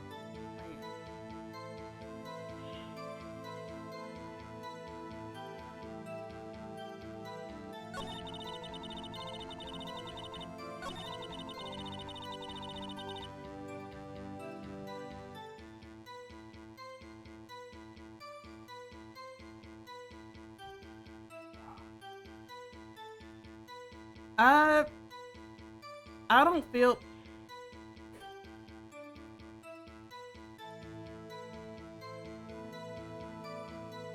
I don't think that jar was shattered.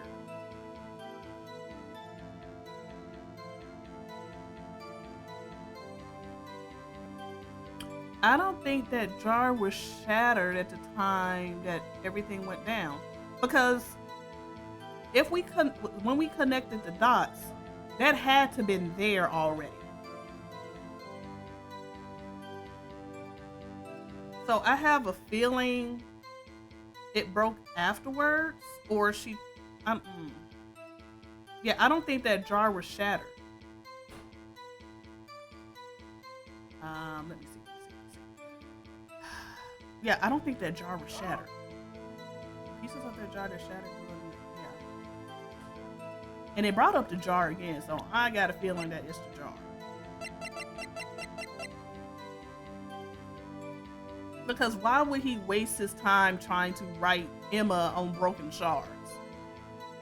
So that had to been still up there.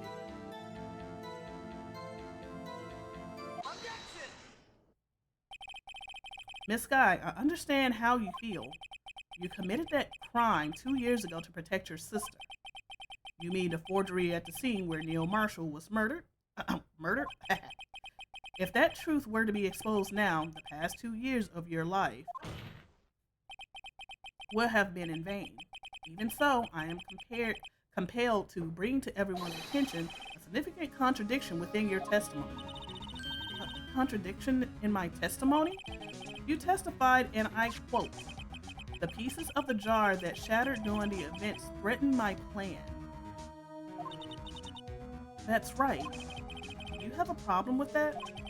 It's a simple oversight, really. You see, a message was written on this jar with the victim's blood. Yes, the prosecutor must have written it in his final moments. Why? Exactly so. And this is where the contradiction lies. In order for the victim to be able to write his message on the jar, it must not have been broken before he died. He couldn't have written Emma's name on a shattered jar. That's what I was thinking. Order. Your Honor, it would appear more information is needed in regard to this jar and its bloody message. You may be missing something critical here. Something critical? Chief Prosecutor, it seems you're in as the dark as we are about the truth towards which we're headed. What? Just tell us exactly what you saw. We'll piece together the information to arrive at the truth. Very well. The witness may now continue her testimony. She ain't liking this.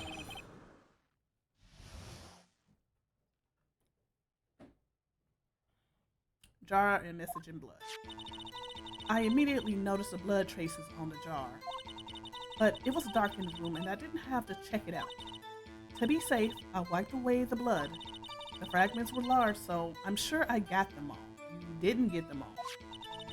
All I could think about was wiping them clean before they were discovered. You mean you were the one who wiped away the message in blood? I wasn't chief prosecutor at the time. She didn't think Dark was the real murderer. That's why she tried to erase the real evidence. Very well. The defense may now begin its cross-examination.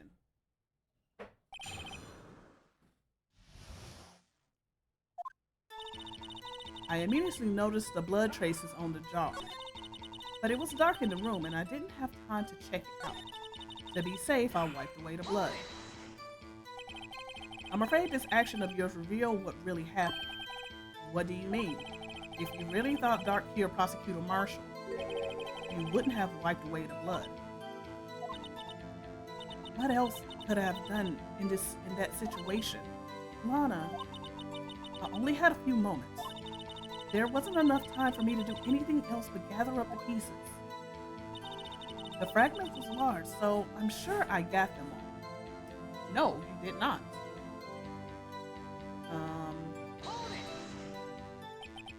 But how could you see with the power out? It should have been pitch black in that office. A detective is always prepared, Mr. Wright. Even now, I always carry a pocket light and a camera with me. Even I carry a bottle of emergency luminol wherever I go. I never miss anything. I got every last piece. No, you didn't. There's your contradiction. You didn't get all the pieces. There's the contradiction right there. You did not get all the pieces. Because we found the other one in the safe. And yep, it's this one. It has to be this. Oh, shoot.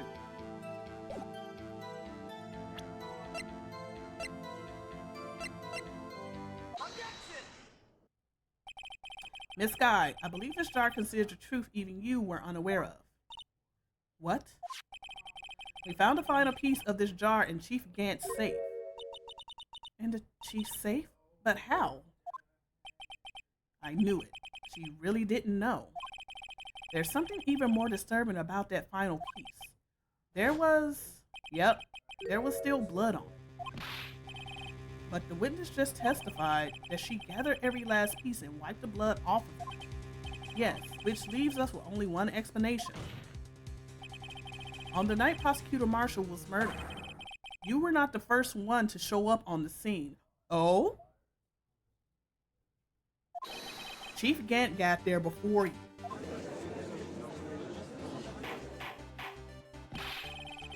But couldn't the defendant have simply missed a piece?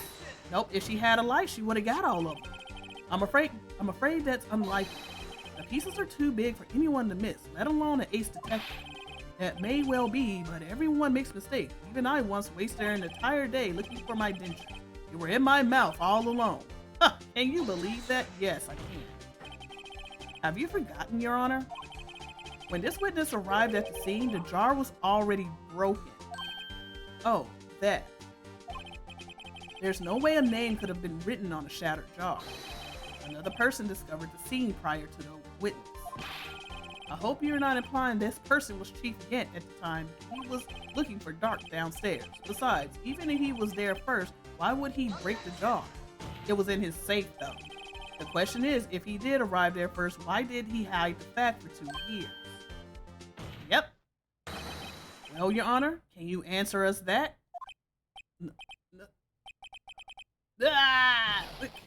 No.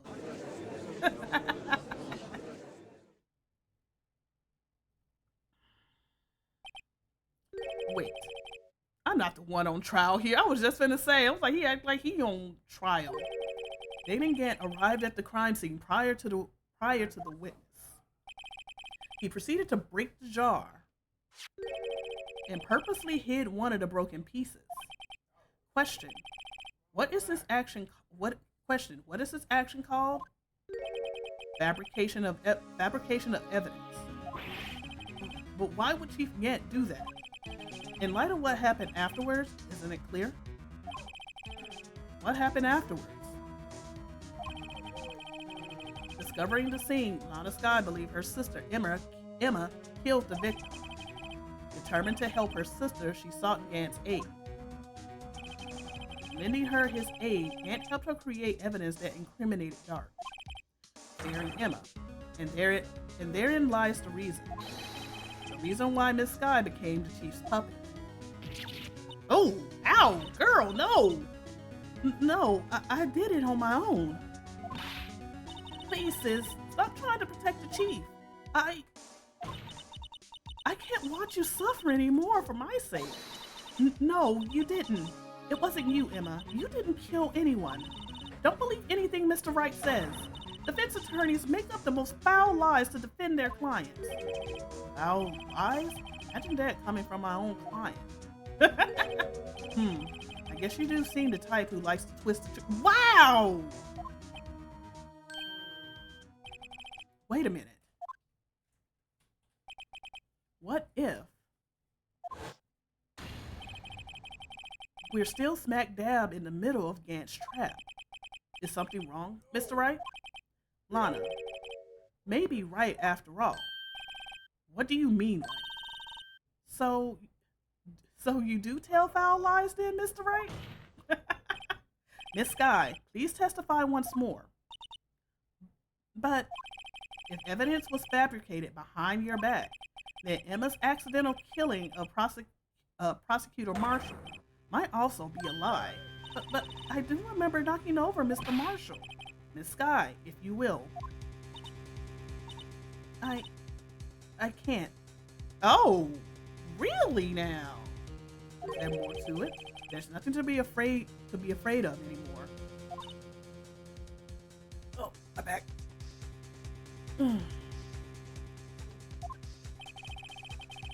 This cross-examination may not change a thing. However, there is a possibility that it will if you tell the truth.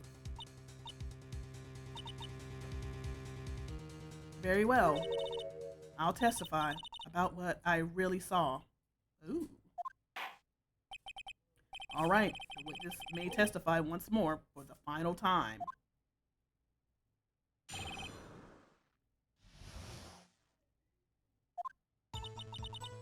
When I arrived, I found Mr. Marshall's body impaled on that suit of armor's sword. Emma and Drake were lying unconscious on the floor nearby.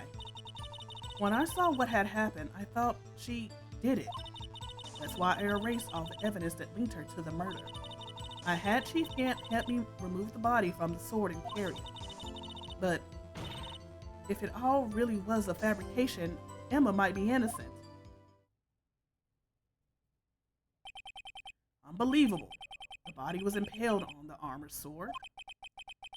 You were the only one who saw that. If only you had proof. Actually, I do have proof. I gave it to Mr. Wright just this morning. What? To me? It's a picture I took of the crime scene as I encountered it. I thought it might be needed. Huh? I don't remember receiving a picture like that. Lana must have known. The only thing I got from her is the evidence law book. See, Mr. Wright, she really does have faith in you. Very well, Mr. Wright. Please present this picture. I don't remember receiving any pictures from Lana. Lana said she gave it to you this morning, right? I seem to remember getting something from her then. Let's check that evidence again. There must be a picture in there somewhere. The only thing I got was this.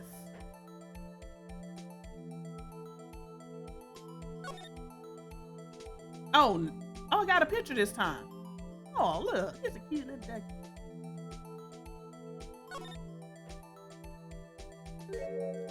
Oh. Hey, there's a picture here.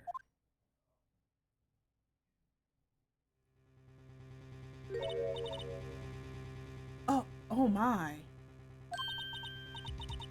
This is actual crime scene. No other detective saw the crime scene like this because I contacted Criminal Affairs only after I had rearranged everything. Oh, and I already see the spots where the cloth is from. Mr. Wright, that piece cut out from his vest. Could that be the cloth we found inside Chief Gant's safe? What's this? This is a handprint, isn't it? That cloth, it had fingerprints on it. Whoever's fingerprints those are must be the real murderer, which is her.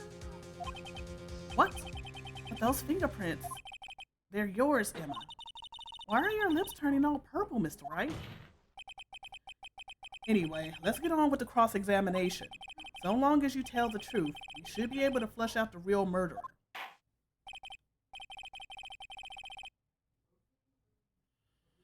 Very well. The defense may now begin its cross-examination.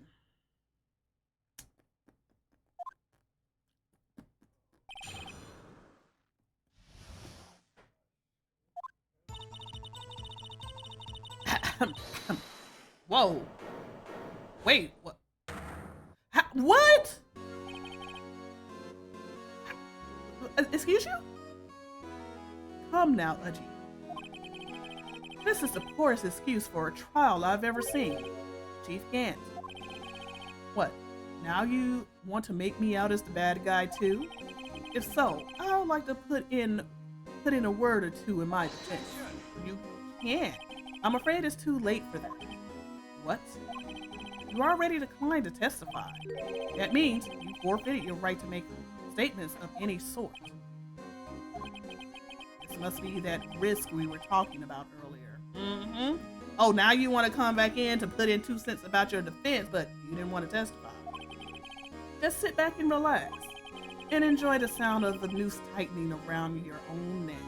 Wow, Edgeworth. Ugh. Ah! Dude, what is wrong with you? So what? You think I'm worried? Sorry to disappoint you, but I don't need to make any statements. What do you mean? The evidence would do all the talking for me. Even if I can't testify, I can still present evidence. Yes, that's true. Wait, you mean you still have some conclusive evidence? No, I don't, but someone does. Uh-huh. Me. I have the stuff from the safe that, cloth. Someone? So, what's your excuse, Righto?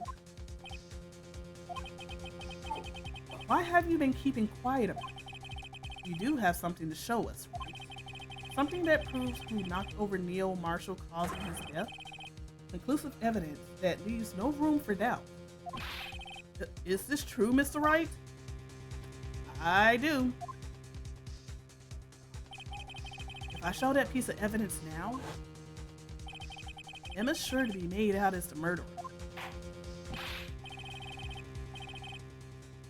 Mr. Wright, if you have any more evidence, present it now. And if you try to conceal anything, you will be the one appearing before the board of inquiries. What do I do now? Let me see. Because I want to see, do I get penalized? What do I do now? I better think this through carefully. I can't afford to make the wrong decision. Should I present that piece of evidence? The one that shows who really killed Prosecutor Marshall?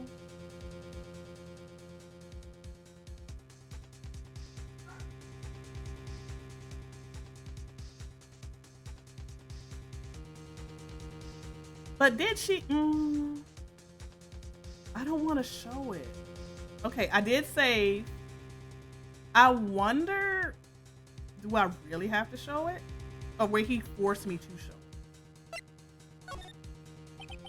Your Honor, I don't have any evidence I can present at this point in time.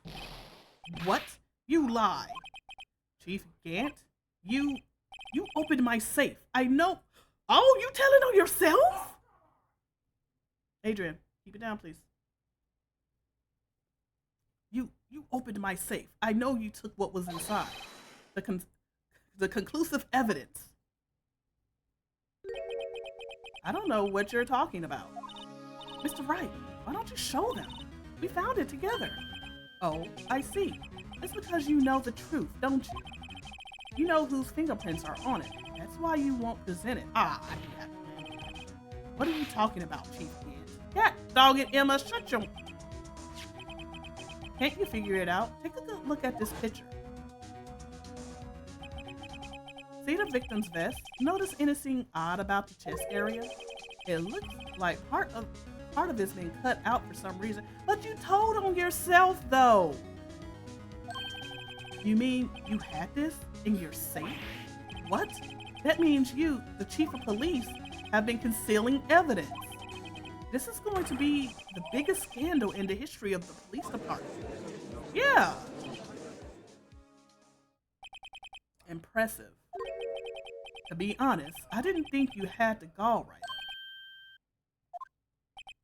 Well, I can't just let you pin me up as the murderer.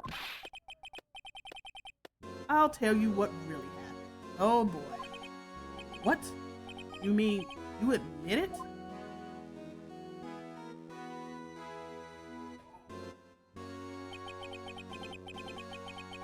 I was the first person to arrive at the crime scene that day. It then occurred to me that I could use the situation to control Lana. So you really were manipulating her. I knew Lana. If I made it look like the blame lay with her sister, that when she saw the scene, she would ask me for my aid. Wait, what? So wait, Lana, so Emma didn't actually do anything. When she saw the scene, she would ask me for my aid. So you assisted Miss Sky. I told her to arrange all the evidence. I had her plant the knife tip in the victim's body and move the body across the room. And I ended up using that evidence to get Joe Dart convicted.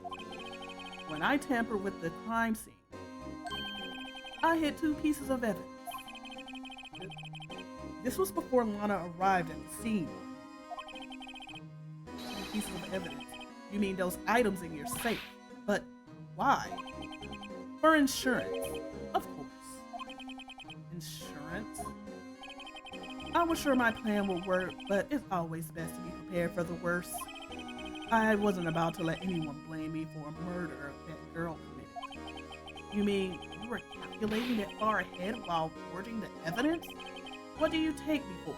A fool? I didn't make police chief by dumb luck. See this jar fragment? I hid the most legible part of Emma's name. I didn't expect Lana to go and wipe the blood off all the pieces. But if you fabricated all the evidence, what's to say that you didn't fabricate the message on this jar too? Exactly! Huh. Some people just don't know when to quit, do they? That's why I kept one more item for insurance. You mean that piece of cloth? Come on, Righto. Cough it up already. I know you have it. What are you waiting for, Mr. Wright? So, you admit to it then, Chief Ant, that you were hiding the cloth you cut off the victim's vest in your safe? Yes, I admit it. I didn't want to have to do that being chief. But it's a lot better than being portrayed as a murderer. Well, Mr. Wright, what do you have to say for yourself? Just a moment ago, you said you didn't have any evidence you could present. Foolish move, Righto. You should have shown it then, before it was too late. It's been a long battle. But the moment of truth has finally arrived. As long as I don't mess up here, victory is mine. Let's show it. Your Honor, I do have evidence to present now. All right then, let's see this conclusive evidence. The evidence that shows who actually murdered Prosecutor Marshall. Now this is gonna be connected. Let me verify this once more. On the day of the crime, you personally cut out this piece of the victim's vest. Oh yes. At last you finally brought it out into the open. There's a handprint on this piece of cloth. Your Honor, the prosecution requests this be immediately sent to the lab for analysis. This handprint on the leather. There must have been a strong impact for it to be left so clearly. You mean it could not have been forged? It must be authentic, conclusive evidence. Ho ho ho. You're as slow on the uptake as ever. What? Think about it. Wright had all this time to present this evidence, yet he was reluctant to do so. Why would that be? You mean you already know? You know whose fingerprints are on that? Yep. Mr. Wright, do you really know? Whoever the fingerprints belong to must be the real murderer. Whose fingerprints are they? I have to say. Very well. I'll tell you. It should be okay now. Everything's proceeding as predicted. The person whom these fingerprints belong to is... because at this point, Gant has admitted to all of this and the reason why he did it. Emma Sky. What? They're mine? When you pushed them. I'm sorry, Emma. But why? Why didn't you tell me?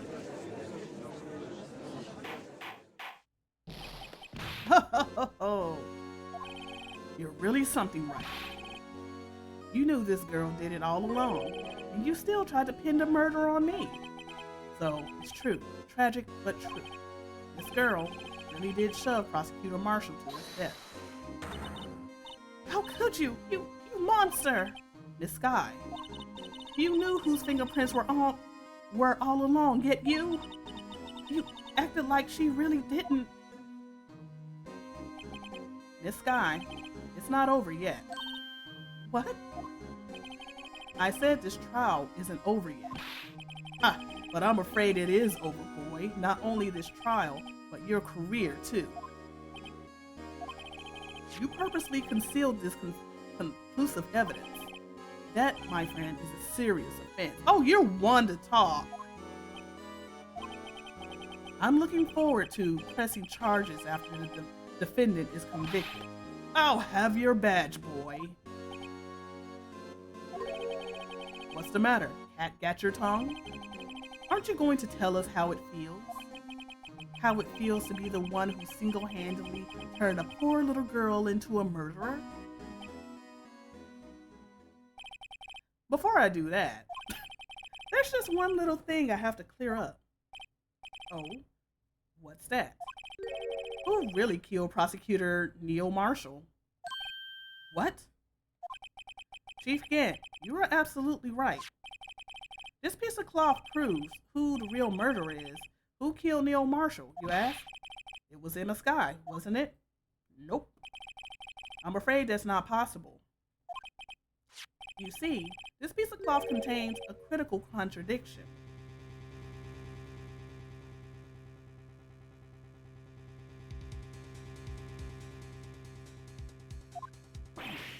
What? A contradiction? What is this fool babbling on about? I'm talking about a contradiction, one that proves who the real killer is. Mr. Wright, this piece of cloth, what could it possibly contradict? Chief Gant, your tyrannical reign ends here. Behold, the piece of evidence that contradicts this cloth.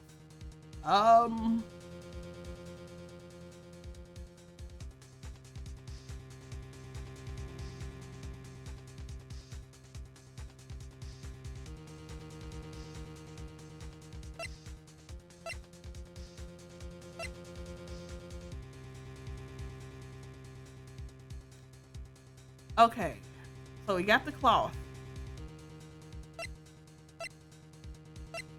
So this is the cloth.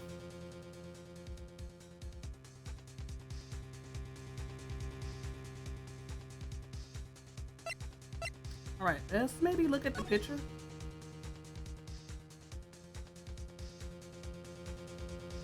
There's the cut. Where's the blood? Like, if this man got stabbed in the back and there's blood all over the front, this is a mighty piece of clean cloth. Where's the blood? Well, I mean, no. Because that would, yeah, that would mean if she pushed him. Yeah, this is too clean. So, and this was cut, supposedly cut after the fact. Yeah, this is too clean. Somebody put, I got a feeling that she probably pushed him, but she didn't kill him. She was, she passed out. Okay. And what exactly is this supposed to be? This is the picture Miss Sky took. Take a good look at it. See where the piece of vest was cut out? Yes, his shirt is showing underneath. It's hard to make out with all the blood on his vest though. Exactly my point. His chest is soaked with blood. That's only natural.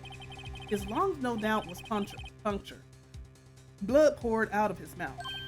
Oh, but that piece of cloth. It doesn't have blood on it. Wait, there's no blood on it. Ah! Since Emma Sky's fingerprints are on the cloth, there's no doubt that she shoved the prosecutor aside. However, Mr. Marshall was not impaled on the sword at that time. No, this is nonsense. Now then, Chief Gant, let me ask you something. Prosecutor Marshall was not impaled when he was shoved aside. He most likely hit his head on the ground and was knocked out. If so, then tell me, who could have been? Who could have arrived at the scene before Miss Lana Sky? Picked up the unconscious prosecutor and impaled him on the armor's sword. Because there's no way Lana would have been able to pick him up. But why though? Why? The question is, why would he want to kill the prosecutor?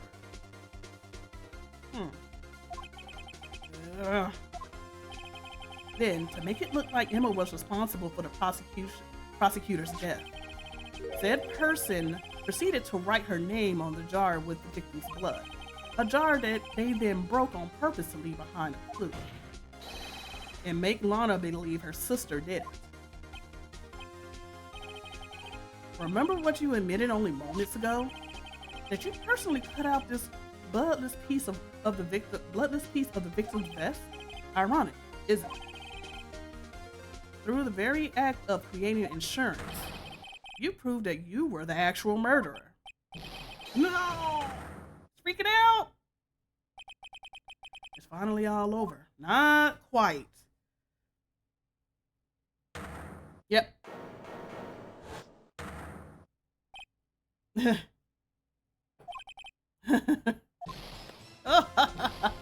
That was close, Righto. You almost had me. Sorry, but you'll have to do better than that. I refute your allegations. What do you mean you refute his allegations? You see, that piece of cloth is illegal evidence. No, it's not. We can prove it now. Order, order. What nonsense is that? Is this? Illegal evidence cannot be used to convict the suspect. You're saying this now after you tried to gloat me into bringing out this evidence, saying, "Oh, I know you have it." Now all of a sudden it's illegal. No, I got evidence law. We can prove that it's connected to this case now. Remember, G. Earlier, old Righto here concealed that piece of cloth. So then, what's your excuse, Righto? You do have some conclusive evidence, don't you? Like he tried to have me to bring it in trial because he wanted to pin it on her, but now that it's being turned around on him, oh, it's illegal now. Your Honor, I don't have any evidence I can present at this point in time. I do now. Well, that's true. The defense did refuse to present evidence. At that moment, that piece of cloth ceased to be legal evidence. But that's not fair. Did you actually think you could best me in court? It looks like the last laugh's on you, son. Nah. I'm afraid Mr. Gant's claim is legally correct. Well, Mr. Edgeworth? True. Illegal evidence cannot be used to convict a person, assuming, of course, that the evidence is indeed illegal. Well, Mr. Wright? Evidence law. It seems, at last, the time for me to reveal my plan has finally arrived. Mr. Wright, you admit to it. That you purposely and illegally concealed the piece of cloth. I did not. Because guess what? I did not have any proof to connect it to anything until after the fact. I admit, I refused to present it at one point. So the evidence is illegal. Objection. Nope. No, it isn't, Mr. Gant. Huh? It's not that I didn't present evidence then. It's that I couldn't. What do you mean, you couldn't? There are certain procedures involved when presenting evidence. No, Udgy, don't listen to his lies. He's nothing but a coward. You can't really believe. There's only one issue left to be resolved in this trial. Is this evidence legal or not? It is legal. Evidence law. Oh, my nose. Very well. Let us settle this once and for all. Earlier, you refused to present evidence. If you can prove your conduct was not in violation of the law, then do it now. Evidence law. That's it.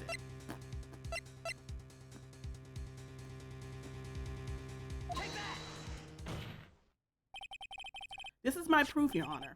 Evidence law. What's this? I've done my homework too, Chief. Indeed, Emma Sky's fingerprints were on the piece of cloth. However, at that point in time, this was merely a piece of cloth, nothing more. What?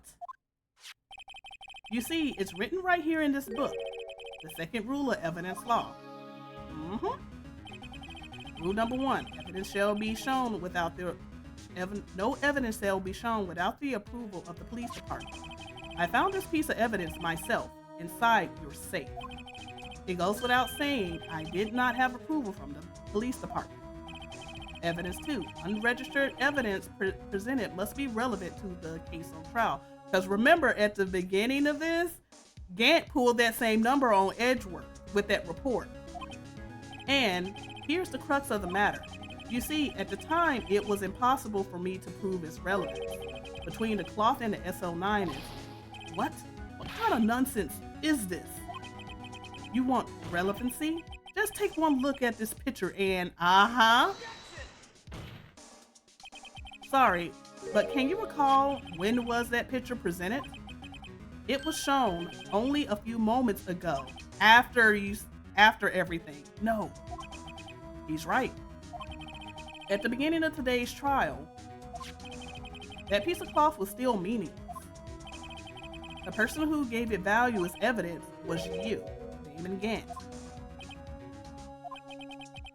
You yourself confessed to a certain truth. Let me verify this once more. On the day of the crime, you personally cut out this piece of the victim's vest. Oh, yes. No! It was then that you approved this cloth as conclusive evidence. Yes, you, the chief of police, personally approved this cloth. So we got 1 and 2 out of you. The only person who could have cut this from the victim's vest is the one who stood before Prosecutor Marshall in his final moments. In other words, the real murderer. And there's only one person who that could be. Damon Gant. The killer was you. No.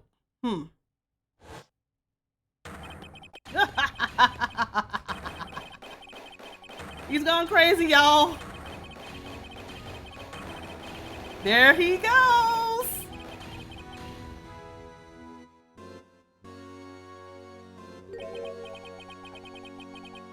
I knew I should have gotten rid of him. That good-for-nothing scum. For 2 years, he's been snooping around an apartment trying to get something on. Crimes are being committed every day, yet he insisted on hounding me. Well, your crime wasn't exactly petty. He wanted to reinvestigate the case. He recruited Angel Star and then convinced Bruce Goodman. Detective Goodman? Yeah, that's right. If the evidence is transferred, I'll lose my only chance to find out the truth. Please, you gotta help me. Goodman turned him down, as he ought to. Still, Jake Marshall didn't know when to quit. He stole Goodman's ID card and tried to take the evidence. Goodman came to me that day. He wanted to find a lost item. I went with him to the evidence. Then all of a sudden, he decided to speak out. Oh! What are you talking about? Can you please reopen the investigation, Chief? We can't transfer the evidence out. There are too many questions left unanswered. Oh. He opened his evidence locker, and as he was taking the evidence out, he said, "It's not too late. I'm going to hand all this over to Marshall." Well, to be honest, I was a bit taken aback by his words. I had a bad feeling when it came to see me, but I had a bad feeling when he came to see me, but I never thought he'll bring up SL9. That's when I saw it, that cursed knife. Ooh. I couldn't just pull it out. Doing so would have led to more blood, making it near impossible to hide your crime. Even so, the blood was just pouring out. I didn't know who might stumble in, so I hurried to wipe it up. I was worrying so much about the floor, I didn't realize my fatal mistake. The bloody handprint. The bloody handprint on Detective Gumshoe's locker. I used to be known as the crime people. But everyone has to start somewhere, I guess. I was too nervous. I had no business doing any of it. Then you put the body in my car. So sorry. I couldn't think of any other way to move the body. I broke your trunk, but what's the big deal? You make a lot more than us detectives ever will.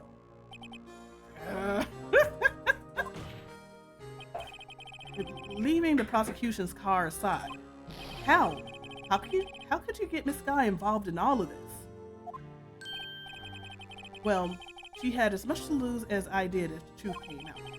So you took the evidence from Detective Goodman's locker? I felt bad for having to do it. I also didn't have the time to pick and choose what to take. So, you left the jar fragments and the glove.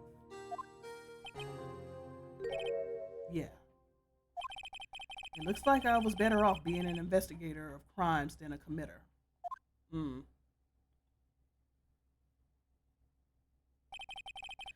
They all did their best to get in my way. I've got to hand it to them. They do their jobs well, much to my dismay.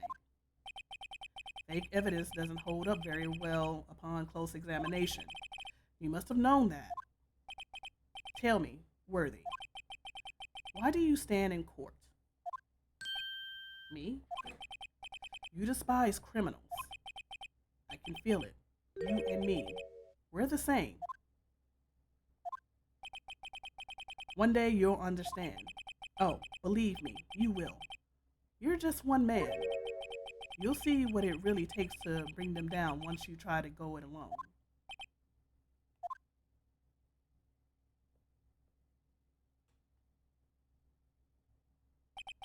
Well, looks like it's time to say goodbye.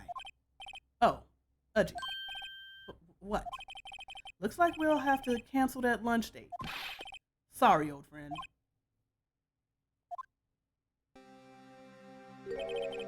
I'm sorry too, Damon again. I knew you as you used to be, long ago. You were once a fine investigator and an example to others on the force. I'm sorry to learn that you are no longer that person. Those days are gone now, Udgy. Thanks for all the memories. Don't worry, you'll be fine. Now you have Wright here. And Worthy. With these two around, you can't go wrong. In fact, I can hear them already. The melodious sounds of a new beginning. Wow.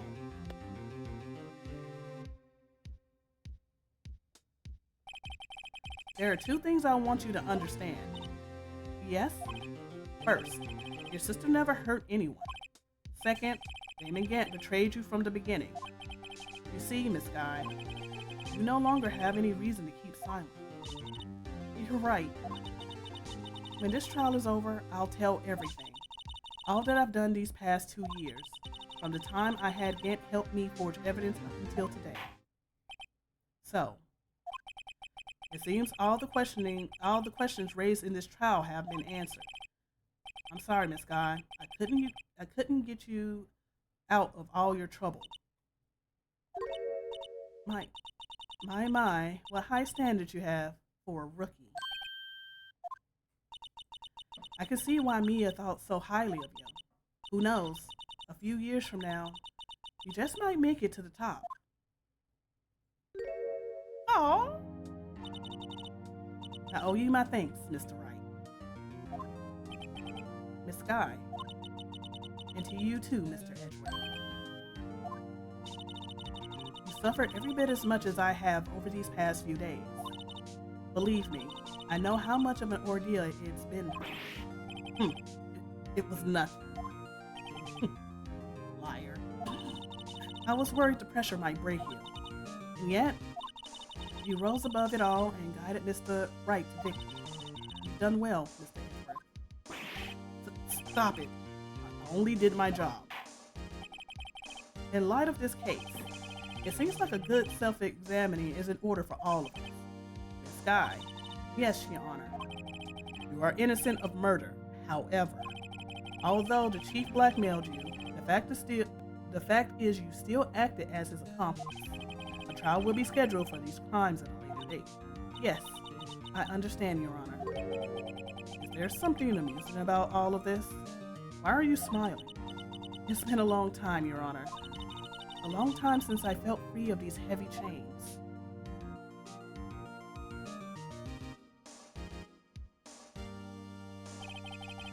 Well, this trial has gone on far too long already.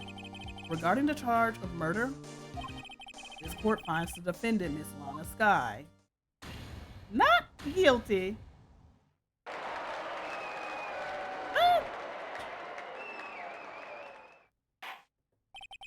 That is all. This court is adjourned. All right. We done did it. Hey, Moon. At long last, it's finally over. Emma? Why the long face? I'm sorry your sister didn't get completely off the hook, but at least she wasn't convicted for a murder she didn't commit. No, that's not it. That's now, after the trial ended. I can see why Maya Fey thought so highly of you. I owe you my thanks, Mr. Wright. And to you too, Mr. Edgeworth. You suffered every bit as much as I have over these past few days. You've done well.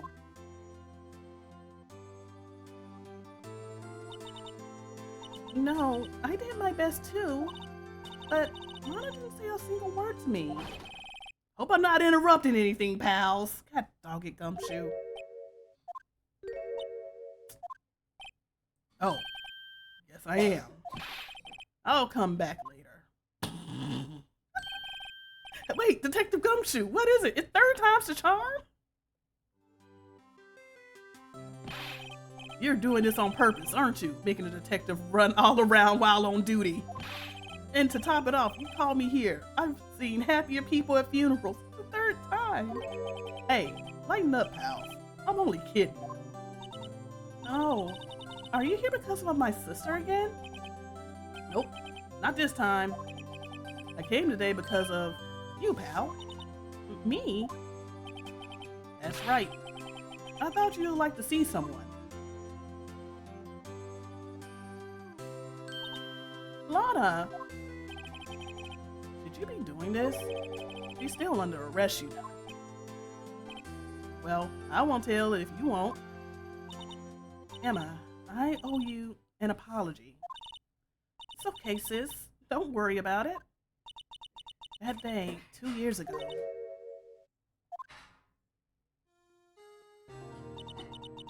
Was the first time in my life I ever panicked.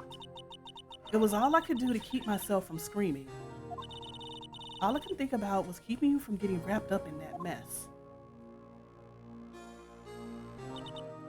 Sis, I asked Gan to help me cover up the truth.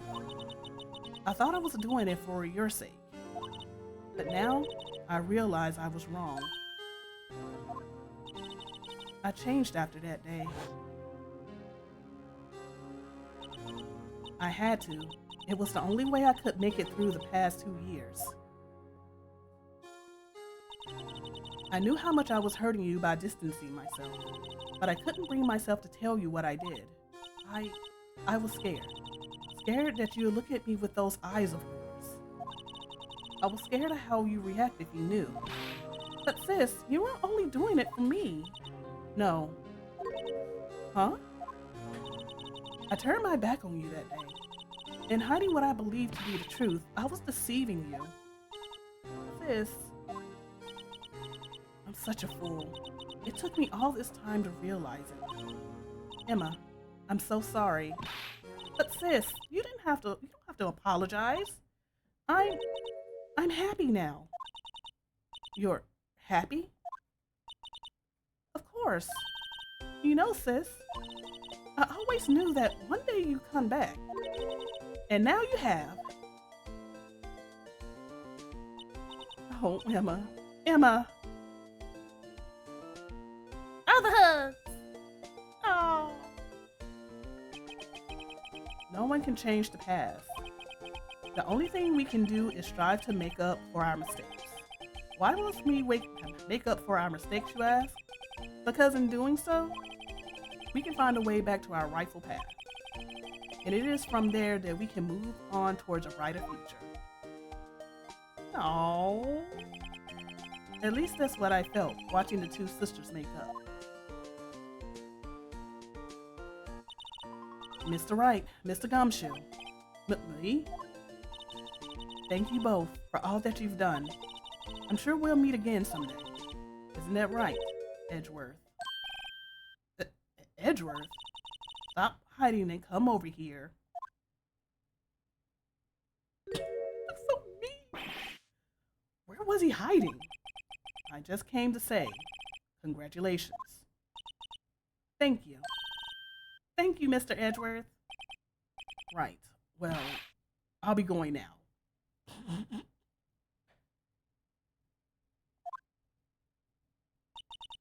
Mr. Edgeworth, I hope you don't blame yourself for what happened.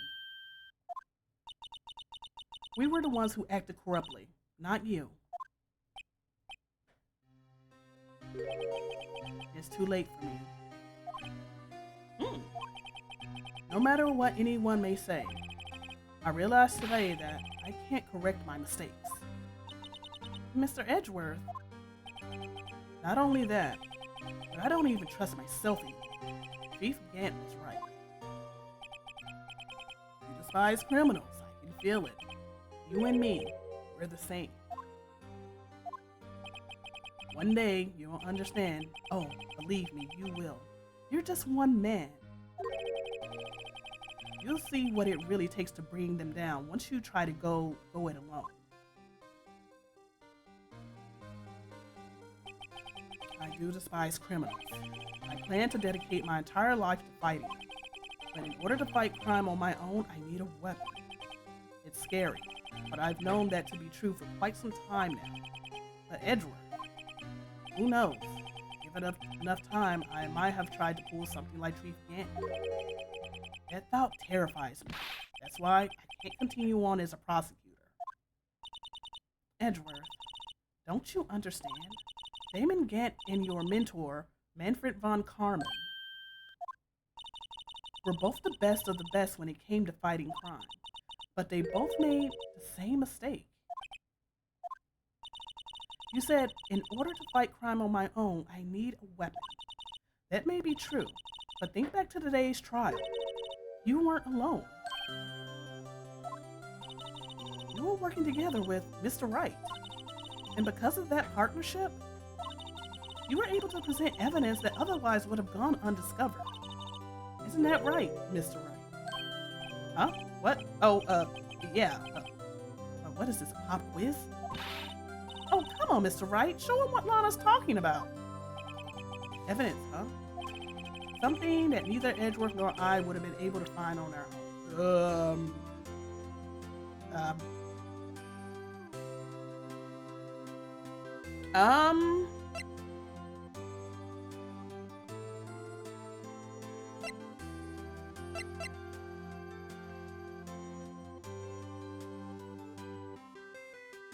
I mean, I guess this, because Edgeworth had the other half.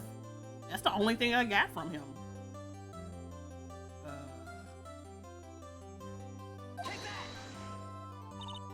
That's the picture I drew. Our counterattack began with it. Oh, okay, because he did mention about this being half done. Our counterattack began with this. You had one half of the evidence list and I had the other. Apart, we wouldn't have been able to completely restore Emma's picture. That didn't just happen by chance, Mr. Edgeworth.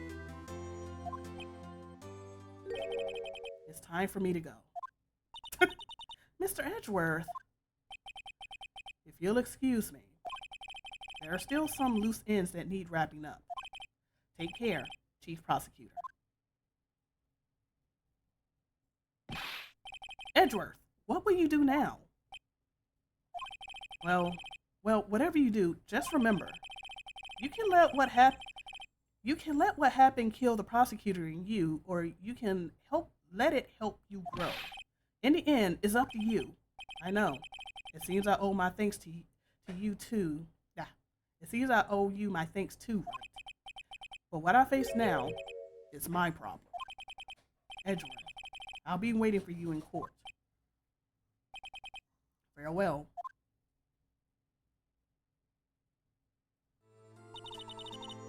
I better be going too. Okay, but I'll be by to visit soon. It seems we both have a lot to learn and catching up to do. Here, this is a little something for you. Scientific investigation. It's the first book I ever bought. Study it well. Thanks, sis. I will.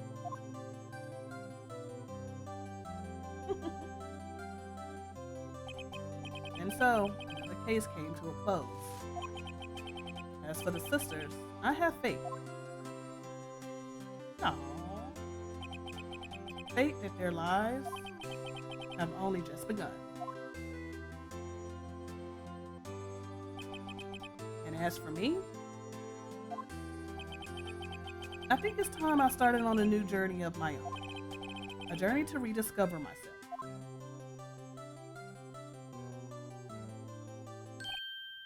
Well, don't go trekking off just yet, pal. Huh? What is it, detective? There's just a little matter to be resolved about the chief prosecutor. You see, she isn't supposed to be out of jail like this. But I thought you said that it was okay. Yeah, well, it may be okay with me, but folks at the prison are a different story. Huh? Basically, I had to bribe a guard in order to sneak her out for 30 minutes. Believe me, it wasn't cheap either. Huh? Way to go, detective. I didn't know you had a wild side. Yeah, well, you see, Mr. Wright here is the one who will be footing the bill. What does this? Excuse me? Sir. Huh? Huh? What? You think I could afford that with my salary? You gotta be kidding me, pal. Huh? Huh? Huh? Yeah, huh? Huh? Question mark. Thank you, Mr. Wright. You're the best. Why is it? I suddenly feel like I want to scream. Hey, I got an idea. Why don't we all go pay it off together? Yeah, that's a great idea. Come on, guys. Let's go. I don't blame him. And that was case 5.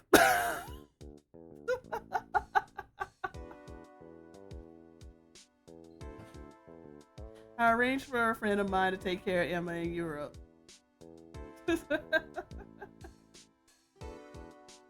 I'm not gonna read all that. That's auto. But yeah, that is case 5. I said I was gonna sit down and do it all day today, and it is done. That is a case. That is a case for real.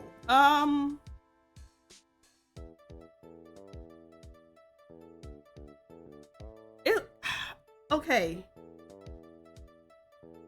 Crazy in a way.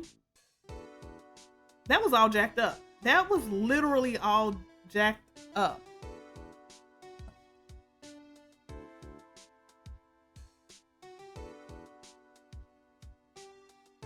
Because there was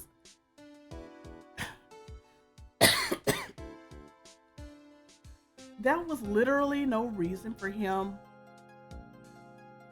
There was literally no reason for him to kill Neil. Like, he pretty much had the job lined up, but he did it so he could benefit from it. He literally did it so he can benefit from it. And that literally was the life of a person.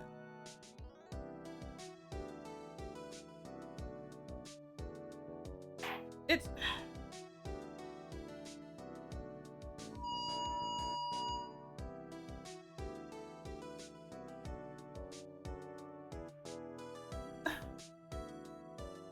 And the only thing is that they got rid of the sword in the trophy, and it still, to me, it still wasn't made clear what happened to that sword. I'm pretty sure that he just dropped the trophy sword on the ground somewhere.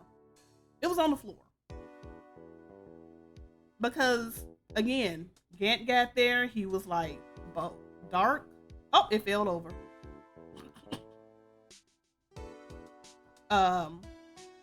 Marshall, Dark, and Emma were on the ground, all unconscious. Marshall, because Emma pushed him over. Oh, he in jail. But it made literally just to have Lana under his control and to kind of be like, oh yeah, your sister once did it, but you know, I'll help you, just so he can have Lana in his back pocket. And he literally killed an innocent person just to get that. Oh, is she in trouble? Right way.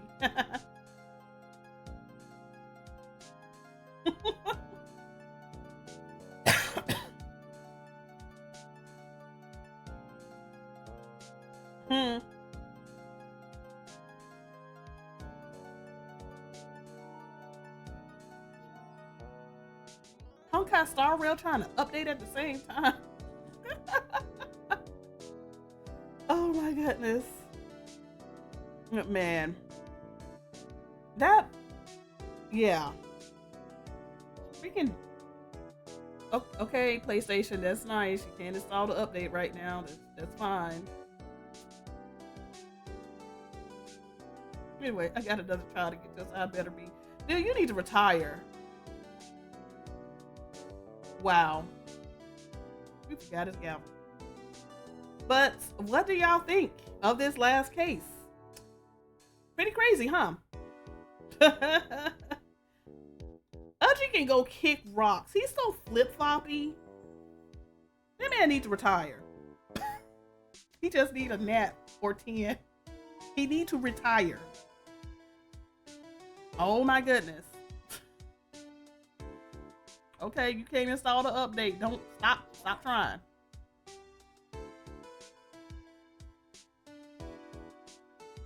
Lord. Oh. See you around, Nick. Well, she is doing her training. I actually have not been paying attention, but what did y'all think of case 5? Had to say a lot more evidence this time around. A lot more evidence. Very interesting turn, but it makes me wonder if I could not have taken that evidence in the safe. Like if there was an option to let it stay there. So I played all of this version and I loved all the cases. What's going on? What's that?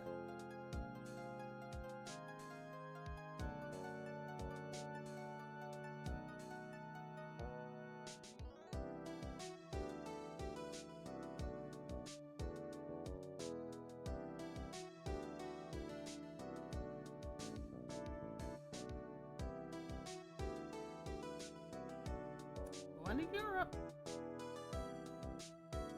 No.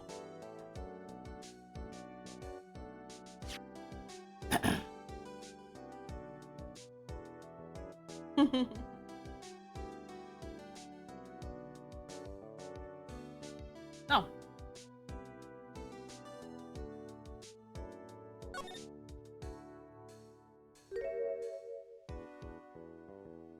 Aww.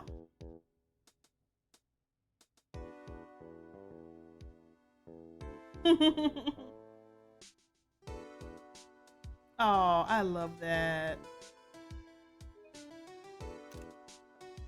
Screenshot.